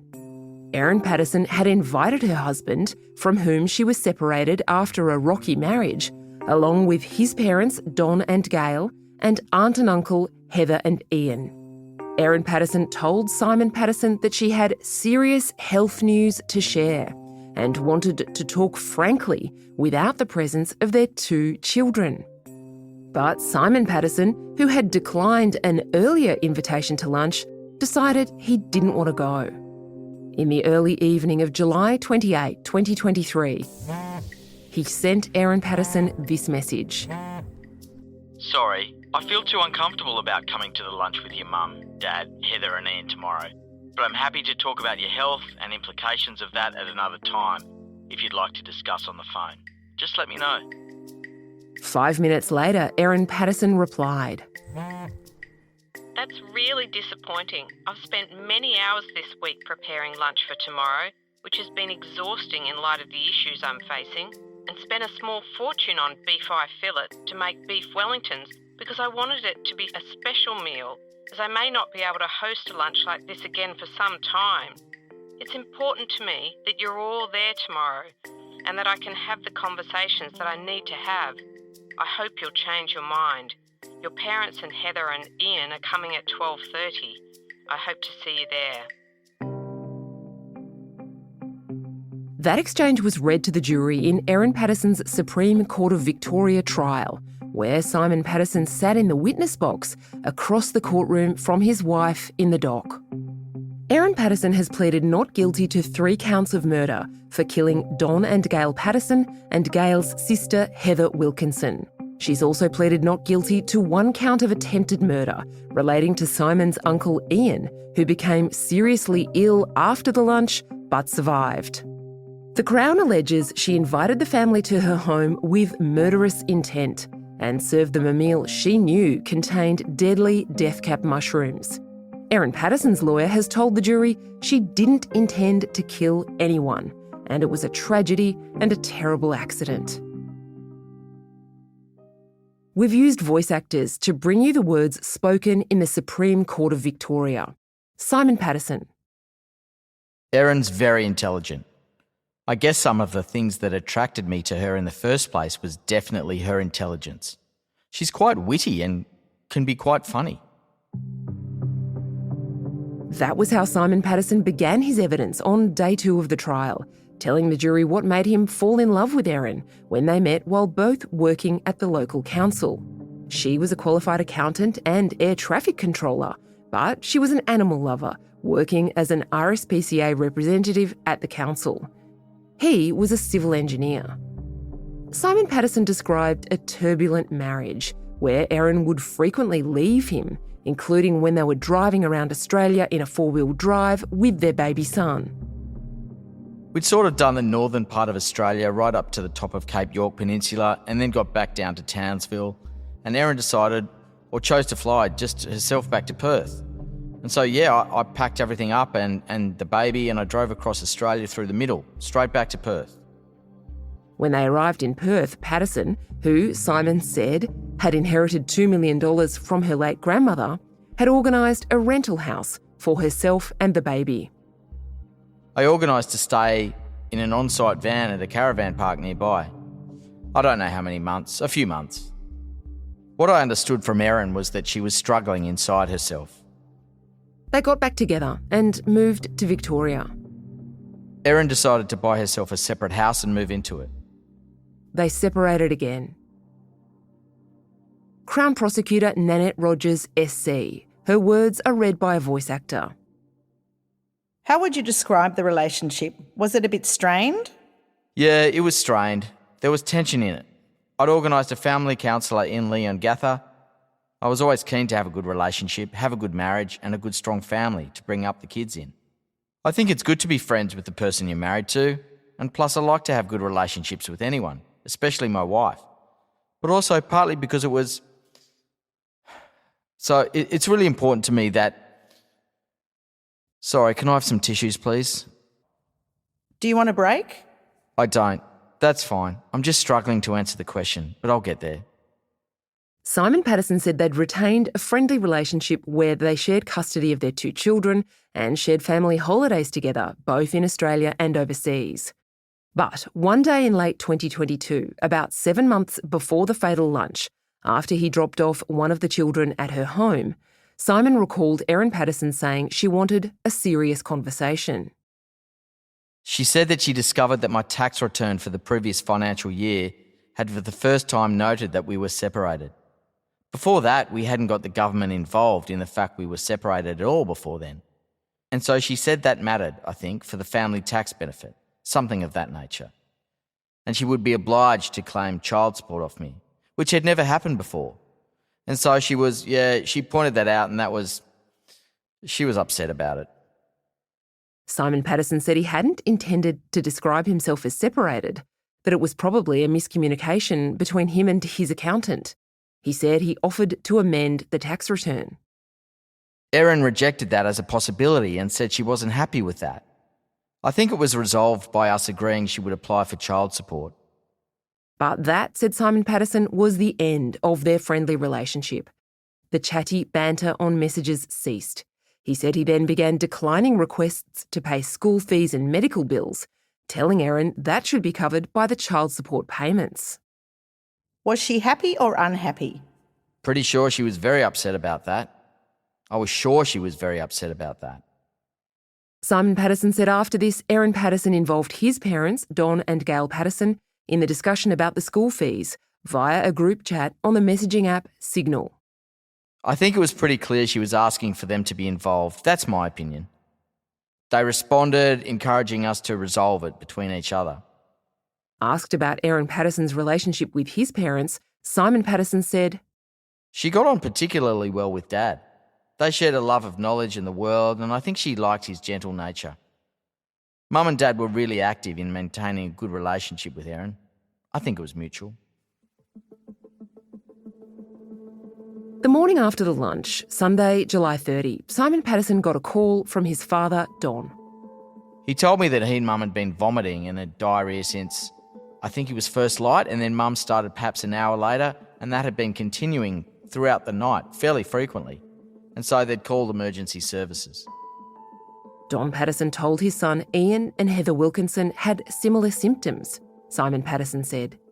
He said he then drove to the Wilkinsons' home. Ian answered the door. How did he appear? Sick. He looked grey, I suppose, and stooped. Yeah, he was struggling. I think I said, "How are you?" He said, "Not good." Simon Patterson said he entered the house and found Heather Wilkinson hunched over a container he described as a spew bucket. We didn't have much conversation, but she puzzled and she said, "I noticed Erin served herself her food on a coloured plate, which was different to the rest." He took them to hospital. Did Heather say something to you? Yeah, she did. She mentioned the coloured plate again, so she asked me, "Is Erin short of crockery? Is that why she would have this different kind of coloured plate?" Did you reply to Heather's observation? I said, yes, Erin doesn't have that many plates, and that may be the reason. When he first saw his parents in hospital, Simon Patterson observed his father seemed very ill. Dad was substantially worse than Mum. He was really struggling. He was lying on the side, hunched, noticeably discoloured face. Speaking was an effort, and taking the energy to speak was an effort, and his voice was strained. He wasn't right inside. Simon told the jury Don Patterson told him that at the lunch, Erin Patterson had told him she had cancer. He said they'd found cancer, I think ovarian cancer, in Erin. So she was expecting to have, I think, chemo and potentially surgery. Mum said that she talked about the question of how to break the news to the kids, and that she believed we should talk about that with the kids together. And did your father agree with that strategy? They were both really strong on us working our marriage out together and everything out together. The previous night, Erin Patterson had told her husband she had diarrhoea symptoms, the jury heard. She wanted to go to hospital, or thought she should go to hospital perhaps. But again, she was worried that if she drove herself there, she was worried she might poo her pants driving. So did she ask you something? She asked me to come and take her to the hospital. When he saw his wife later at the local medical centre, Simon Patterson said she didn't seem to be rushing to the toilet frequently. He brought their children to hospital and they spent time in the same room as Erin Patterson. Simon Patterson said during their time at the hospital, the family discussed the fact the daughter didn't like mushrooms. Simon Patterson said Erin Patterson told him and the children that she'd been dehydrating mushrooms and pulverising them, then putting the powder in muffins for the children. She said she did a blind taste test with our daughter by adding powdered dehydrated mushroom to food, and they all found it interesting that our daughter did like the muffins with mushrooms.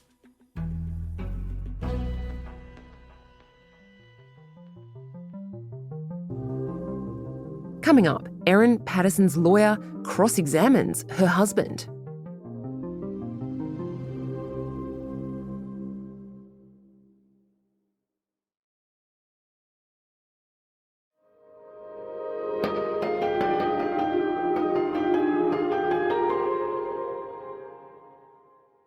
Erin Patterson's lawyer, Colin Mandy SC, cross-examined Simon Patterson. He asked Simon Patterson to agree their relationship had been cordial over the years, and Patterson agreed the couple and their children had taken many holidays together even after separation. Would you agree with this proposition that Erin was very generous with that money she received from her gran? Yes. Especially to you and your siblings? Yes. He agreed they used some of her inheritance to make loans of up to $300,000 to two of Simon's siblings. And you'd agree with this proposition that, consistent with all of that, money has never really been a significant factor, motivating factor in Erin's life decisions? Yeah, I think both of us. I don't think money's not been the most important motivation to either Erin or me in our decisions. Mandy asked about Erin Patterson's religious faith. When I met Erin, she was an atheist. Mandy brought up a day when the couple attended the Currumbara Baptist Church. Mandy asked if Ian Wilkinson, one of the guests at the lunch, was the pastor delivering the sermon that day. Patterson said he couldn't recall. Do you recall that Erin was moved by the sermon? I think I know what you're referring to. Yeah, Erin was moved during the service. I think during the communion, she quickly walked, stepped up and left the church building and went outside. And was she upset? She looked upset, yeah. Was there discussion with her afterwards about why that was? And was it because she was moved by the sermon? Oh, she was moved. My memory of it, she was actually moved by what was happening during the communion part of the service, not the sermon. But by a religious or spiritual aspect of what was happening on that day? Yes. The pair owned multiple properties, and Simon Patterson said he was puzzled about why Erin Patterson added his name to the title on some of those properties. It made me wonder about whether she was using me for my expertise and contacts to build her house, or whether she genuinely thought this was, a move towards living together as a family again. Colin Mandy asked Simon Patterson to agree that Erin's self-image wasn't great after she'd gained a lot of weight. Do you accept she wasn't happy with the way she looked? Erin is not particularly happy with how she is, including probably most aspects. I don't think she has high self-esteem.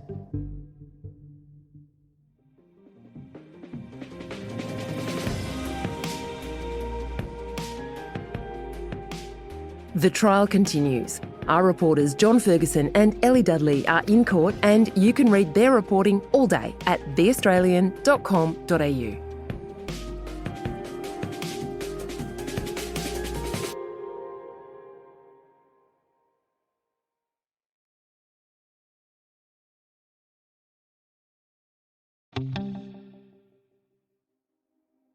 From The Australian, here's what's on the front. I'm Claire Harvey. It's Wednesday, June 11, 2025.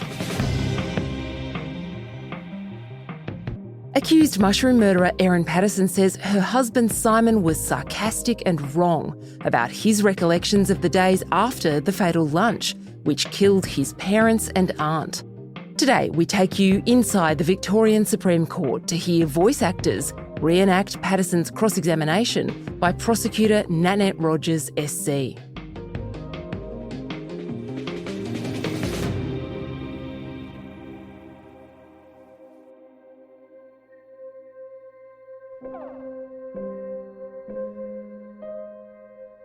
Did Erin Patterson have bulimia?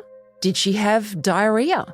The mushroom trial has taken a distinctly forensic tone as the cross-examination of Erin Patterson sees Crown Prosecutor Nanette Rogers SC grilling Patterson, a 50-year-old mother of two, about exactly how she managed to survive a lunch that resulted in the deaths of 3 elderly relatives and another spending weeks in hospital.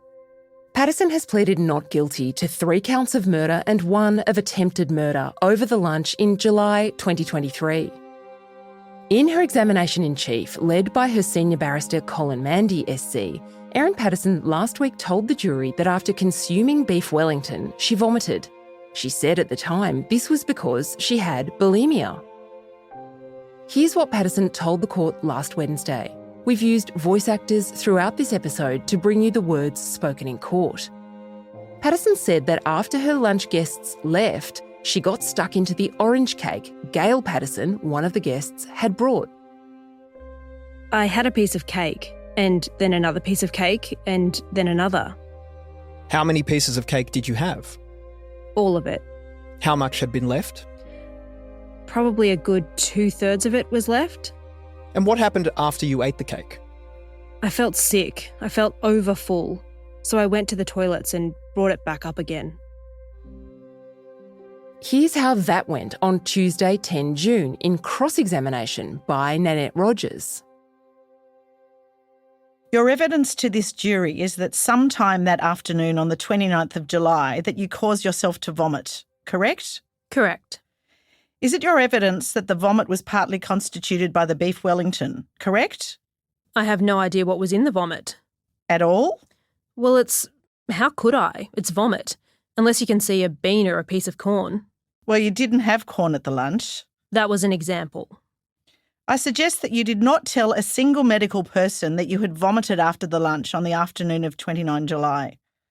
That's true. I did not do that. I suggest that that is something you would have told them if it were true, correct or incorrect? Incorrect.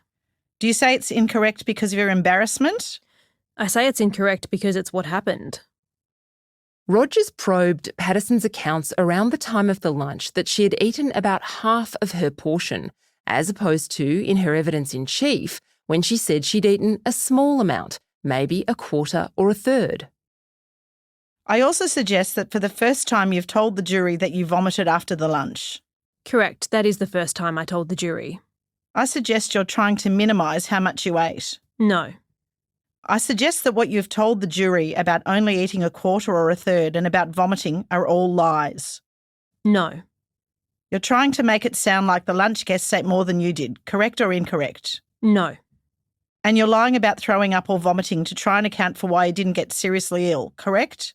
I wish that was true, but it's not. Patterson attended the Leongatha Hospital on the Monday after the lunch, telling them she had gastro and needed some fluids. she wasn't as seriously ill as her lunch guests, and when the medical staff told her she'd need to go to Melbourne for treatment, Patterson left the hospital, saying she had to pack her daughter's ballet bag and feed her animals. I want to suggest to you that you were stressed when you were at the hospital on this first presentation. Correct or incorrect? I probably was very stressed, yes. And I suggest that the reason you were stressed was because doctors suspected death cap mushroom poisoning for the lunch guests. Correct or incorrect? That definitely was a cause of anxiety, yeah. I suggest that you were shocked that the doctors were onto death cap mushrooms so quickly. I wouldn't put it like that. How would you put it? I was anxious at the idea that we might have eaten those things. I'm suggesting that you were shocked that the doctors were onto death cap mushrooms so quickly. Correct or incorrect? Incorrect. And you were worried that you're going to get caught. Correct or incorrect? Incorrect.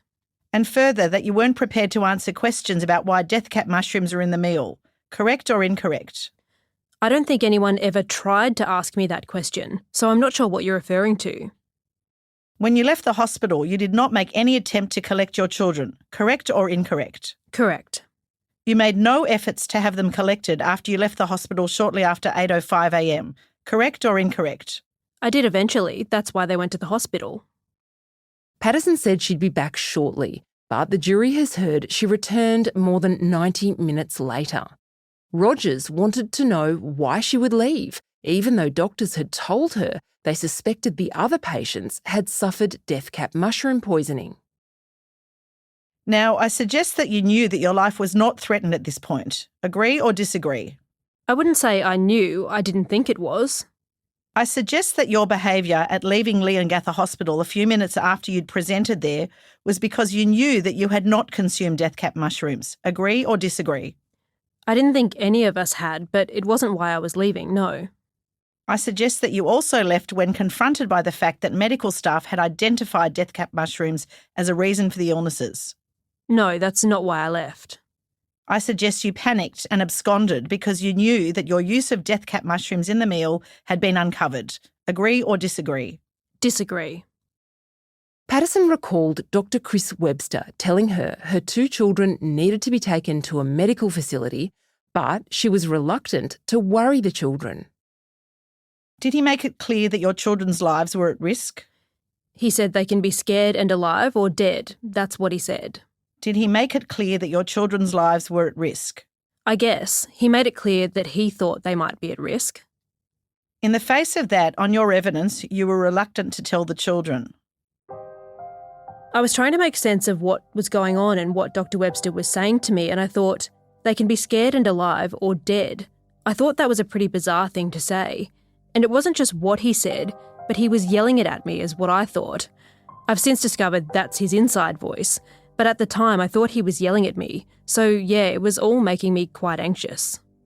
You were reluctant, I suggest, to have your children medically assessed. Correct or incorrect? Incorrect. I wanted to understand what the concerns were and why he thought they might be at risk. I wanted to understand it first.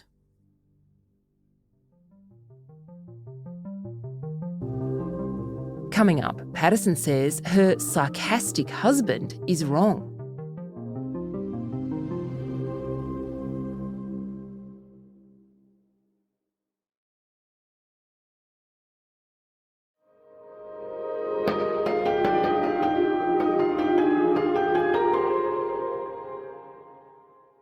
On Wednesday, Erin Patterson took issue with some of the evidence given by her husband, Simon Patterson.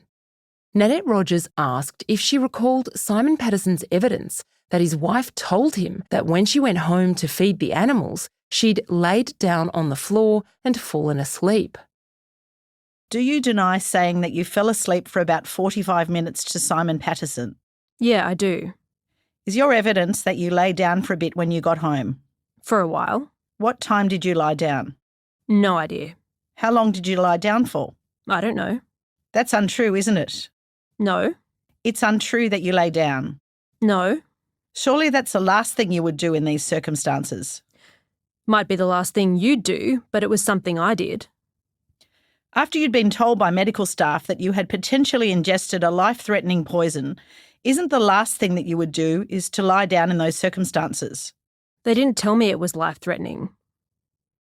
Patterson agreed she was away from the hospital for an hour and 40 minutes.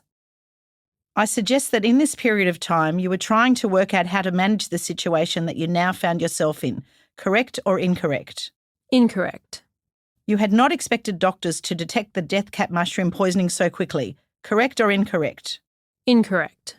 You thought it would be treated, I suggest, as just a case of food poisoning. Correct or incorrect? Incorrect. Once you were told that the medical staff had detected death cap mushrooms or suspected it, you had to think quickly. Correct or incorrect? Incorrect. To try and explain why you were not sick. Correct? Incorrect. To try and cover your tracks. Correct or incorrect? Incorrect. And that's what you spent the 1 hour and 40 minutes doing while you were away from the hospital. Agree or disagree? What are you saying I was doing? Thinking about ways to cover your tracks. Oh, okay. You're saying I spent an hour and a half thinking. Is that what you're suggesting? I'm sure I did some thinking at that time, but it was not about covering my tracks. Patterson was asked about Simon Patterson's evidence earlier in the trial. He said that when they spoke on the phone that morning, Erin said she was intending to pick up the children from their school on Phillip Island, 90 minutes drive away, to bring them to hospital. Simon Patterson told the jury that when he said he was glad Erin was feeling healthy enough to make the drive to pick up the kids, Erin Patterson had paused before agreeing Simon should go and get them instead. I suggest that you pause because you realise that if you insisted on going to pick up the children, that would undermine your being unwell. No. Disagree? Well, I don't know if I paused or not, so I can't really agree with what you're saying. But the only thing I remember out of that interaction was when he said, I'm glad to hear you're well enough to drive to the school. I remember he said it in a really sarcastic tone. That put me off a bit. So it might be that you paused. It may be because of his supposed sarcasm. Is that your evidence? I do remember the sarcasm. It was really off-putting to me, yeah. Are you making this up as you go along, Miss Patterson? No. Patterson was asked about why her blood tests, when she was at Monash Medical Centre, seemed within or close to the normal range. I suggest that you were not seriously unwell because you did not consume even a minute amount of death cap mushrooms at the lunch. What do you say? I have no idea if I did or I didn't. You were not suffering from death cap mushroom poisoning, correct or incorrect? I have no idea. You deliberately tried to make it seem like you were, correct or incorrect? Incorrect. You did that because you knew you had not eaten death cap mushrooms, correct or incorrect? Incorrect. And you knew how suspicious it would look if you did not seem sick like your guests, correct or incorrect? Incorrect.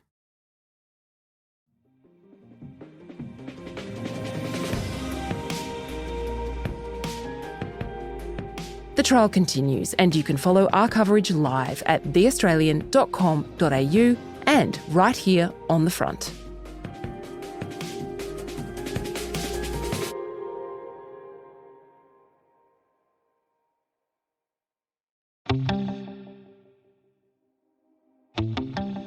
From The Australian, here's what's on the front. I'm Claire Harvey. It's Tuesday, June 4.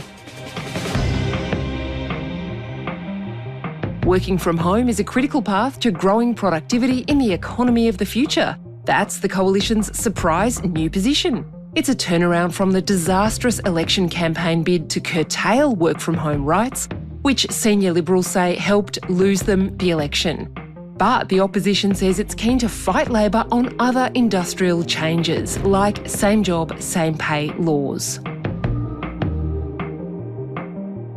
Erin Patterson felt her husband Simon was trying to distance her from his parents shortly before a family lunch that resulted in their deaths.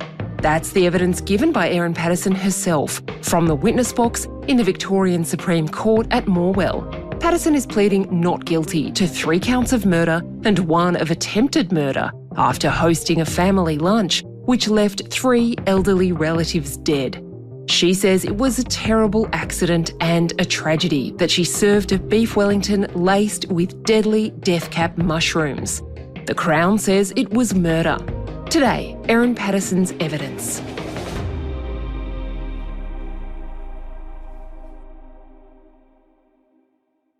Erin Trudy Patterson. That's how the woman accused of cooking up a fatal mushroom lunch started her evidence before the Victorian Supreme Court, where a jury is hearing evidence on 3 murder charges and a sole count of attempted murder. Erin Patterson has pleaded not guilty. We've used voice actors throughout this episode to bring you the words spoken in court. The defence will call Erin Patterson. Colin Mandy Casey, the senior counsel representing Erin Patterson, began by asking her about her life in July 2023, immediately preceding the mushroom lunch. In July of 2023, how old were your children? My children had just recently settled into a new school. They changed schools at the start of that term. So the children lived with me full-time and they could see Simon whenever they wanted to. And practically what that meant was our daughter spent a big part of Saturday afternoons and evenings with Simon, and they often did extra things like go to the beach or go to the local pool whenever the idea struck them. But our son was only seeing his dad really at church or youth group. Patterson said she was financially comfortable enough not to have to work full-time and was planning a new degree. At the start of 23, I'd been accepted into a Bachelor of Nursing and Midwifery at Federation University, and I'd deferred that for 1 year. I was planning to take that up at the start of 24. Patterson said she'd drawn up her own plans for the home she shared with the kids. I saw it as the final house, meaning I wanted it to be a house where the children would grow up, where once they moved away for uni or for work, they could come back and stay whenever they liked, bring their children, and I'd grow old there. That's what I hoped. We've covered the good things in your life at the time. Were there parts of your life that weren't so good in July of 2023? Yeah, there was. I'd felt for some months that my relationship with the wider Patterson family, and particularly with Don and Gail, had perhaps had a bit more distance or space put between us. We saw each other less. I mean, partly it's a consequence of I no longer lived in the same town as Don and Gail, but I'd begun to have concerns that Simon was not wanting me to be involved with the family too much anymore. Perhaps I wasn't being invited to so many things. And how was your relationship with Simon in July of 2023? It was functional. From the start of the year to July, we mainly just related on logistical things like church, the streaming, the kids, but we didn't relate on friend things, banter, like we used to. That changed at the start of the year. We'll get back to that in due course. How, in July of 2023, how did you feel about yourself physically? Not good. Why? I'd been fighting a never-ending battle of low self-esteem most of my adult life, and the further inroads I made to being middle-aged, the less I felt good about myself, I suppose. Put on more weight, could handle less exercise. Was it principally the weight issue? Yeah, that was the bulk of it, yeah. And did you have plans to do anything to address the weight issue? I did. And what were those plans? I was planning to have weight loss surgery. You know, is it gastric bypass? I was planning to do that. Mandy then took Patterson back to the start of her relationship with Simon Patterson. She said the pair met at Monash City Council, where she said he was a traffic engineer and she was an office administrator engaged by the RSPCA in late 2004. They shared lunches and after-work drinks with a group of friends and gradually bonded over weekend camping trips. They were friends for 8 months before they began dating in mid-2005. When you met Simon, what were your views about religion? I was what you'd probably call a fundamentalist atheist. Like, I was really very atheist. And what were Simon's views? Oh, he was a Christian, yeah. And did your attitude towards religion change? Yeah, it did, yeah. So through the course of those months, December 04, Jan, Feb 05, we had a lot of conversations about life, religion, politics, and a lot about religion. And I was trying to convert him to being an atheist, but things happened in reverse and I became a Christian. Patterson said she first met Simon's parents, Don and Gail Patterson, who would later die after eating her beef Wellington, in 2005 on her first trip to their town, Korumburra. Simon's uncle Ian Wilkinson was the minister at Korumburra Baptist Church. I remember being really excited about it because I'd never been to a church service before. I'd been to my sister's wedding in a church, but that was it. I was really looking forward to it. Wilkinson, who gave evidence earlier in this trial, was the sole survivor of the mushroom lunch. His wife, Heather, died after consuming the beef Wellington. I remember that there was a banner up on the wall behind where Ian was preaching. He was the pastor, and he was giving a sermon that day. And there was a banner, it could still be there now, but it has on it faith, hope and love. And Ian gave a sermon talking about that. There's a passage in the Bible that talks about faith, hope and love. And the greatest of these is love. I remember Ian giving a sermon on that, and then we had communion, which I was welcome to participate in. What impact did that church service have on you? I had what can best be described as like a spiritual experience. I'd been approaching religion as an intellectual exercise up to that point. Does it make sense? Is it rational? But what I had, I would call a religious experience there, and it quite overwhelmed me. Camping weekends were very important to Simon, his ex-wife told the court, as he wanted a chance to really switch off from work. The couple also had a regular Bible study group with one of Simon's cousins and a few friends. They became engaged in 2007 and had a wedding hosted by Don and Gail Patterson under a garden marquee in Korumburra. Erin Patterson's own parents were, she said, on a train holiday in Russia, so she was walked down the aisle by Simon's cousin David Wilkinson, son of Heather and Ian. They set out on a honeymoon. What we really wanted for our honeymoon was to drive around Australia, so Simon gave notice at his job. We gave away everything we had, sold Simon's car to Ian and Heather, bought a Nissan Patrol, and we just hit the open road. And where did you go? We first went to Sydney. Simon had some friends there that he wanted us to stay with, so we did that. And then we just slowly meandered our way across Australia, but through the, far west, Birdsville, Oodnadatta Track, through the guts of it. Coming up, the marriage starts to crack. Erin Patterson's evidence continues after the break.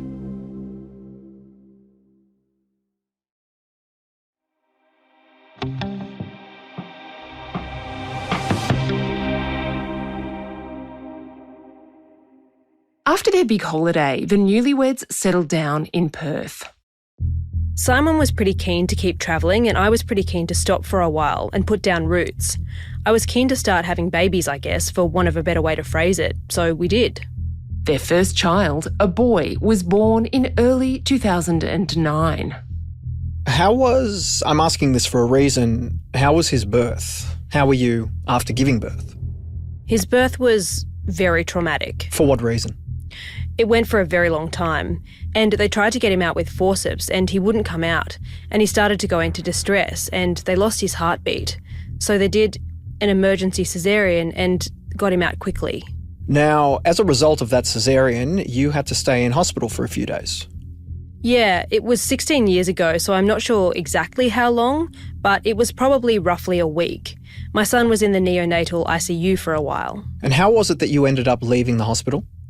So my son had got to a point where they were happy to discharge him.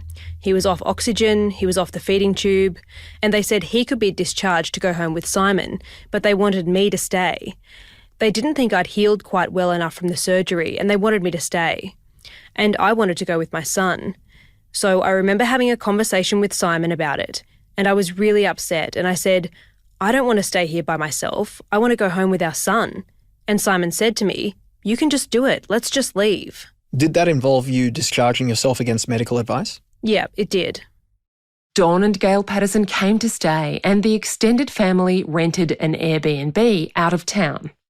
I remember being really relieved that Gail was there because I felt really out of my depth. I had no idea what to do with a baby and I was not confident. And she was really supportive and gentle and patient with me. Did she give you advice? She did. What about? About helping to settle him after a feed, about trying to interpret his cries. And she gave me good advice about just relax and enjoy it. You don't have to stick to this timetable, this schedule. Just relax and enjoy your baby.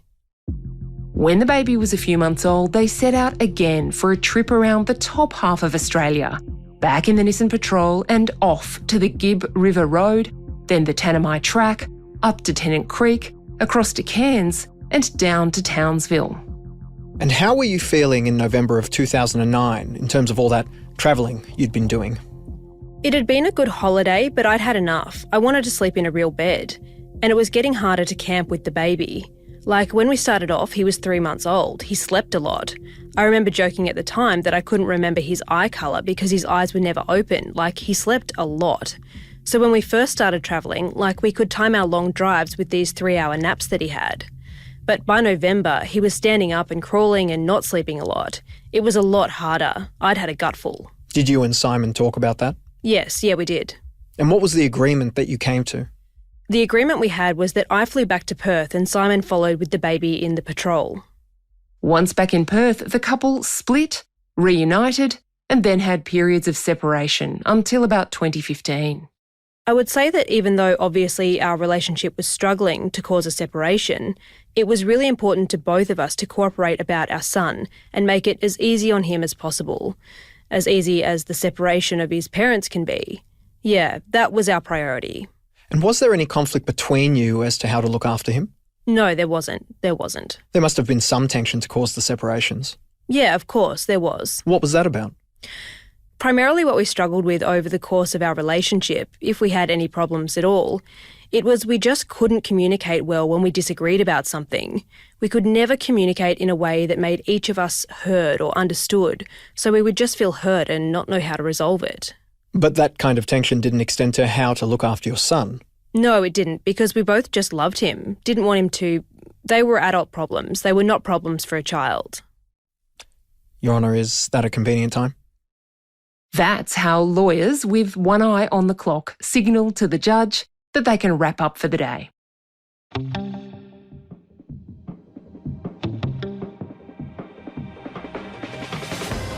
Erin Patterson will return to the witness box at 10:30am on Tuesday. You can tune in to keep up with live updates from our reporters in court, Ellie Dudley and John Ferguson, at theaustralian.com.au.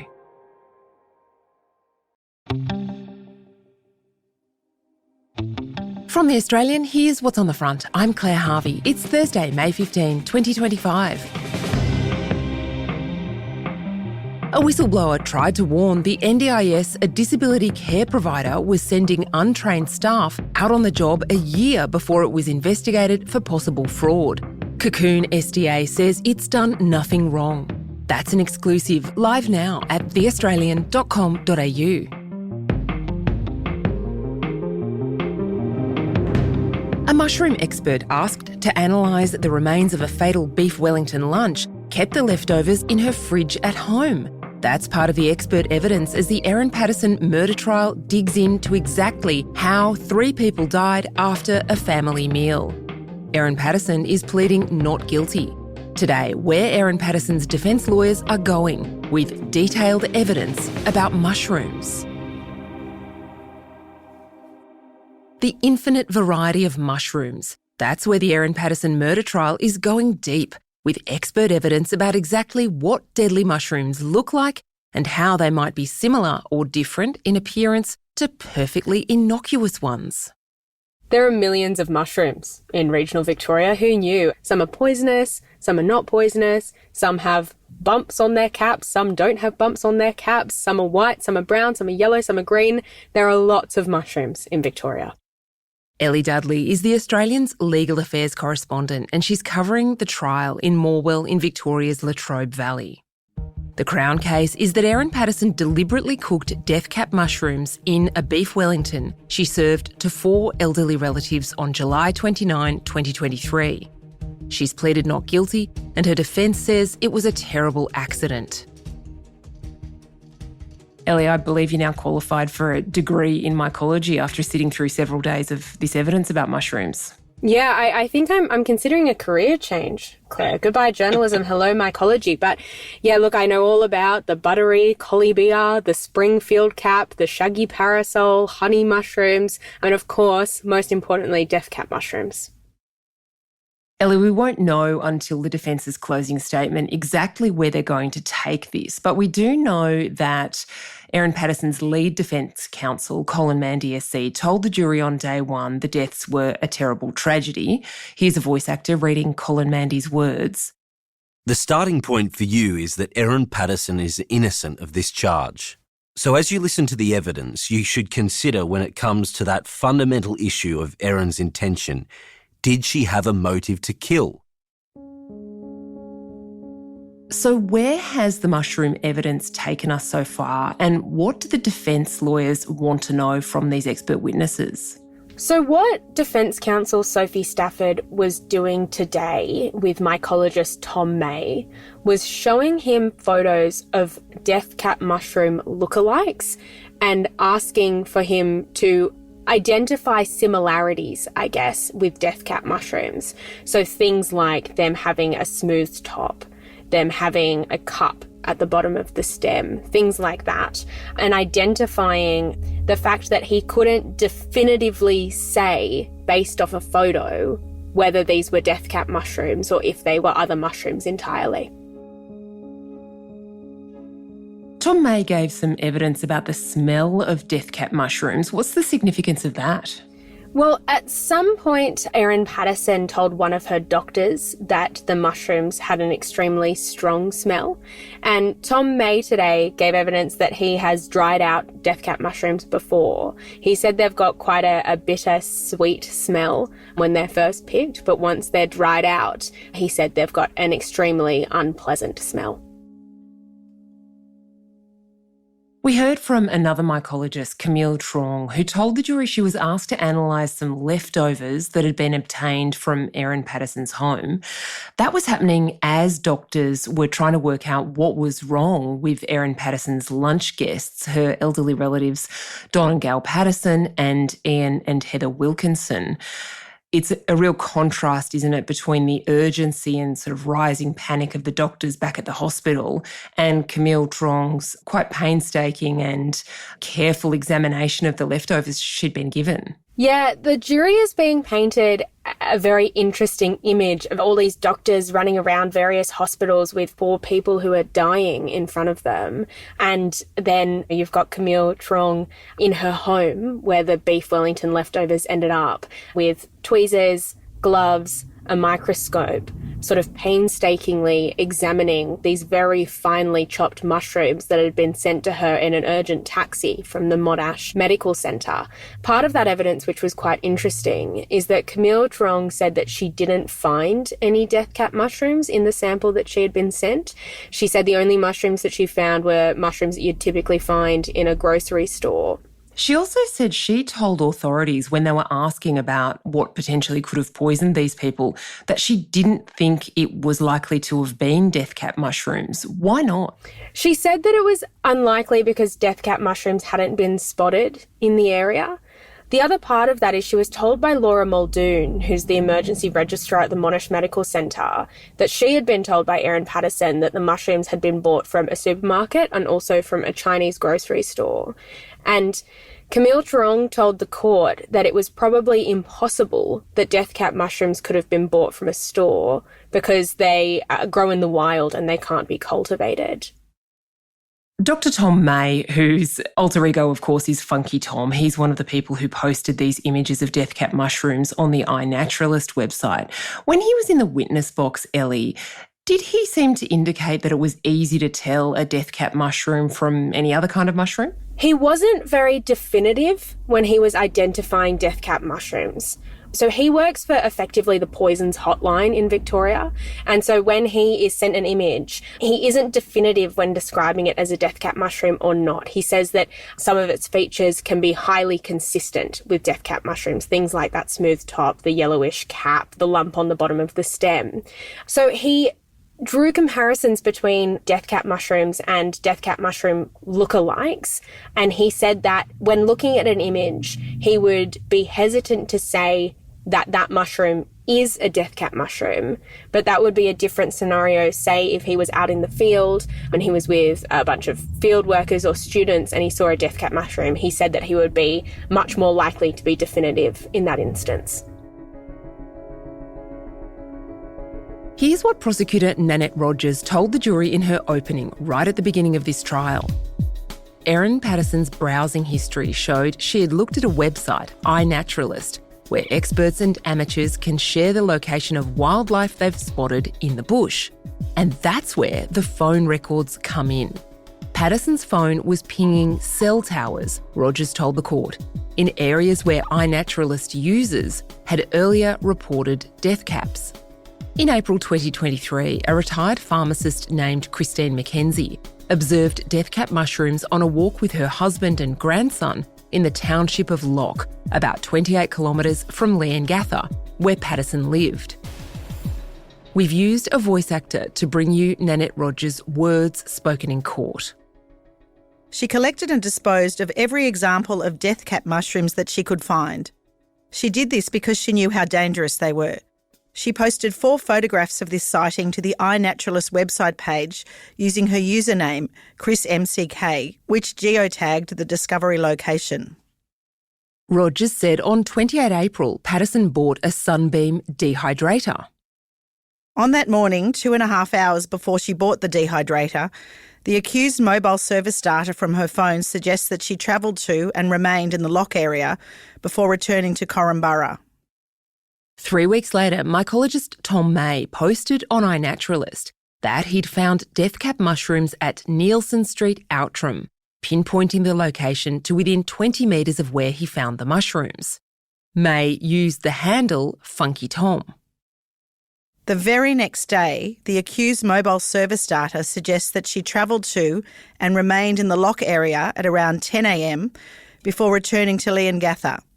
Later that same day, her mobile service data suggests that, having travelled to Lock between 9 and 10 a.m, she travelled from Leongatha to the Outram area at around 11 a.m. before returning to Leongatha.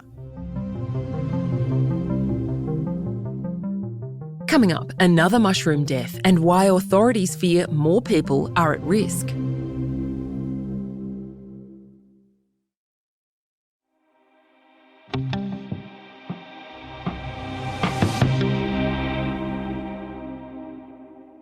The trial has heard Victorian authorities were worried about people cooking and eating deadly mushrooms after a death last year. In 2024, according to Erin Patterson's defence counsel Sophie Stafford SC, a woman died after consuming Amanita phalloides, death cap mushrooms she found in her garden. So this is a story about a woman who in April 2024 found mushrooms in the front of her home and she cooked them into a meal that she served to her and her son.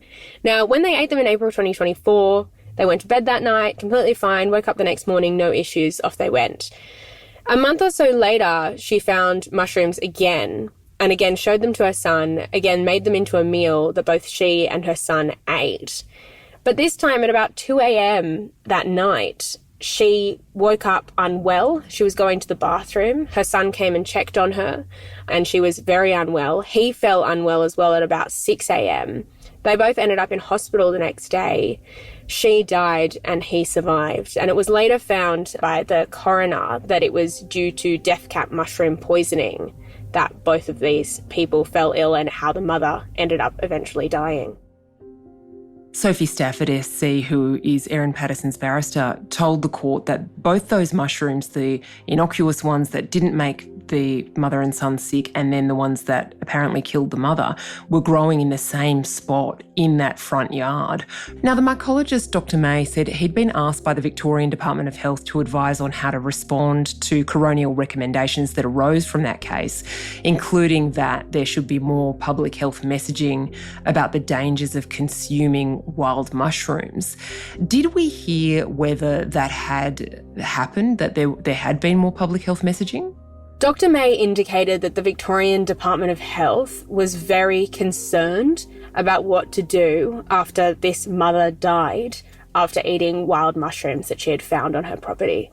And other evidence that Dr May has given is that he advises on people effectively undergoing an apprenticeship before they forage for wild mushrooms, that they get proper training under their belt before they undertake that sort of a task, because there appears to be a rise in people foraging for wild mushrooms in Victoria. So look, with this rising popularity of foraging, which he says is partly to do with the COVID-19 pandemic, clearly there is more that has been done or more that is being done about people looking for wild mushrooms in this state.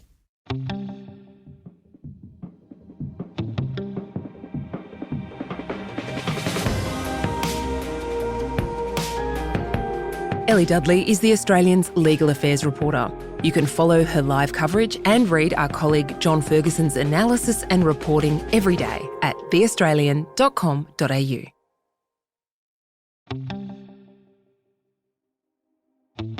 From The Australian, here's what's on the front. I'm Claire Harvey. It's Monday, July 7, 2025. It's the biggest trial of the year and now the most suspenseful as the jury in Erin Patterson's triple murder case enters its 7th day of deliberations. What's going on? Legal Affairs correspondent Ellie Dudley joins us from Morwell in Victoria's Latrobe Valley.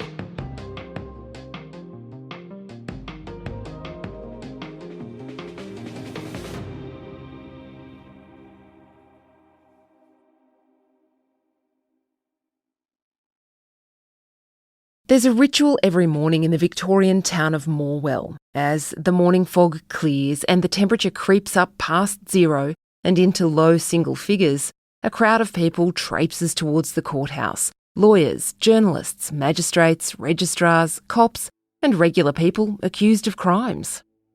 Everyone's very layered up, thermal layers, puffer jackets, beanies, scarves. Ellie Dudley's our Legal Affairs correspondent, and along with one of our senior reporters, John Ferguson, she's been part of that crowd traipsing into the court every morning for the past 10 weeks. It's the business of low-level justice. People who've been charged with drink driving or offensive behaviour, fighting in the street, small-time burglary. This morning, Monday, 7 July, the 30 or so accused on the list are overwhelmingly men.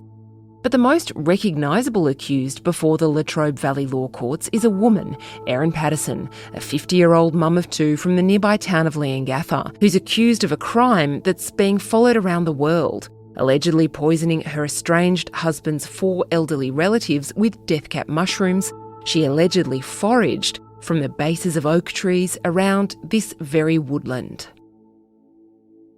Outside the courthouse in Morwell, the Latrobe Valley Law Courts, there's a really large courtyard, which I imagine usually is empty, but at the moment it's packed with journalists, television crews, people setting up camp, waiting for this verdict to be handed down.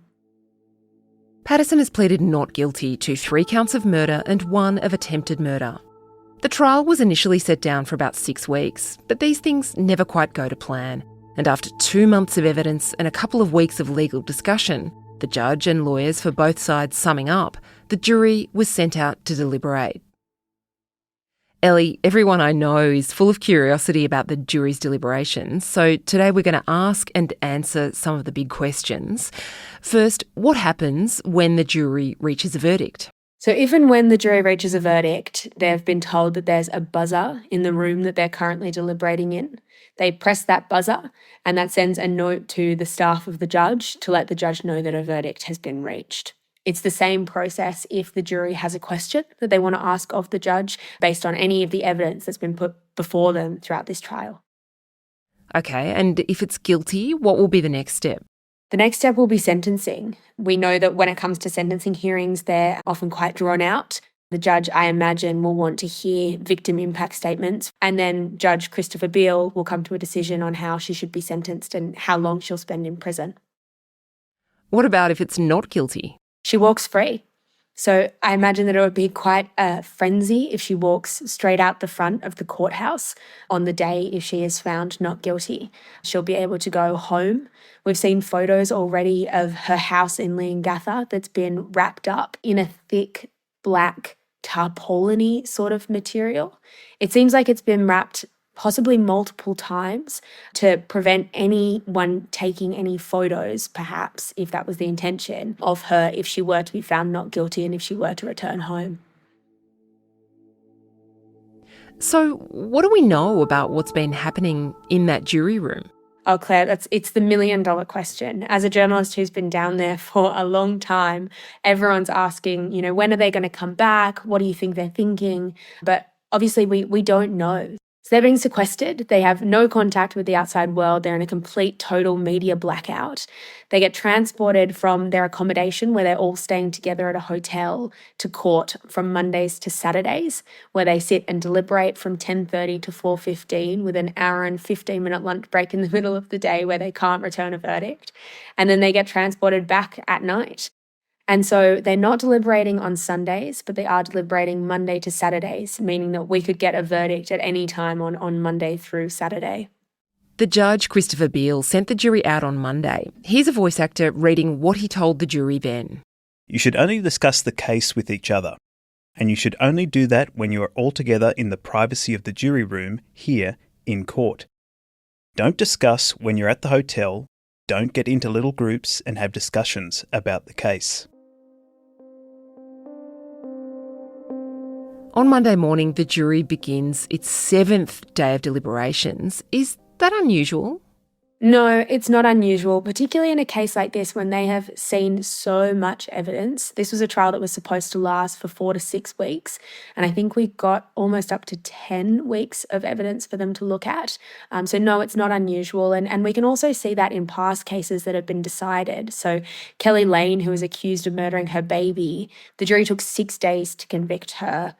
George Pell, who was accused of child sex abuse, the jury deliberated for more than 4 days before he was convicted, a conviction that, as we know, was later overturned. For Northern Territory Police Officer Zachary Rolfe, it took just 7 hours for him to be acquitted of murdering Kumanjai Walker. In another high-profile matter where Bruce Lehrman was accused of sexually assaulting Brittany Higgins, he pleaded not guilty. The jury had been deliberating for 5 days when one of them was caught with unauthorised materials in the jury room. The judge told the court in that matter an official was in the room after a day's deliberations and knocked a folder to the floor, and while picking up the materials that fell down, found a research report which hadn't been part of the evidence, something the jurors weren't allowed to have in there. The jury was discharged and prosecutors declined to have another trial.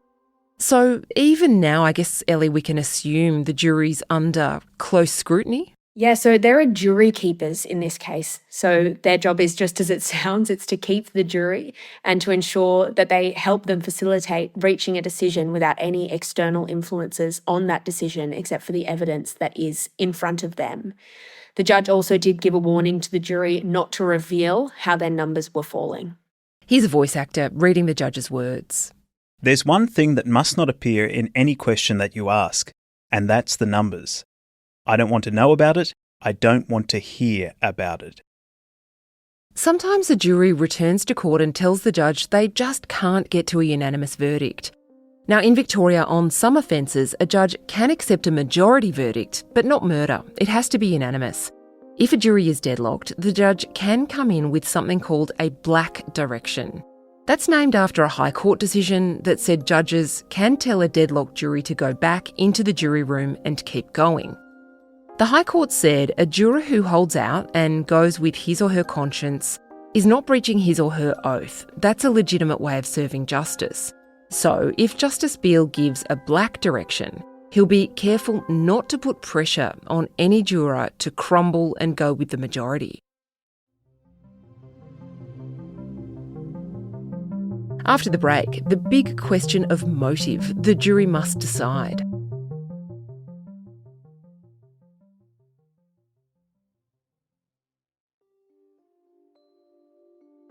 On the surface, this seems like a relatively straightforward matter. The Kelly Lane case, which we discussed earlier, that was a 6-month trial. This one was relatively short, and the charges are all the same because they all relate to the same meal. Beef Wellington served in July 2023 at a family lunch to which Erin Patterson had also invited her husband Simon. He declined to attend. There are 3 counts of murder relating to Simon's parents Don and Gail and his auntie Heather Wilkinson. She was Gail's sister. To prove that the accused is guilty of murder, the prosecution must prove the following 4 elements beyond reasonable doubt. 1. The accused caused the death of the deceased by serving the deceased a poisoned meal. The judge said it wasn't disputed that Patterson served beef Wellingtons that she had made that were poisoned with death cap mushrooms or that this caused their deaths. 2. The accused's alleged conduct was conscious, voluntary and deliberate. 3. At the time of the alleged conduct, the accused intended to kill or cause really serious injury to the deceased. 4. The accused killed the deceased without lawful justification or excuse. Deliberate is the most important word there because that's what's in dispute here. The defence says Patterson accidentally included death cap mushrooms in the meal eaten by everyone, and that she vomited after the meal and didn't become seriously unwell. The Crown says Patterson made a death cap-free version of the meal for herself and poisoned the 4 plates intended for her guests. The big missing element is a motive. The Crown has not presented the jury with an alleged motive, but says Erin Patterson was hostile to Simon and his parents after a dispute about the separation. The defence says, in fact, Erin Patterson had a motive not to murder. The Pattersons and Wilkinsons were part of her very small support network in this country town. The judge summed it up like this. For some murders, there may be evidence of motive, but some murders occur for no apparent reason. The motives of such murders might only ever be known to the accused. The jury have heard a lot of evidence and a lot of summing up of that evidence from the defence, from the prosecution, and then the judge's charge alone that was more than 300 pages. So they understand that the information that they're processing and the evidence that they're assessing isn't to be taken lightly. And I think that it's clear from the time that they're taking that they want to make sure that the verdict they reach is the right one. Ellie Dudley is the Australian's legal affairs correspondent, and she's ready and waiting at the Latrobe Valley Law Courts along with our team. The Australian subscribers will get an alert on their phones as soon as the jury reaches a verdict, and you can be the first to read all the news and our analysis by joining us at theaustralian.com.au.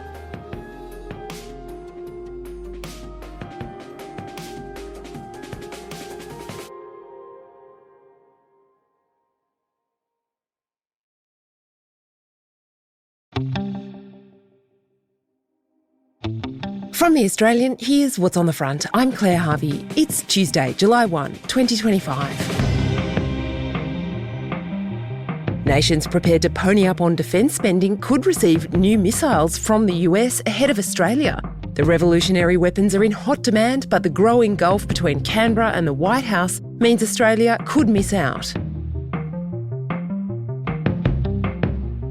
Former PM Paul Keating warns the government's proposed superannuation tax could affect millions more people than expected. That story's live now at theaustralian.com.au.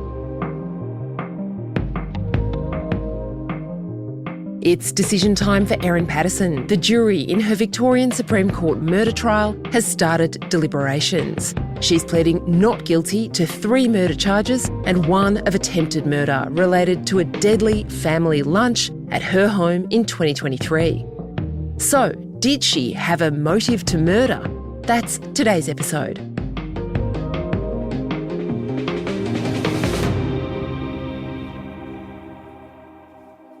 Did Erin Patterson have a motive to kill 4 elderly relatives? Or did she have a motive not to kill them? That's the key consideration for a jury that's been sent out by Justice Christopher Beale. We've used voice actors throughout this episode. Here's what the judge told the jury before they began deliberations. For some murders, there may be evidence of motive, but some murders occur for no apparent reason. The motives of such murders might only ever be known to the accused. Patterson has told the court she loved Don and Gal Patterson, her parents-in-law, and Heather and Ian Wilkinson, the aunt and uncle of her husband Simon. Simon Patterson was a witness for the Crown, who told the court during the trial Erin had a good relationship with his parents. She got on particularly well with Dad. They shared a love of knowledge and the world, and I think she liked his gentle nature. Mum and Dad were really active in maintaining a good relationship with Erin. I think it was mutual. But Simon Patterson told the jury tensions emerged after their rocky marriage ultimately ended in separation. He said Erin was angry when she saw his tax return in late 2022, about 7 months before the fatal lunch. She said that she discovered that my tax return for the previous financial year had for the first time noted that we were separated. Before that, we hadn't got the government involved in the fact we were separated at all before then. And so she said that mattered, I think, for the family tax benefit, something of that nature. And she would be obliged to claim child support off me, which had never happened before. And so she pointed that out, and she was upset about it. On Monday, the jury showed up at the Morwell courthouse with suitcases and bags, ready to move into accommodation altogether for the duration of their deliberations. They'll be sequestered, that is, they can't go home, while they deliberate, returning to the courthouse each day to sit in the jury room and go through the evidence. At the conclusion of Justice Beale's directions, 2 jurors were ejected after their numbers were drawn in a ballot. Only 12 can now consider the verdict. Now, once you have reached a unanimous verdict on each of the charges, you should push the buzzer in the jury room and tell my tipstaff. He will then arrange for us all to return to court. Justice Beale said jurors are welcome to ask questions of the court by having their foreperson hand a note to court officers. There's one thing that must not appear in any question that you ask, and that's the numbers. I don't want to know about it. I don't want to hear about it. You should only discuss the case with each other, and you should only do that when you are all together in the privacy of the jury room here in court. Don't discuss when you're at the hotel. Don't get into little groups and have discussions about the case.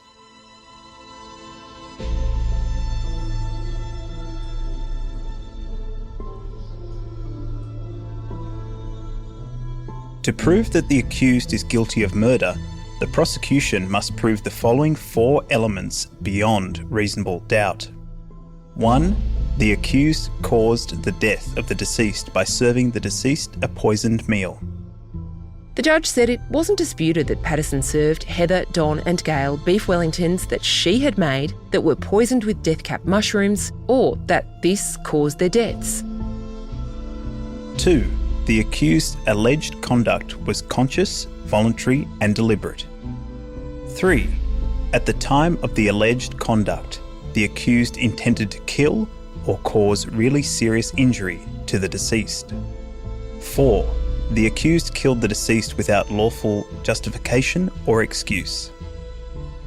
The judge said there was special meaning attached to the words conscious, voluntary and deliberate.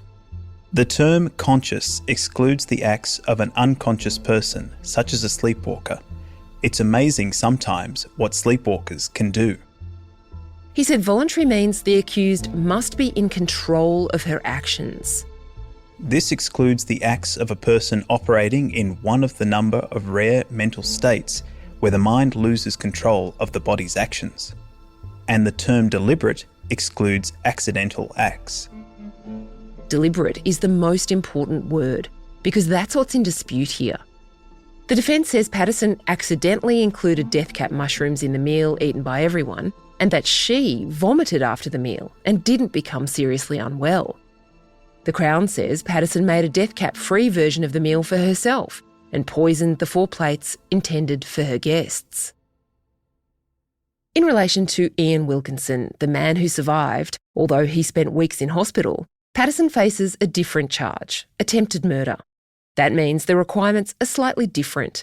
The jury must find that Patterson consciously, voluntarily and deliberately served Ian Wilkinson a poisoned meal. The accused's alleged conduct was A. more than merely preparatory to killing Ian Wilkinson, and B. immediately and not remotely connected with killing Ian Wilkinson. That is, she wasn't just preparing to kill Ian Wilkinson, that she actually intended to kill him in that moment, and that there was no lawful justification or excuse for her conduct. Coming up, the points the jury can disagree on.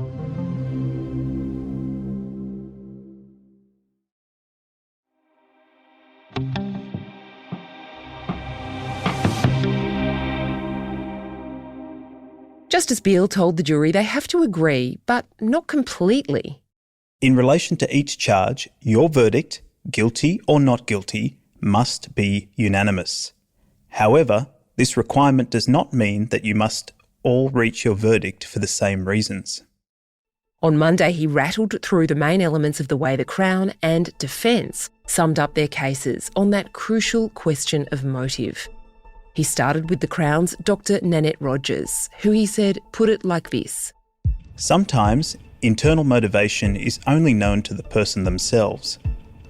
You don't have to know why a person does it to know that they did it. The question is not why she did it, but the question is whether you're satisfied, beyond reasonable doubt, that she did.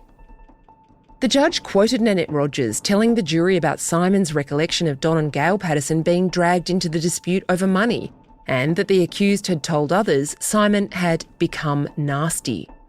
Their son noticed it. He said the relationship was very negative. Also, the children had stopped staying over at Simon's. Simon spoke of inflammatory messages so upsetting that they decided that Gail would not read the group messages anymore. There was a division deeper than the family knew. She expressed her true feelings to her online friends, told them she was an atheist. Erin Patterson was duplicitous. Consider the eye roll emojis in those messages. She seemingly accepted in her evidence-in-chief and cross-examination that they were eye-rolling emojis. Then, a moment later, said you can't see that they are eye rolls. The judge reminded the jury of Rogers reading aloud Patterson's messages about the family, which she sent to online friends. This family, I swear to fucking God. They're a lost cause. I'm sick of this shit. I want nothing to do with them, so fuck them. Simon's messages will just be horrible and be gaslighting and abusive, and it will ruin my day. And his parents' messages will be more weasel words. I don't need anything from these people. Justice Bill then ran through the way the defence characterised Patterson's motive not to kill. The defence said because they're good people, why on earth would anyone want to kill them? Why would Erin Patterson want to kill them? Because of a brief period of tension which didn't have anything to do with the Wilkinsons? Don and Gail were her children's only grandparents. The prosecution has to prove intention. Motive can be important for proof of intention. It's usually fundamental to proof of the intention. In the absence of a motive, intention to kill or cause really serious injury is very unlikely. If they can't prove a motive, you might think the prosecution falls short of proving intention as a matter of logic and common sense. The judge said the defence had outlined all the good things in Patterson's life at the time.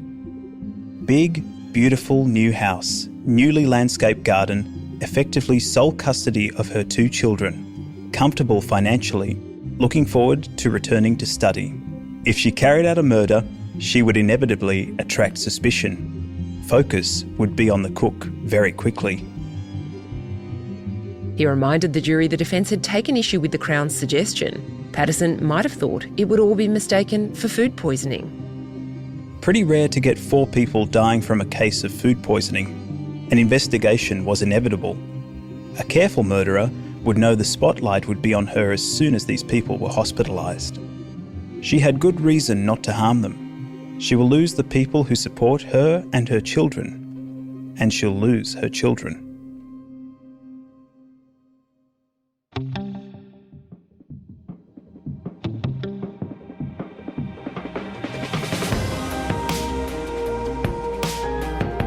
The jury in the murder trial of Erin Patterson will continue their deliberations on Tuesday, and you'll hear it right here on The Front when the verdict is in.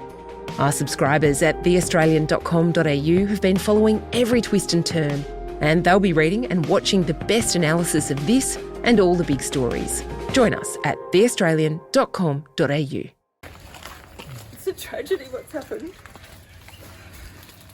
Can you tell us about the meal that you cooked? I'm so devastated by what's happened, by the loss of Don. Don is still in hospital, the loss of Ian and Heather and Gail. They were some of the best people that I've ever met. Gail was like...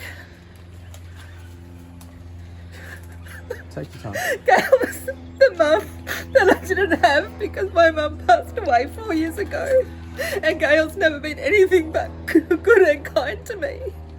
And Ian and Heather were some of the best people I've ever met. They never did anything wrong to me, and I'm so devastated about what's happened. Can you tell us and a the bit... loss to the community and to the families and to my own children who've lost their grandmother.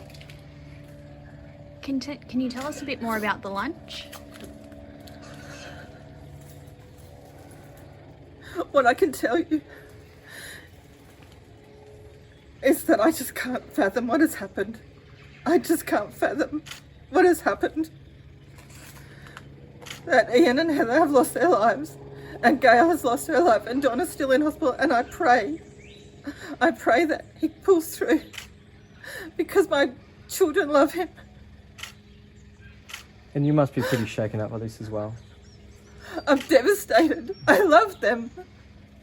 And I can't believe that this has happened, and I'm so sorry that they have lost their lives. How are you And I just can't believe it. Just can't believe it. Can you tell us where the mushrooms came from?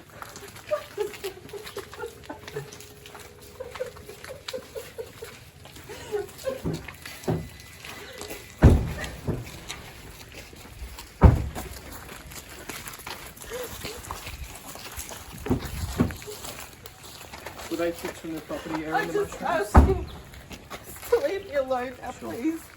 Police say you're a suspect. Do you have anything to say about Yes, that? I say I didn't do anything. I love them.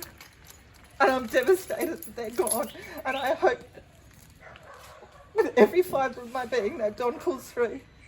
That's Where what I did the have to mushrooms say. come from? Were they picked by you, or where did they come from, Erin? Can you tell us?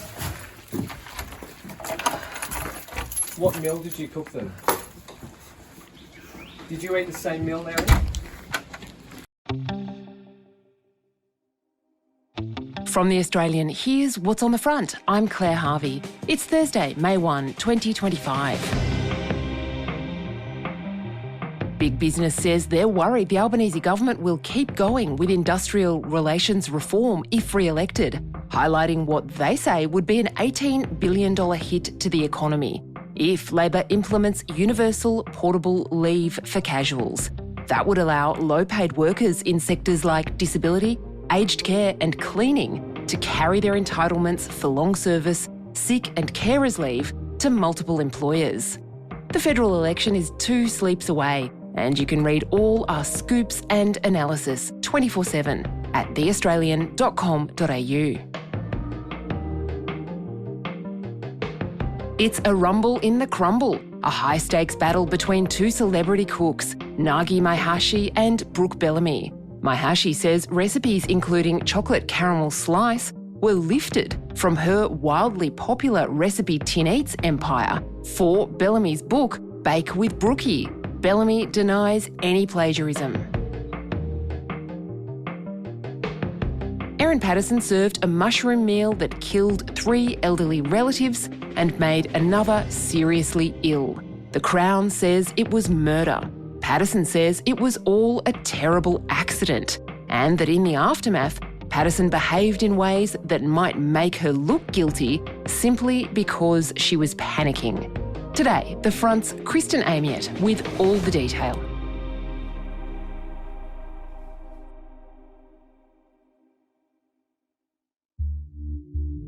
At lunchtime on July 29, 2023, a Victorian mother of 2, Erin Patterson, served beef Wellington to Don and Gail Patterson, the elderly parents of her husband, Simon, and Ian and Heather Wilkinson, his aunt and uncle. For 3 of those elderly people, the meal was fatal. And now, Erin Patterson, who is pleading not guilty, is facing trial, 3 counts of murder and 1 of attempted murder. On day 1 of hearings, Wednesday, the Crown took a jury of 15 through the events on that winter's day 2 years ago. Patterson, according to the Crown case, invited her extended family to lunch with the intention of killing them. Ian Wilkinson is a pastor at the church where Erin Patterson worshipped, and Heather was his wife. Simon Patterson wasn't present at the lunch, The court heard he and Erin were separated at the time, but still in regular contact. Rogers said he turned down his wife's invitation, texting her that he didn't feel comfortable attending after their relationship soured. These are the words spoken in court by the Crown Prosecutor Dr. Nanette Rogers, SC. We've used voice actors throughout this episode. The beef Wellingtons were prepared as a piece of steak, covered with mushrooms and completely encased in pastry. Rogers said Erin Patterson claimed to have used 2 different types of mushrooms in the beef Wellington: a packet of button mushrooms from Woolworths and dried mushrooms from a Chinese grocer in the Melbourne suburbs. Heather and Gail moved the 4 large plates from the bench to the table, and the accused took the smaller, lighter coloured plate to her place at the table. They said grace and started the meal. The prosecutor said Ian, Heather and Donald ate their entire portions, while Gail had about half and gave the rest to her husband. The Crown told the jury the guests said later how delicious the meal had been.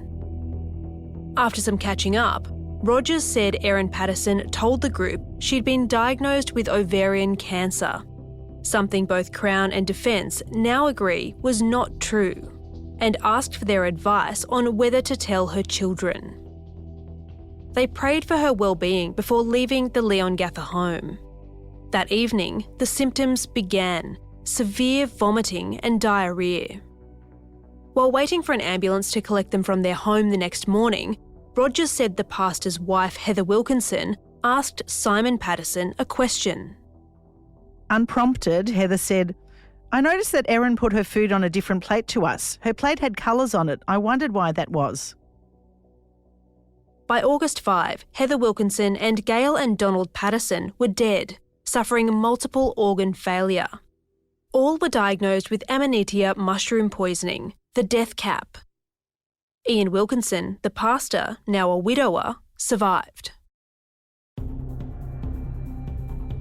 It is the prosecution case that the accused deliberately poisoned with murderous intent each of Ian Wilkinson, Heather Wilkinson, Gail Patterson and Donald Patterson on the 29th of July at her house in Leongatha, after inviting them for lunch on the pretence that she'd been diagnosed with cancer and needed advice about how to break it to the children.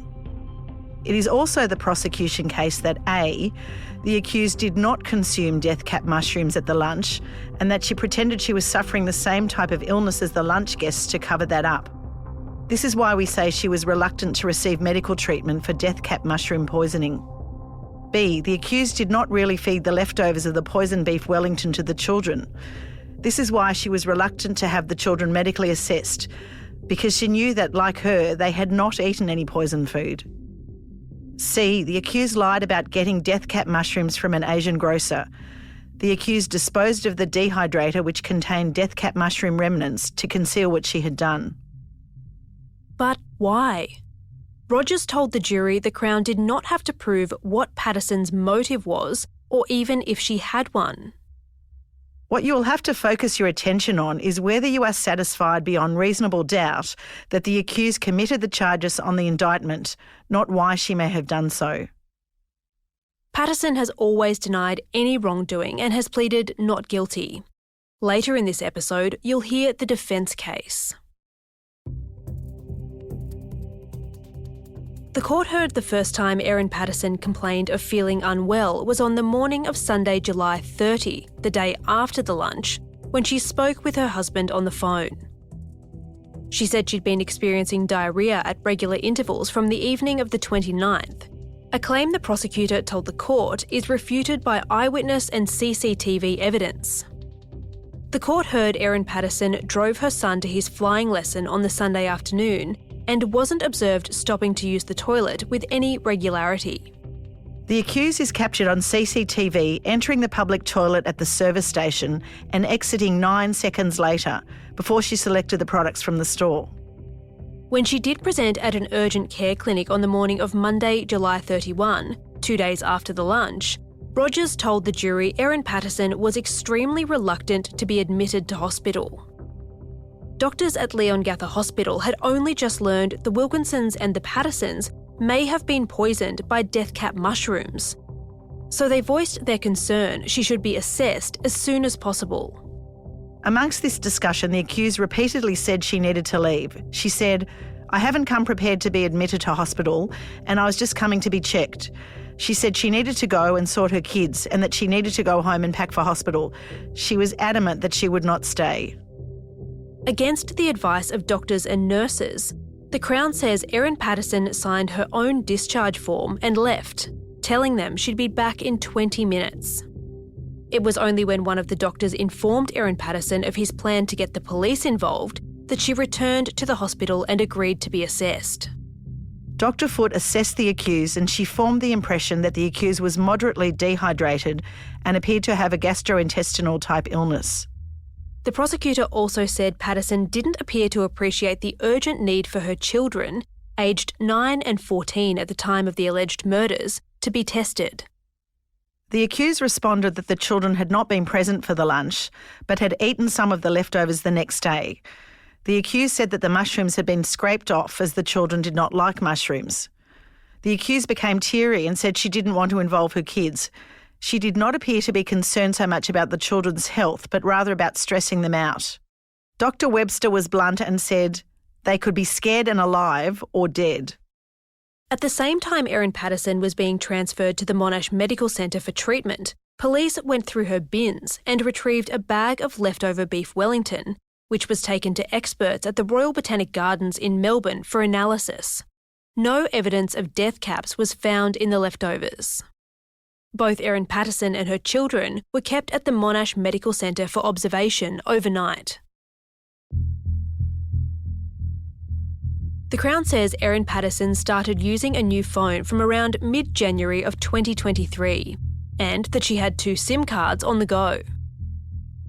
Rogers said Erin performed a number of factory resets on the devices, including one which was done remotely after the phone had been seized by police.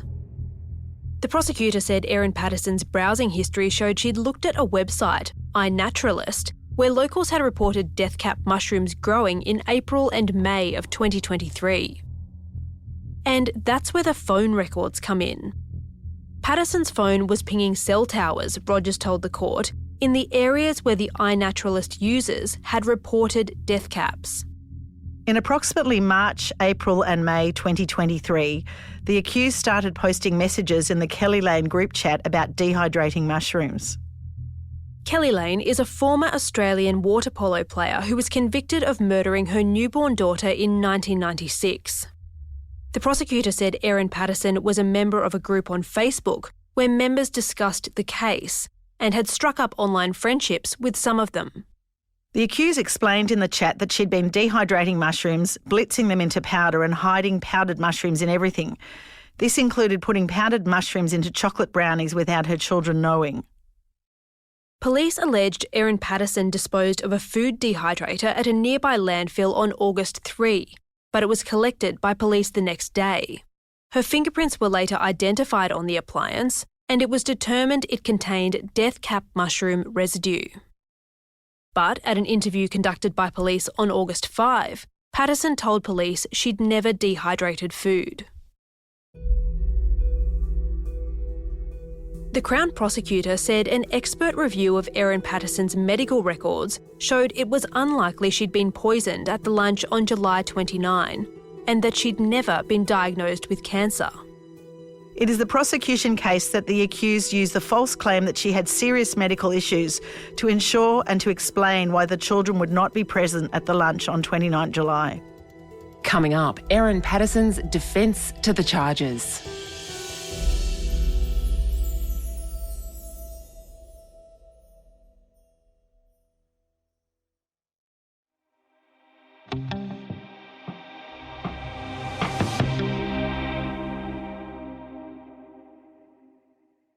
The defence case is that what happened at the home of Erin Patterson in Leongatha was a terrible accident and that Patterson had panicked in the aftermath. On Wednesday afternoon, the barrister for Patterson, Colin Mandy SC, made his opening submissions to the jury of 15 men and women. Allegations are easy to make, but it's proving them that matters. The starting point for you is that Erin Patterson is innocent of this charge. Mandy said Patterson doesn't dispute that 3 people died after attending lunch at her home, or that another person became seriously ill. He told the court his client is a loving, attentive mother to her children and a valued member of the wider Patterson family, even after the breakdown of her relationship. The defence case is that she panicked because she was overwhelmed by the fact that these 4 people had become so ill because of the food that she'd served. Might someone panic in a situation like that? Is it possible that people might do and say things that are not well thought out and might in the end make them look bad?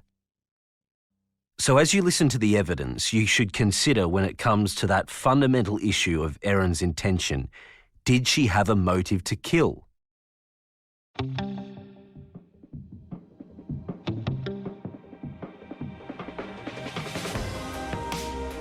The trial continues on Thursday. Our reporters Ellie Dudley and John Ferguson are in court every day. You can follow their coverage live at theaustralian.com.au.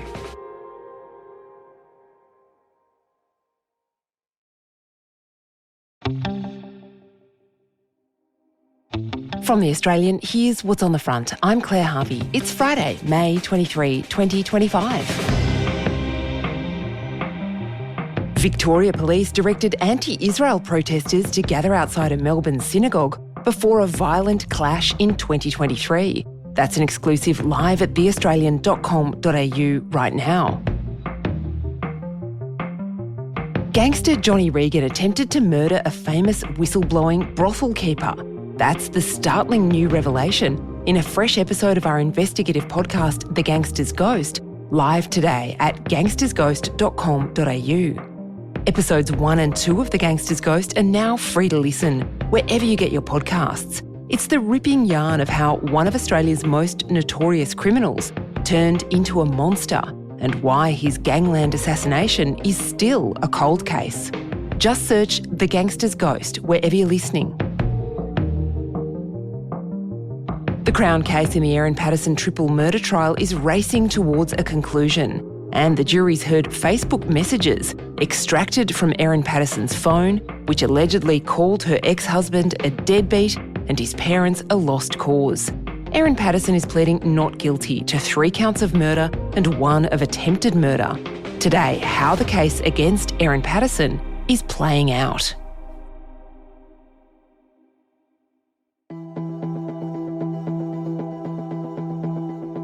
In coming days, in the chilly Victorian town of Morwell, a jury will retire to consider 2 competing versions of one momentous lunch. The Crown. It is the prosecution case that the accused deliberately poisoned with murderous intent each of Ian Wilkinson, Heather Wilkinson, Gail Patterson and Donald Patterson on the 29th of July at her house in Leongatha, after inviting them for lunch on the pretence that she'd been diagnosed with cancer and needed advice about how to break it to the children. And the defence. The defence case is that she panicked because she was overwhelmed by the fact that these 4 people had become so ill because of the food that she'd served. Allegations are easy to make, but it's proving them that matters. The starting point for you is that Erin Patterson is innocent of this charge. Those are the prosecution and defence lawyers. Their words are read for you by voice actors, addressing the jury at the start of the trial of Victorian mother Erin Patterson, accused of the murder of 3 elderly relatives and the attempted murder of a 4th. The Crown says Erin Patterson researched and obtained death cap mushrooms, cooked them into a beef Wellington and served them to her parents-in-law and her husband's aunt and uncle. The defence says she never meant to harm anyone. After 4 weeks of evidence, the Crown's case is racing to a conclusion, and then it will be the defence's turn to bring witnesses and present evidence to the jury. Of course, the defence doesn't have to prove anything. It's the Crown which must prove, beyond reasonable doubt, not only that Erin Patterson's actions resulted in 3 deaths, but that she intended to kill Don and Gail Patterson, Auntie Heather and Uncle Ian Wilkinson, the only guest to survive that July 2023 lunch. The case has been really varied, from deeply personal to quite technical. So, for example, when we heard evidence from Ian Wilkinson, the sole surviving guest of this fatal beef Wellington lunch, That was quite personal, quite emotional. But then we've also heard from the doctors who treated Erin Patterson, the Pattersons and the Wilkinsons after the lunch. We've heard from a cell tower expert talking about the data extracted from Erin Patterson's cell phone records. It's all been quite dense and quite technical. So, yeah, it's been really varied. Ellie Dudley is the Australian's legal affairs correspondent, and she joins us from the Victorian Supreme Court, sitting at Morwell in the Latrobe Valley. 15 jurors were impanelled at the beginning of this trial. One has already been dismissed, a man whom Justice Christopher Beale told the court had been discussing the matter with family and friends. You must not conduct your own research into the case or discuss the case with others who are not on the jury. That's a voice actor reading the words of Justice Beale to the remaining jurors after they heard evidence about what Erin Patterson had allegedly been searching on her computer. When you retire to consider your verdict, you will have heard or received in court all the information that you need to make your decision. Erin's very intelligent. I guess some of the things that attracted me to her in the first place was definitely her intelligence. She's quite witty and can be quite funny. That's a voice actor reading the words of Simon Patterson, Erin Patterson's husband and the father of their 2 children. He was invited to the lunch but told his estranged wife he didn't want to come, something that in text messages read to the jury she objected to. Sorry, I feel too uncomfortable about coming to the lunch with your mum, Dad, Heather and Ian tomorrow, but I'm happy to talk about your health and implications of that at another time if you'd like to discuss on the phone. Just let me know. 5 minutes later, Erin Patterson replied. A voice actor reads her words. That's really disappointing. I've spent many hours this week preparing lunch for tomorrow, which has been exhausting in light of the issues I'm facing, and spent a small fortune on beef eye fillet to make beef Wellingtons, because I wanted it to be a special meal as I may not be able to host a lunch like this again for some time. It's important to me that you're all there tomorrow and that I can have the conversations that I need to have. I hope you'll change your mind. Your parents and Heather and Ian are coming at 12:30. I hope to see you there.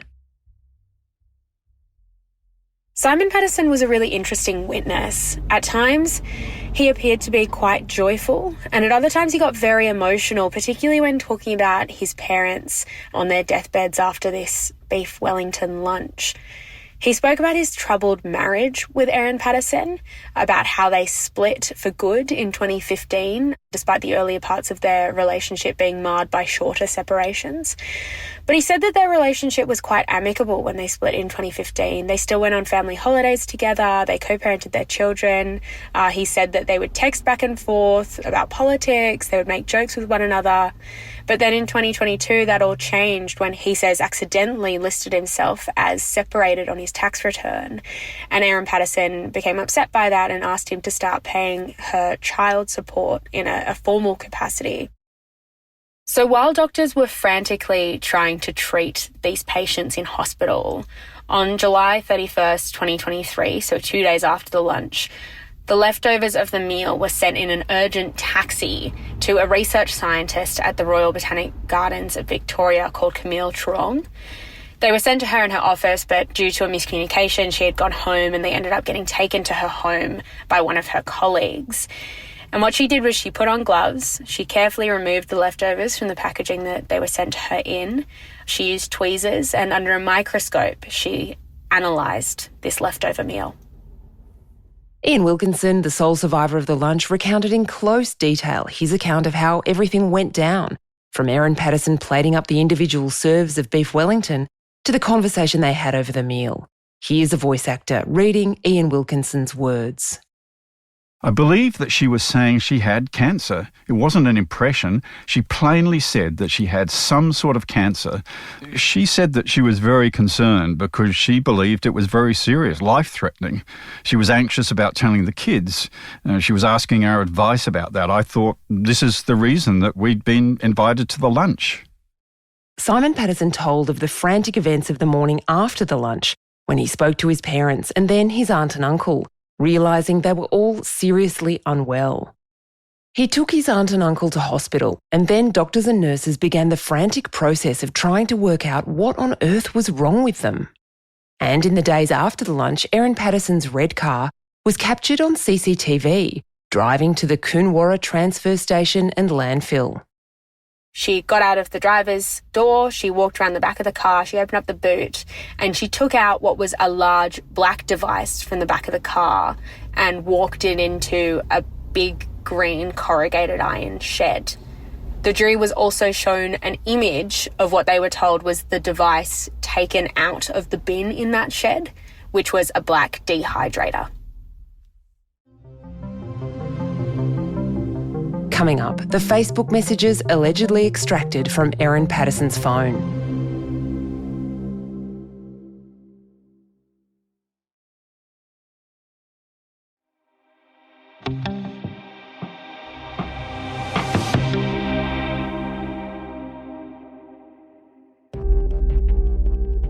On Thursday, a new twist. The jury was told Facebook messages had been extracted from Erin Patterson's phone under the handle Erin. The messages relate to the split between Simon and Erin Patterson, including a disagreement on how child support should be paid.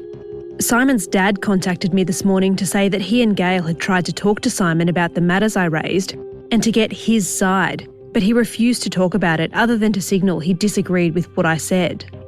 That's a voice actor reading the Facebook messages extracted from Erin Patterson's phone. Beyond that, he said he won't talk about it. So Don said they can't adjudicate if they don't know both sides, and Simon won't give his side. So he said all he can ask is that Simon and I get together and pray for the children. This family, I swear to God. I said to him about 50 times yesterday that I didn't want them to adjudicate. Nobody bloody listened to me. At least I know they're a lost cause. I wonder if they've got any capacity for self-reflection at all. I mean, clearly the fact that Simon refused to talk about personal issues in part stems from the behaviour of his parents and how they operate. According to them, they've never asked him what's going on with us, why I keep kicking him out, why his son hates him, etc. It's too awkward or uncomfortable or something. So that's his learned behaviour. Just don't talk about this In early December 2022, the messages appear to refer to an alleged conversation between Don Patterson, Simon's father, and Erin. And then he also said Simon indicated there was a solution to the financial issues if I withdraw the child support claim. My head nearly exploded and I was like, what? And Don goes, oh sorry, just ignore what I said, I don't want to get involved.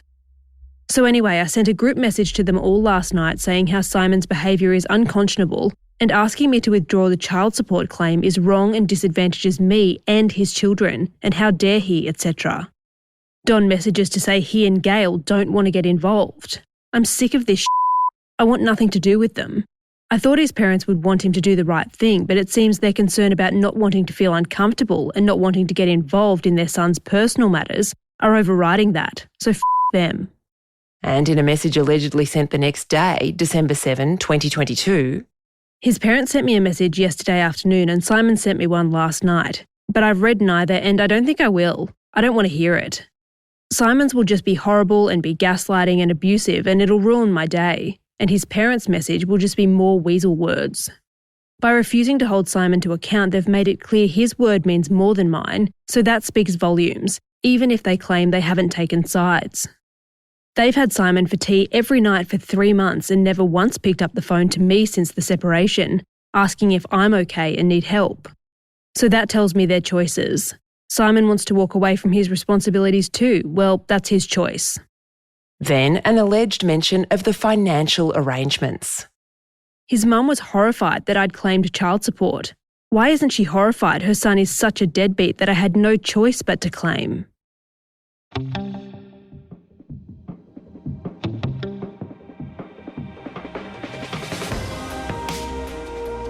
Ellie Dudley is the Australian's legal affairs correspondent and she's covering this trial live. You can read her coverage along with that of senior writer John Ferguson anytime at theaustralian.com.au. My name is Ellie Dudley and I'm the legal affairs correspondent with the Australian newspaper, and I'm coming to you from chilly Morwell, a tiny town of about 13,000 people that is currently hearing possibly the biggest criminal trial of this year. That is, of course, the criminal trial of Erin Patterson, the Leongatha mushroom chef who is accused of murdering 3 of her ex-husband's relatives and attempting to murder a 4th by feeding them a poisonous beef Wellington at a lunch at her home in 2023. Erin Patterson has pleaded not guilty and has always denied any wrongdoing. I've been in Morwell for about 2 weeks now covering this trial, and we have heard from some pretty interesting witnesses. I'm going to take you through 3 key witnesses that we've heard from. The first key witness is Simon Patterson. He is, of course, the estranged husband of Erin Patterson, and he gave evidence pretty early on in the trial. Now, we know that Simon's parents, Don and Gail, and his aunt and uncle, Heather and Ian, actually attended the lunch. Don, Gail, and Heather did not survive after eating the beef Wellington, while Ian Wilkinson survived after a lengthy period in hospital. Now, Simon Patterson gave evidence about the fact that he was actually invited to the lunch, but he told Erin Patterson that he was too uncomfortable to attend. He pulled out at the last minute the day before. He also told the court about his relationship with Erin. He said the pair split for good in 2015, despite the fact that the earlier parts of their marriage had been marred by short periods of separation. He said when they split in 2015, the relationship remained amicable. They went on family holidays together, they co-parented their children, but he said that sort of changed in 2022 when he accidentally, he said, marked himself as separated on his tax return. Erin was upset by that, he said, and asked that he start paying her formal child support so that she could claim the family tax benefit. Now, the second witness that I'm going to take us to is Ian Wilkinson. Ian Wilkinson, as I mentioned, was present at the lunch and survived after a lengthy period in hospital after eating that beef Wellington. Now, this was the first time that we had heard the full account of Ian Wilkinson publicly. He's the pastor of the Corumburra Baptist Church, which is the church that Erin Patterson, Simon Patterson, and their 2 children attended together. He gave evidence about being at the lunch. He said that he and his wife Heather were happy and excited to attend this lunch because his relationship with Erin, he said, was unremarkable. They were more like acquaintances, and he had hoped that this lunch would improve their relationship. Now, he gave evidence about being at the lunch and noting that while he and the other guests were eating off of large grey plates, he noticed that Erin Patterson was eating off of a smaller, tan-coloured plate. He also gave evidence about Erin Patterson being reluctant to let her guests tour her pantry and how she rejected help from her guests when they offered to help her plate up the beef Wellington. Now, the third key witness that I want to take us to, or key witnesses I should say, are the kids of Simon and Erin Patterson. Now, they can't be named for legal reasons, and they didn't give evidence in person. Instead, the jury was played pre-recorded evidence that they had given in police interviews in August 2023, a few weeks after the lunch. Now, the daughter, the 9-year-old daughter of Erin and Simon Patterson, spoke about how she, her brother, and a friend weren't welcome at the lunch. She was told by her mum that they wanted to discuss some adult stuff at the lunch, and so they went to the McDonald's down the road, and they also went to the movies while the lunch was going on. She spoke about eating the leftovers of the lunch the next day, and how she was taken to hospital on the Monday after the lunch, after the lunch guests had fallen ill. Her brother gave quite similar evidence in his police interview. He spoke about going to McDonald's and going to the movies and eating the leftovers. He said the leftovers was some of the best meat he had ever eaten. But he also spoke about clearing up the plates from the lunch when he returned to the house after it on the Saturday. And he described the plates as white. Now, we've had 2 weeks of this trial and we're about to enter the third. And you can follow along with all of our coverage at theaustralian.com.au. It's 9 a.m. and about 6 degrees in chilly Morwell, and a queue has already formed outside of the Latrobe Valley Law Courts, full of people hoping to catch a glimpse as the accused mushroom killer Erin Patterson gives evidence in her own murder trial.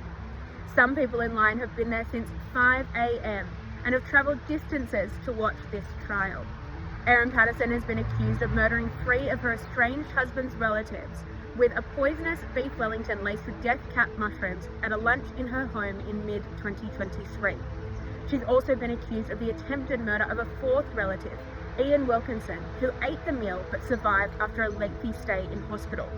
Ian Wilkinson has been sitting in the seats watching as Erin Patterson has been giving evidence. Erin Patterson has pleaded not guilty and has denied all wrongdoing. You can follow along with our live coverage at theaustralian.com.au. Let's talk about what was heard in the Victorian Supreme Court during the trial, but in the absence of the jury first. First of all, the cat post. What's that?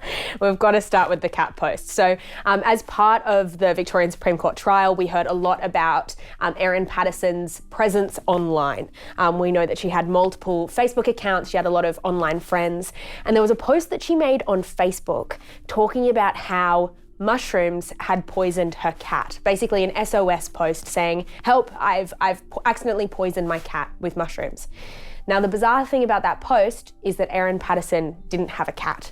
So that was something that came up in pre-trial and then again in trial, but was ultimately ruled out of the trial and then didn't form any part of the evidence that was heard by the jury. Yeah, the judge agreed with counsel for Erin Patterson that the evidence of that post was a screenshot that had been taken by someone else.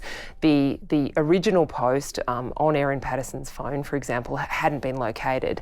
Of course, during the trial, people who followed it will know that there were a lot of phones going on. There were phones disappearing, there were SIM cards being changed. Erin Patterson's primary phone has never been found by police, and nor has her primary SIM card. So that image wasn't available. From The Australian, here's what's on the front. I'm Claire Harvey. It's Wednesday, June 24, 2025.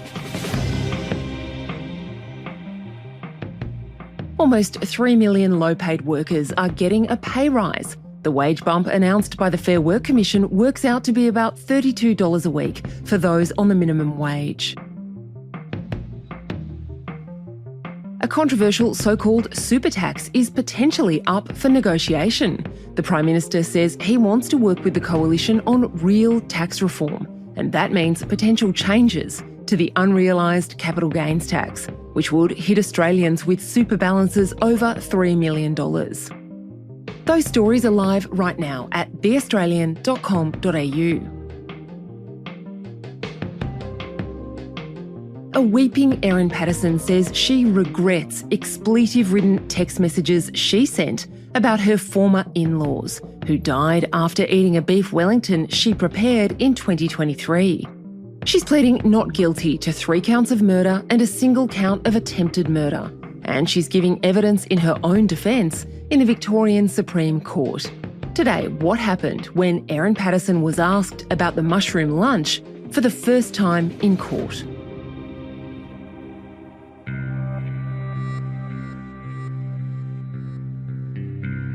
Erin Patterson returned to the witness box in the Victorian Supreme Court in Morwell on Tuesday. The jury's hearing evidence on 3 murder charges and 1 of attempted murder, relating to a 2023 lunch where guests consumed beef Wellington, allegedly laced with death cap mushrooms. Erin Patterson has pleaded not guilty. We've used voice actors throughout this episode to bring you the words spoken in court. Patterson said after her grandmother died in 2006, she was one of a number of beneficiaries of the estate. The money enabled her to travel around the world with her then husband Simon Patterson and to buy a home in Quinninup in country Western Australia without a mortgage. Patterson told her senior counsel Colin Mandy KC she gave loans of approximately $400,000 apiece to 3 of Simon Patterson's siblings, with repayments only to cover inflation, and the money enabled her to start a second-hand bookstore. In 2013, she and Simon moved back to Victoria. Our son was a very extroverted child, and he seemed to struggle with the lack of siblings and contact with cousins, and living in the middle of nowhere with no friends to play with. We'd gone back to Victoria once or twice, and he just loved being with his cousins and Nana and Papa, and we wanted to come back for him. And secondly, I was trying and ended up being pregnant with our daughter. I wanted to be near Don and Gail when we had her. Don and Gail Patterson were Simon Patterson's parents, who would both die in 2023 after eating Erin Patterson's beef Wellington. And during that time, after 2015, how was your relationship with Don and Gail? It never changed. I was just their daughter-in-law, and they continued to love me. So does that mean that in terms of Don and Gail, you and the children continued to see them often? Yeah, we did. We went to their house often for lunch with Simon, without Simon. They would drop in and knock on my door, sometimes drop things off. They'd have my son over to play and have sleepovers. They were very involved.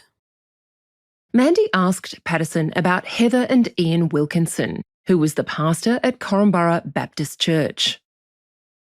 So I'd always have a chat with them after church if I could. Ian was very popular as the pastor and always had a lot of people wanting to talk to them, but Heather would always make a point of coming to talk to me. And I saw them sometimes at Christmas gatherings, that side of the family. And I probably didn't get to chat to Ian so much, but Heather would always go out of her way to come and sit with me and make sure that I had company. She was asked about Facebook chats the jury has previously been shown. Mandy wanted to know what was her attitude to religion during those years, or to God. It remained how it had been since 2005. I was and am a Christian. Did you ever tell Christine Hunt that you were an atheist? No, I didn't, no. Patterson said she would have only said that she was previously an atheist. Patterson described the sale of various properties and the purchase of a family home in Leongatha, which was put into both her and Simon Patterson's names. Well, from my perspective, I always thought we would bring the family back together. That was what I wanted. And I did that because I wanted some way to demonstrate to Simon that that's what I really believed and wanted. It was something tangible to say, I see a future for us. Mandy asked about Patterson's health records over the years, including a GP visit in 2021 when she feared she had ovarian cancer. I'd been having, for a few months by then, a multitude of symptoms.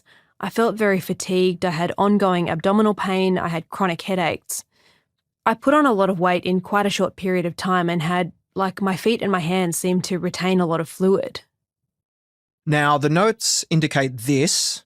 Erin, worried about ovarian cancer, has been Googling her symptoms. That's right, yep. Is that what you'd been doing? I had, yep. I consulted Dr. Google.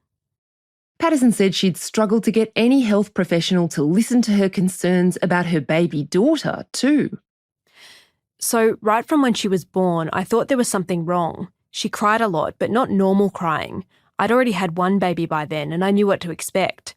She cried a lot for long durations that I thought demonstrated pain, and I took her to a lot of doctors and even the hospital, and what they communicated to me was I was an over-anxious mother and should just relax, and she's just a normal baby. She said with both her daughter and son, they turned out to have medical issues that doctors hadn't been able to diagnose. Patterson said it all undermined her faith in medicos. She requested a brain MRI, and when that came back negative, asked for a spinal MRI. She Googled ovarian cancer, brain tumours, ovarian cancer that metastasised to the brain and lungs, heart conditions, lupus, and multiple sclerosis. The train just kept going. I think I wasted a lot of time, not just my time, but medical people's time, through all my doctor Googling. It's hard to justify it, but with the benefit of hindsight, I can see that I just lost so much faith in the medical system that I decided that anything to do with my health or the children's health, I'm going to have to solve that problem myself. But there's a reason why doctors have medical training, to enable them to navigate their way through it, so that every headache is not a brain tumour. Mandy turned to Patterson's relationship with her husband, Simon, and how it deteriorated in 2022 during a dispute about child support payments. I'd been preparing to do my tax return, and as we always did, I asked Simon for his income to put down on my tax return and wanted to give him mine. It arose out of the discussions that he'd put himself down as single on the tax return, so that wasn't necessary anymore. She said she wanted to claim the family tax benefit, and to do that, had to put in a child support application to Centrelink. She said Simon Patterson seemed agreeable to that. In October of 2022, Patterson became upset about finding out on a Friday that the following day would be a 70th birthday lunch for her mother-in-law, Gail Patterson. I felt hurt because I thought I'd been left off the invite list. And I was also annoyed with myself because I'd forgotten that it was a big birthday coming up for Gail, but yeah, I was hurt. In November 2022, another dispute. Patterson asked Simon to pay for an anaesthetist bill for their son. The jury was shown a text message exchange between Simon and Erin Patterson. The Department of Human Services instructed me not to pay you anything for the kids from now on, so I cannot pay that, I'm afraid. It's not paying me, it's paying his anaesthetist.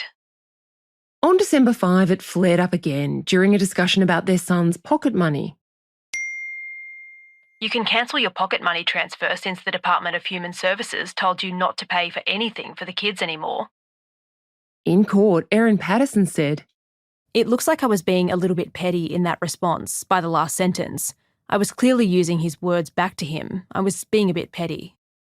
She tried to involve Don and Gail Patterson in mediation about how the children's school fees would be paid. Overridingly, they thought that Simon and I should settle the issue together, but they didn't want to become like official mediators. Patterson said she vented in frustration on a Facebook group with women she'd been speaking to online since 2020. This family, I swear to fucking God. I'm sick of this shit. So fuck it. Nobody listens to me. At least I know they're a lost cause. In court, Patterson said she was stressed and believed this was a private chat. I wish I'd never said it. I feel ashamed for saying it, and I wish the family didn't have to hear that I said that. They didn't deserve it. Why did you write that to your Facebook friends? I needed to vent. I needed to get my frustration off my chest. And the choice was either to go into the paddock and tell it to the sheep or vent to these women. But I regret the language that I used. But I knew that they would rally around me. I probably played up the emotion a little bit to get that support. And did you mean those things? No, I didn't. I was really frustrated with Simon, but it wasn't Don and Gail's fault. It wasn't the family's fault. It wasn't even entirely Simon's fault. I played a part in the issue too. Did you understand that then? I think at the time I thought I was right and he was wrong, but I reflected on it a lot in New Zealand and I realised that I was wrong to try and involve Don and Gail, and I should have approached it differently with Simon. Erin Patterson told the jury she'd battled her weight and self-esteem since adolescence. When I was a kid, my mum would weigh us every week to make sure we weren't putting on too much weight, and so I went to the extreme of barely eating. Then, through my adulthood, going the other way and binging, I suppose, for want of a better word. I never had a good relationship with food, a healthy relationship. She said she would throw up after binge eating, something she did in secret while the children were at school. And who knew about it? Nobody. Everybody now, but nobody knew then. Patterson said she'd picked and cooked mushrooms since first noticing their proliferation in the local area on family walks during 2020. Had you always liked eating mushrooms? Yeah, I had. Why? They taste good and they're very healthy. In terms of varieties of mushrooms, did you eat different varieties? I did. I'd buy all the different types that Woolies would sell. We'd have local farmers markets and I'd get different sorts there from grocers up in Melbourne. Yeah, I tried all of them. I'd use them in curries or pasta dishes or soup, spaghetti. And what did you like about the more exotic mushrooms? They just taste more interesting, more flavour. She said she found field and horse mushrooms in the paddocks on her own property and also foraged in places like the local botanic gardens and rail trail. She said there was one type of mushroom growing in her back paddock that she wasn't able to identify, so she didn't eat those. And she said her children sometimes helped her to pick mushrooms when they were out and about. When I got to a point where I was confident about what I thought they were, I cut a bit off one of the mushrooms, fried it up with some butter, ate it, and then saw what happened. And what happened? They tasted good and I didn't get sick. And thereafter, what did you do with the mushrooms that you found on that property? So if I saw mushrooms, the same mushrooms growing, I would usually pick them and eat them and sometimes put them in meals we all ate.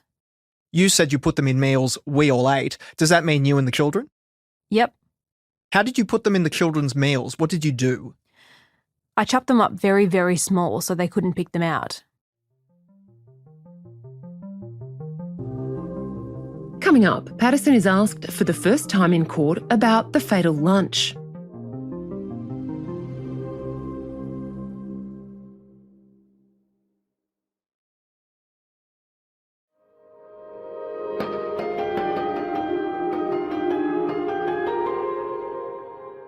For the first time in this trial, Erin Patterson was asked directly on Tuesday afternoon about the fatal mushroom lunch. In terms of the meal that you cooked for the lunch, which is the subject of this trial, do you accept that there must have been death cap mushrooms in that meal? Yes, I do. And speaking globally, do you remember where the mushrooms that went into that meal came from? So all of the mushrooms that went into that meal. Right, so the vast majority came from the local Woolworths in Leongatha, and there were some from the grocer in Melbourne. So there's been evidence that you told people that you bought some mushrooms from an Asian grocer in April? That's right. Do you remember that event? Is that an event clear in your mind? Not the specific purchase of them, no, it's not clear.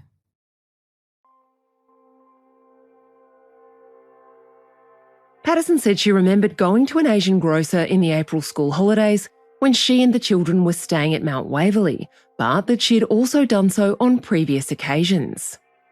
There was shiitake, porcini, I think enoki was one of them. Sometimes the bags might say something like wild mushroom mix or forest mushroom, like they wouldn't be specific about the types of them. Patterson said she bought a dehydrator in 2023 to better preserve mushrooms and would dehydrate specimens including button mushrooms she bought from Woolworths, then store them in a plastic container in her pantry.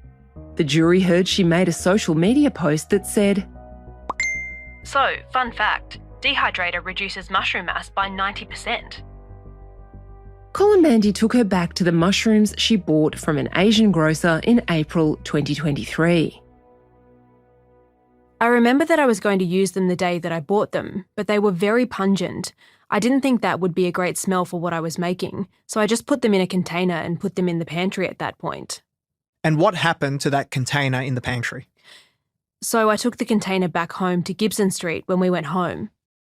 Gibson Street is Erin Patterson's home in Leongatha, where the fatal lunch would be held 3 months later. She said those mushrooms were still in the container in the pantry when she later dehydrated mushrooms in May and June. Do you have a memory of putting wild mushrooms that you dehydrated in May or June of 2023 into a container which already contained other dried mushrooms? Yes, I did do that. At that point, Justice Christopher Beale called an end to the day.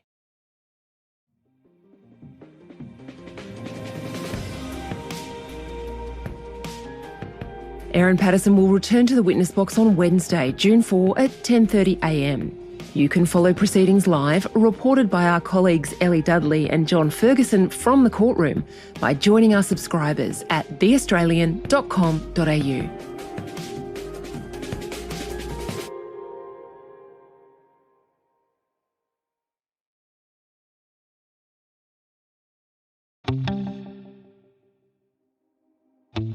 From The Australian, here's what's on the front. I'm Claire Harvey. It's Tuesday, July 8, 2025. Guilty. Erin Patterson will spend the rest of her life in jail after being convicted of murdering 3 elderly relatives and attempting to murder a 4th with deadly death cap mushrooms.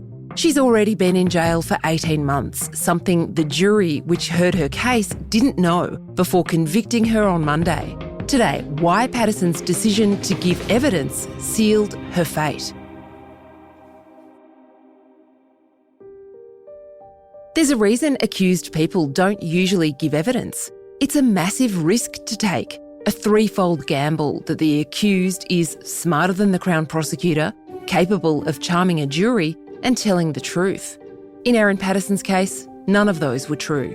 When Patterson's defence lawyer, Colin Mandy SC, was directly asked by the judge on May 28, You don't have to answer this question if you don't want to, but is your client giving evidence? Mandy said, I don't want to answer that question, Your Honour. We've used voice actors to bring you the words spoken in court. That exchange, of course, was in the absence of the jury, who must have been exhausted by the constant requests for them to leave the courtroom so the lawyers could hash something out. Mandy did call Patterson to give evidence, maybe at her insistence, Maybe out of a rush of confidence that, until that point, things had been going so well for the defence. Mandy should have quit while he was ahead. On Monday at 2:15 p.m, the Victorian Supreme Court sitting at Morwell in the Latrobe Valley reconvened after 10 weeks of trial, including 7 days of jury deliberations. Madam Foreperson and members of the jury, have you agreed upon your verdicts? We have. On the charge of attempted murder against Ian Wilkinson, do you find the accused, Erin Trudy Patterson, guilty or not guilty? Guilty. On the charge of murder against Heather Wilkinson, do you find the accused, Erin Trudy Patterson, guilty or not guilty? Guilty. On the charge of murder against Gail Patterson, do you find the accused, Erin Trudy Patterson, guilty or not guilty? Guilty. On the charge of murder against Donald Patterson, do you find the accused, Erin Trudy Patterson, guilty or not guilty? Guilty. Erin Patterson's time in the witness box was a catastrophe. As soon as Patterson opened her mouth, her deficiencies as a witness became clear. She began introducing ideas and theories the jury had never heard before, not in the police record of interview, not in Mandy's brief opening statement, not in any of her statements to witnesses who'd previously given evidence, like her online friends, her husband, or the various medical professionals she spoke to at the hospital.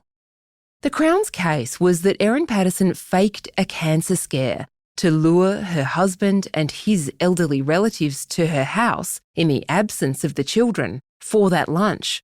So how would Patterson explain this to the jury? In pre-lunch text messages to Gail Patterson, the jury had already been shown Erin Patterson lied to her mother-in-law that she was having a needle biopsy, then an MRI. Hi, Erin. Just wondering how you got on at your appointment today. Love, Gail and Don. Hi, Gail. Sorry, I'd taken my daughter to see a movie last night. We saw The Little Mermaid. The appointment went okay, thanks for asking. I had a needle biopsy taken of the lump and I'm returning for an MRI next week, and we'll know more after the results of those two things. In her evidence, Patterson also had to explain why the only surviving guest, Ian Wilkinson, clearly recalled her telling the luncheon group she believed she had ovarian cancer, and then her joining the group in a post-lunch prayer led by Ian for her safe recovery. Patterson's story, presented to the jury over 3 days of friendly evidence-in-chief elicited by Mandy, went like this. Her real reason for holding the lunch was that she wanted help from the extended family with school pickups and drop-offs during a planned medical procedure. Not for cancer, mind, but for gastric band surgery, something she'd resolved to do in convenient secrecy and was conveniently too ashamed to tell anyone the truth about. She said she allowed the guests to think there was a possibility of ovarian cancer because she had so deeply valued the loving concern Don and Gail had previously shown for her health. So it was right at the end of the meal, and I mentioned that I'd had an issue a year or two earlier where I thought that I'd had ovarian cancer and had various scans related to that.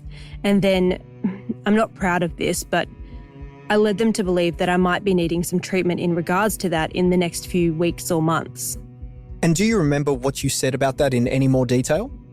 Not specifically. I do remember I referred to an upcoming treatment because primarily in my mind I was thinking I might need help with getting the kids to and from the bus or activities, and I thought I might need to explain why I was going up to hospital for a day or two. So that was really the focus of what I was talking about. Did you mislead them? I did. How did that conversation conclude? They all showed a lot of compassion about that, and then we saw Simon's car driving into the driveway, coming back with the kids, and so Ian said, why don't we pray for Erin? And so that's what we did. Did you lie to them? I did lie to them. And why didn't you tell them the truth about what you were intending? I was really embarrassed. I was ashamed of the fact that I didn't have control over my body or what I ate. I was ashamed of that and embarrassed. I didn't want to tell anybody, but I shouldn't have lied to them. Patterson had booked a pre-surgery assessment for the gastric band, she told the jury, for September. Mandy didn't ask why, in July, she would need to ask anyone for help with the children, at least 2 months into the future, for a type of minimally invasive laparoscopic surgery that typically requires a single day's stay in hospital. And then what Patterson clearly thought was the ace. She was suffering from bulimia, and that's why she had not suffered the ill effects of death cap mushroom poisoning. Patterson said after her lunch guests went home, she polished off 2/3 of an orange cake Gail Patterson had baked. I had a piece of cake, and then another piece of cake, and then another. How many pieces of cake did you have? All of it. Then she threw up. And although the court was mercifully spared a description of exactly what was in the toilet bowl, Patterson's implication was that she had expelled poisoned beef Wellington along with the ex-cake. When Crown Prosecutor Nanette Rogers SC probed Patterson on this, she was characteristically defensive. Is it your evidence that the vomit was partly constituted by the beef Wellington, correct? I have no idea what was in the vomit. At all? Well, how could I? It's vomit. Unless you can see a bean or a piece of corn. Well, you didn't have corn at the lunch. That was an example. I suggest that you did not tell a single medical person that you had vomited after the lunch on the afternoon of the 29th of July. That is true. I did not do that. I suggest that is something you would have told them if it were true, correct or incorrect? Incorrect. Do you say it's incorrect because of your embarrassment? I say it's incorrect because it's what happened. Coming up, how Patterson's attempts to get a laugh from the jury failed.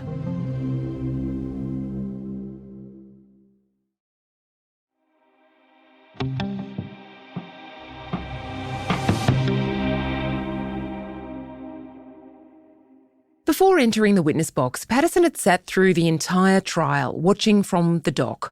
She had observed the jovial, collegial atmosphere that emerges in long trials. The judge, lawyers, and even some witnesses naturally become familiar with one another, and the odd laugh emerges. When Detective Senior Constable Stephen Eppingstall was in the witness box, he charmed the jury with apparent ease. They chuckled at his self-deprecating asides, like when he said his boss didn't like him spending too much money. You don't have to keep saying, ma'am. Yeah, it's a habit, sir, Your Honour. We'll save time. Patterson clearly thought she too could get the odd laugh out of the jury. She described on the evening before the fatal lunch trying to talk to her son and having to lift one headphone can off his ear to tell him something. The jury didn't laugh. She mentioned a building professional looking at the plans she'd drawn up for her dream home and telling her they were hopeless. I drew a design myself first in Microsoft Paint and gave that to the building designer, and he said that'll never work engineering-wise, let's move it around a bit. But he modelled it quite closely on how I wanted things sorted out. Not a chuckle. Similarly, Patterson's few moments of breathy tearfulness and distress seemed to fall flat. Not once did Justice Christopher Beale offer her a break, as judges often do when witnesses become distressed. And not once did she let out a torrent of unfiltered distress, along the lines one might expect from someone deep in guilt-laden grief. I cannot believe this has happened.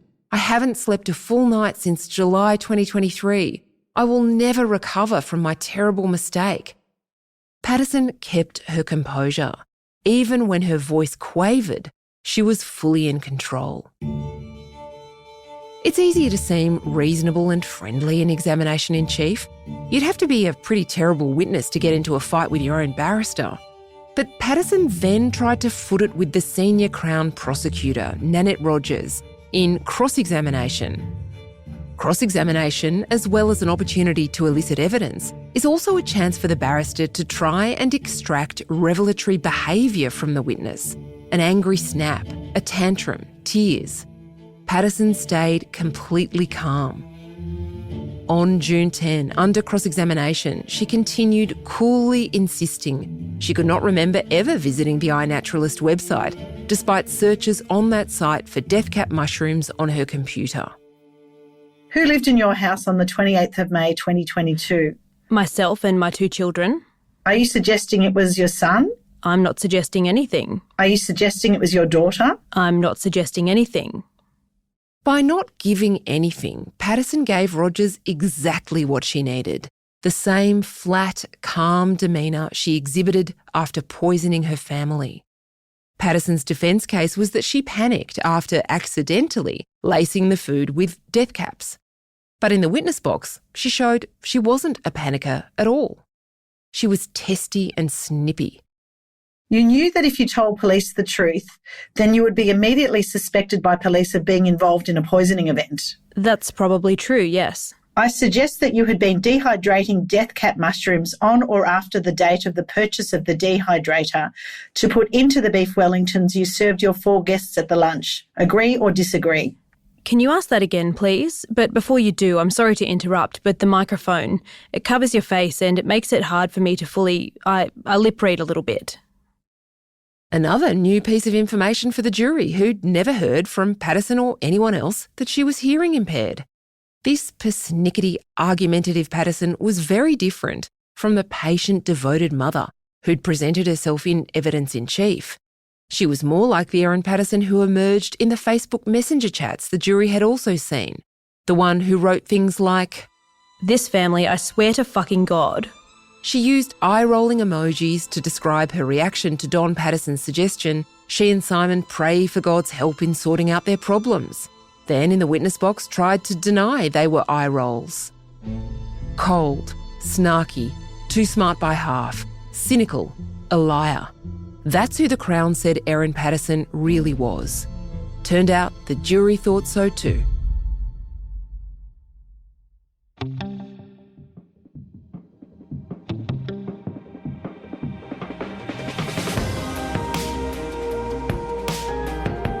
The Australian's own John Ferguson broke the story of these mushroom murders way back in 2023, and along with our reporters Ellie Dudley and Mohammed Al-Faraz, he's reporting live from Morwell. At The Australian, our subscribers get app alerts direct to their phones, all the hottest news and all the best analysis. Join us at theaustralian.com.au. The next really bombshell witness was the man who lived, Ian Wilkinson, the only survivor of the mushroom lunch. On paper, he is the perfect witness for the Crown. You know, he was a minister of the church, a man of God, seemed like a lovely older man. That should have been a game changer for the Crown, shouldn't it? Did he live up, do you think, to their expectations of what he would say? He wasn't a bombshell witness, I don't think, in the way that the Crown would have expected him to be. He did give clear evidence about, for example, how he believed that the lunch guests ate off of large grey plates, while Erin Patterson ate off of a small tan-coloured plate. He gave an account of Erin Patterson being reluctant to allow the women who were present at the lunch to tour her pantry. He spoke about how she rejected help from the women when they offered to help plate up the meal. But it wasn't a clincher. It wasn't a, oh, therefore she must have done it moment. But it did give us a really clear picture of what happened at the lunch. And the first account that we've really heard from Ian Wilkinson about exactly what he recalled occurring. Something that Christopher Beale said today was that she intended to kill Simon Patterson as well. That was a remarkable moment, wasn't it? Yeah, it's a huge moment. He tracked us through those text messages that you'll remember from the trial. The text messages where Simon said to her, "I just feel too uncomfortable to attend." Please stand. For the attempted murder of Ian Wilkinson, I sentence you to 25 years imprisonment. For the murder of Heather Wilkinson, I sentence you to life imprisonment. For the murder of Gail Patterson, I sentence you to life imprisonment. For the murder of Don Patterson, I sentence you to life imprisonment. All sentences are to be served concurrently. The total effective sentence is life imprisonment, and I fix a non-parole period of 33 years. 2056, when Erin Patterson is 81, is when she will have her next opportunity of seeing the sunlight. Ellie Dudley is the Australian's legal affairs correspondent, and she's been covering the sentencing of Erin Patterson in the Victorian Supreme Court. Ellie, we've finally found out how long she's going to be in jail for. What was the sentence? So she's sentenced to life in prison with a 33-year non-parole period.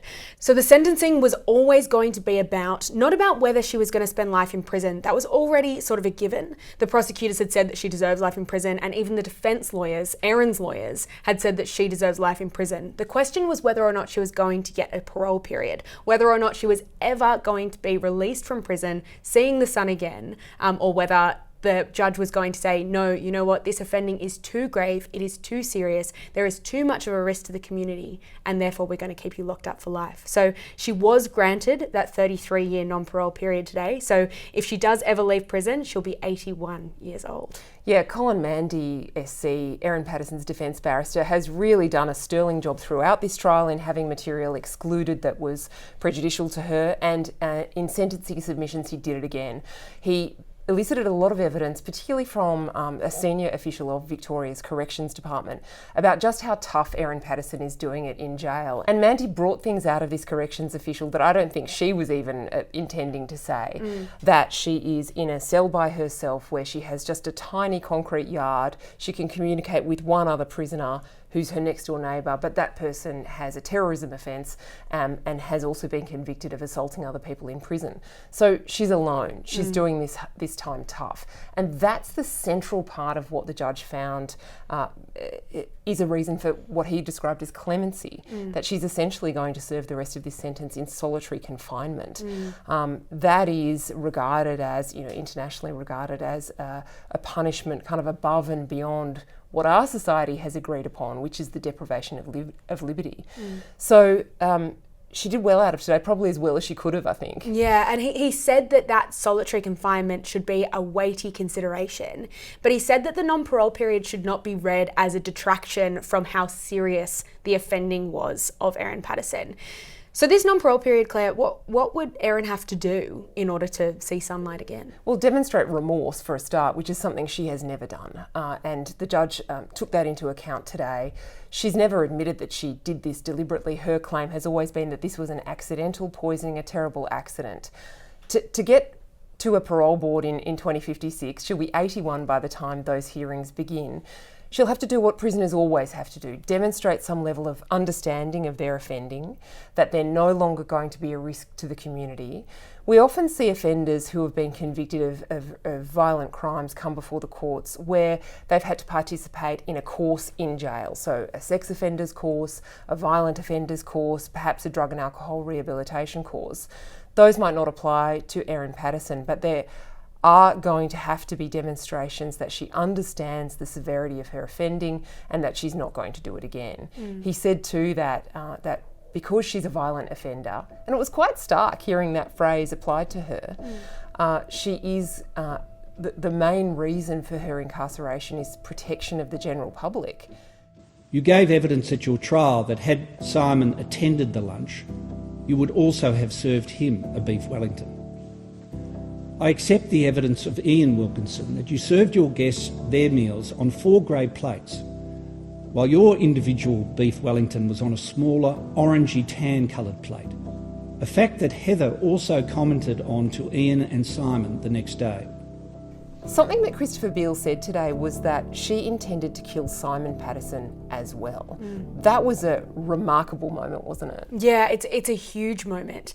He tracked us through those text messages that you'll remember from the trial. The text messages where Simon said to her, "I just feel too uncomfortable to attend." And she said, "Well, I've spent a small fortune on beef. Please come to this lunch." And then on top of that, we also know about the attempted murder charges that were laid against Erin Patterson in relation to Simon Patterson. So as anyone who watched this sentencing or has read reports of it will know, Erin Patterson intended to kill 5 people but only got away with killing 3.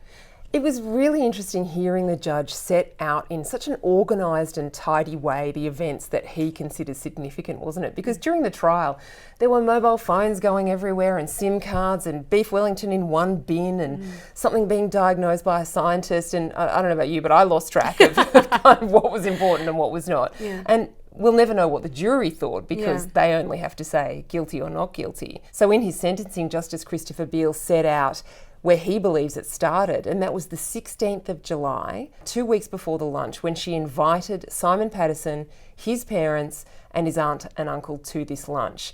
The judge said that by that time she had already become a practiced mushroom forager, out there looking for death cap mushrooms, thanks to the iNaturalist website, which she was very familiar with. She then went and purchased the dehydrator, dehydrated death caps, and then deliberately put them in the food. It was a stark lineup of what he thinks she'd done. Yeah, and to your point, Claire, when a jury stands up and deliver a verdict, guilty, not guilty, there is still a whole heap of unanswered questions, and we got answers to some of those questions today. We heard from Justice Beale that he believed Ian Wilkinson's version of events, that Erin Patterson did serve beef Wellingtons on different coloured plates for her guests versus the tinier tan-coloured plate that she served her own meal on.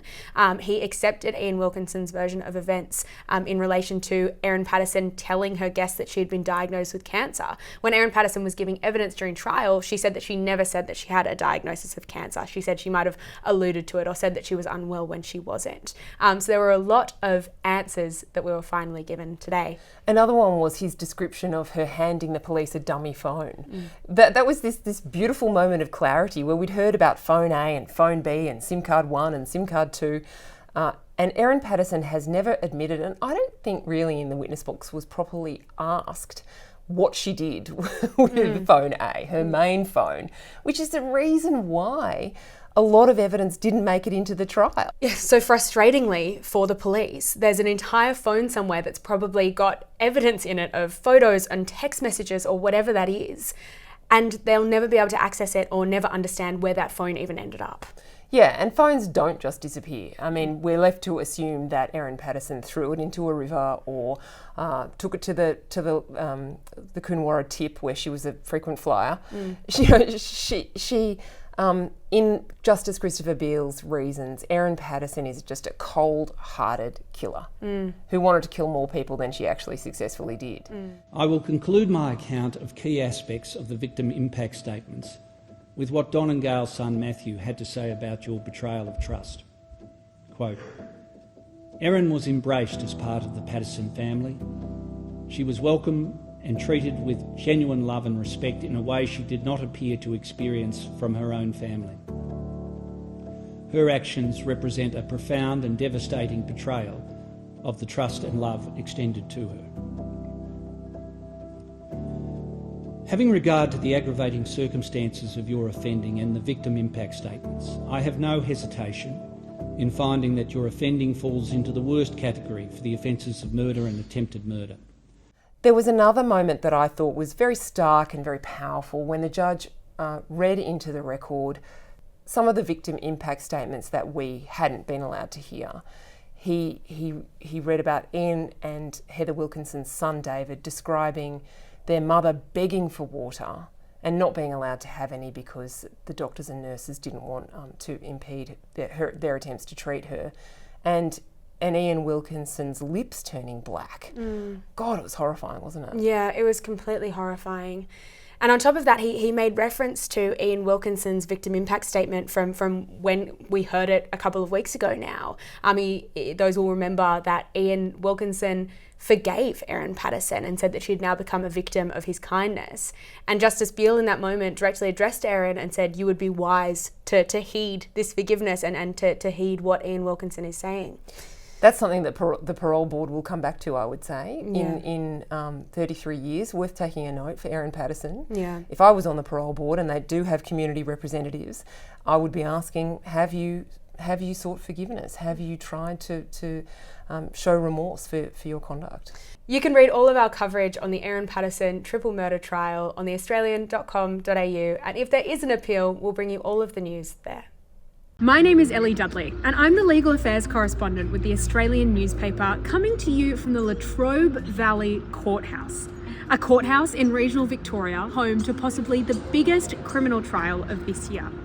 That is, of course, the criminal trial of Erin Patterson, the Leongatha mushroom cook. Now, Erin Patterson this week was found guilty of murdering 3 of her estranged husband's relatives and attempting to murder a 4th with a poisonous beef Wellington laced with death cap mushrooms at a lunch at her home in mid-2023.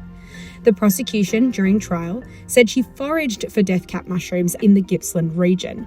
We thought we'd go there and see what we could find.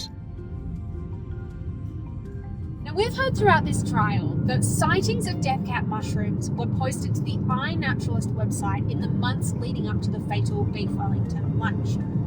Now, one of those sightings was made in Lock, a town not too far from Leongatha where Erin Patterson lived. And those death cap mushrooms were spotted by a woman called Christine at a memorial oval. Christine gave evidence during the trial that she spotted those death cap mushrooms while she was at the park with her grandson, and she removed them all quite quickly. Now, we're on our way now to that memorial oval. Now, we've arrived at the Lock Memorial Oval and Campground, and I don't think I expected us to find mushrooms quite this quickly. I found mushrooms just on the edge of the oval here, and I can show you them right here. They've got sort of a whitish, brownish coloured cap, quite smooth. You can see they're covered in grass because they were found growing in grass just on the edge of the oval. Underneath, you can see that they've got pink coloured gills, and they've got a whitish coloured stem, sort of whitish, a bit brown as well.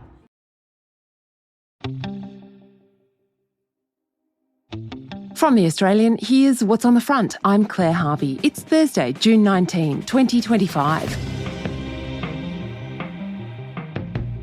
Ecstasy on prescription. That's the promise from a major health insurer, funding access to a psychotherapy program for post-traumatic stress disorder that includes the use of the psychedelic MDMA.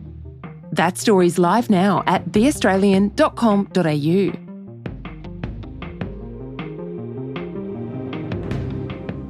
Erin Patterson told lies, but that doesn't make her a killer. That's the core of her defence barrister's argument in the Victorian Supreme Court, where Patterson, a 50-year-old mother of two, has pleaded not guilty to murdering 3 elderly relatives and attempting to murder a 4th. Today, the lies of Erin Patterson and why the defence says they point to her innocence.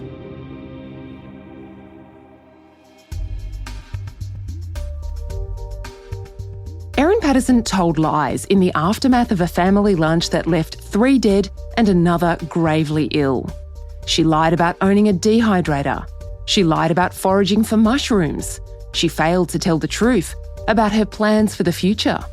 But the barrister representing her at trial in the Victorian Supreme Court says those lies and omissions point not to guilt, but to her innocence. The lies in the days afterwards, everything she does in the days afterwards, doesn't change what her intention was at the time of serving the meal. And a person you might think who accidentally made 4 people very unwell, with all of the consequences of that, including the custody of her children on the line, that person has a motive to tell a lot of lies. Those are the words of Colin Mandy SC, read for you by a voice actor. Mandy said despite her lies, Patterson is a person of good character with a strong relationship with her in-laws. She was close with the Patterson family and had been from the very earliest days of her relationship with Simon. Evidence is she always had a good relationship with Gail and Don, a close relationship. They treated her like a daughter. The barrister pointed to the evidence of Simon Patterson and his brother Matthew, who both said their parents were active in the lives of Erin Patterson's 2 kids. And he said Erin and Simon were on good terms, despite several years of separation, until December of 2022, when there was some tension about child support payments. Just pause and think about that. 7 years since the official separation. Dealing with 2 children in a respectful way, and if there were the occasional disagreements that you might have seen some evidence of, they were resolved really smoothly. Mandy said any negative text messages Erin sent about the Pattersons to the friends she'd made online were a natural expression of frustration. She didn't mean those things. She regrets the language that she used. Now that the whole world's scrutinising them, she is ashamed of what she'd written. She may well have regretted it 2 minutes after she'd sent it. And we suggest to you that these messages are a distraction from the real evidence in the case, the evidence that is relevant to these charges. In the days after the lunch, when police and the Victorian Department of Health were investigating what had made the Pattersons and the Wilkinsons so sick, Erin Patterson told police they could find the leftovers in the bin outside her house. She gave them the PIN code to the gate so they could get in. Why tell people the leftovers existed at all? Why put the pastry and the mushrooms minus the meat into a bin as a deliberate ruse to somehow divert attention from the activities? And then having to tell the police where they were because she knew they contained death cap mushrooms. The barrister also questioned evidence given by survivor Ian Wilkinson. He said the 4 lunch guests had been served on grey plates, while Patterson ate off a smaller red-coloured plate. Mandy said it was more plausible that Erin had used a combination of coloured plates from different sets. There's no evidence of grey plates. No one says that apart from Ian. It would make perfect sense for the guests to take the 2 sets of matching plates for themselves to the table, especially when it wouldn't make any sense to use a different coloured plate to identify the unpoisoned parcel when you can make it much clearer and easier by making a mark on the pastry itself.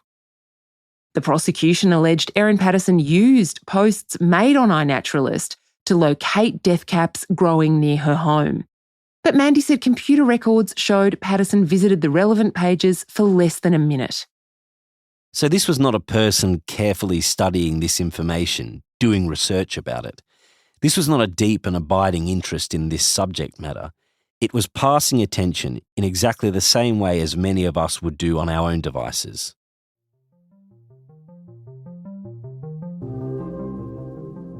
Coming up, what about the motive?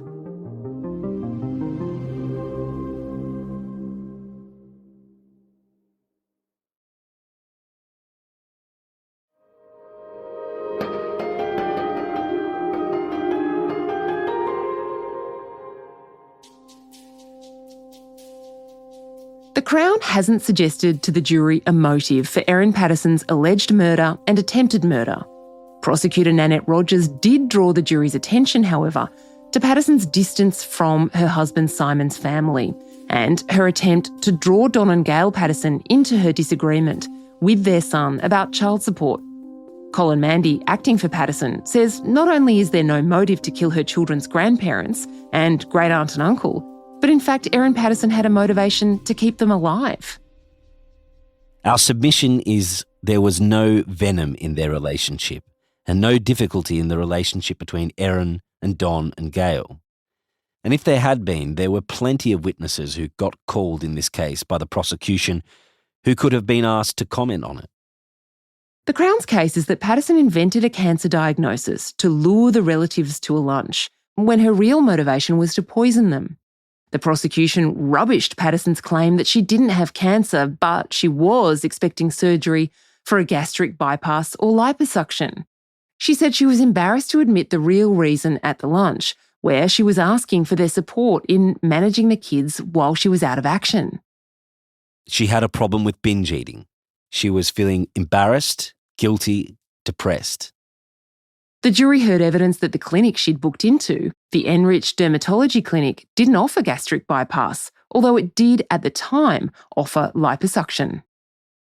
Her understanding at the time she booked it was that they offered the full range of weight loss treatment options, including liposuction, gastric bypass and other surgery. She was mistaken, honestly mistaken.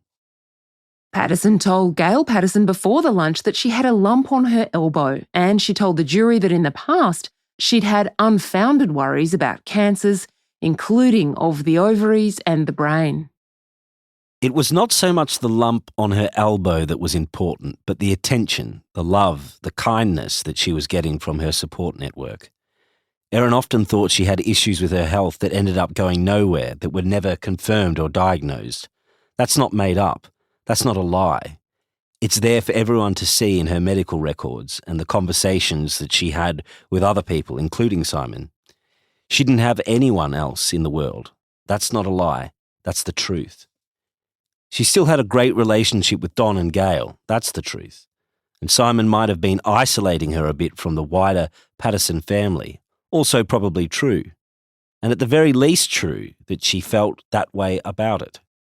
Now, with the benefit of hindsight, with the prosecution in a murder trial criticising your every misstep, your every lapse in judgment, your every mistake, focusing on every silly thing you did, the mean things you said in text messages, this seems terrible.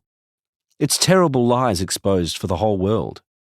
But if you put yourselves back there where Erin was in June of 2023, and if you look at it, we say with objectivity, not with the benefit of hindsight, it might be more understandable. She's not on trial for lying. This is not a court of moral judgment.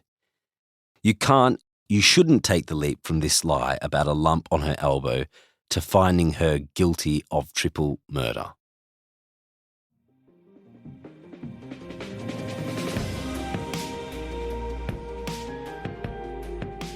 The trial continues, and you can follow our coverage live at theaustralian.com.au.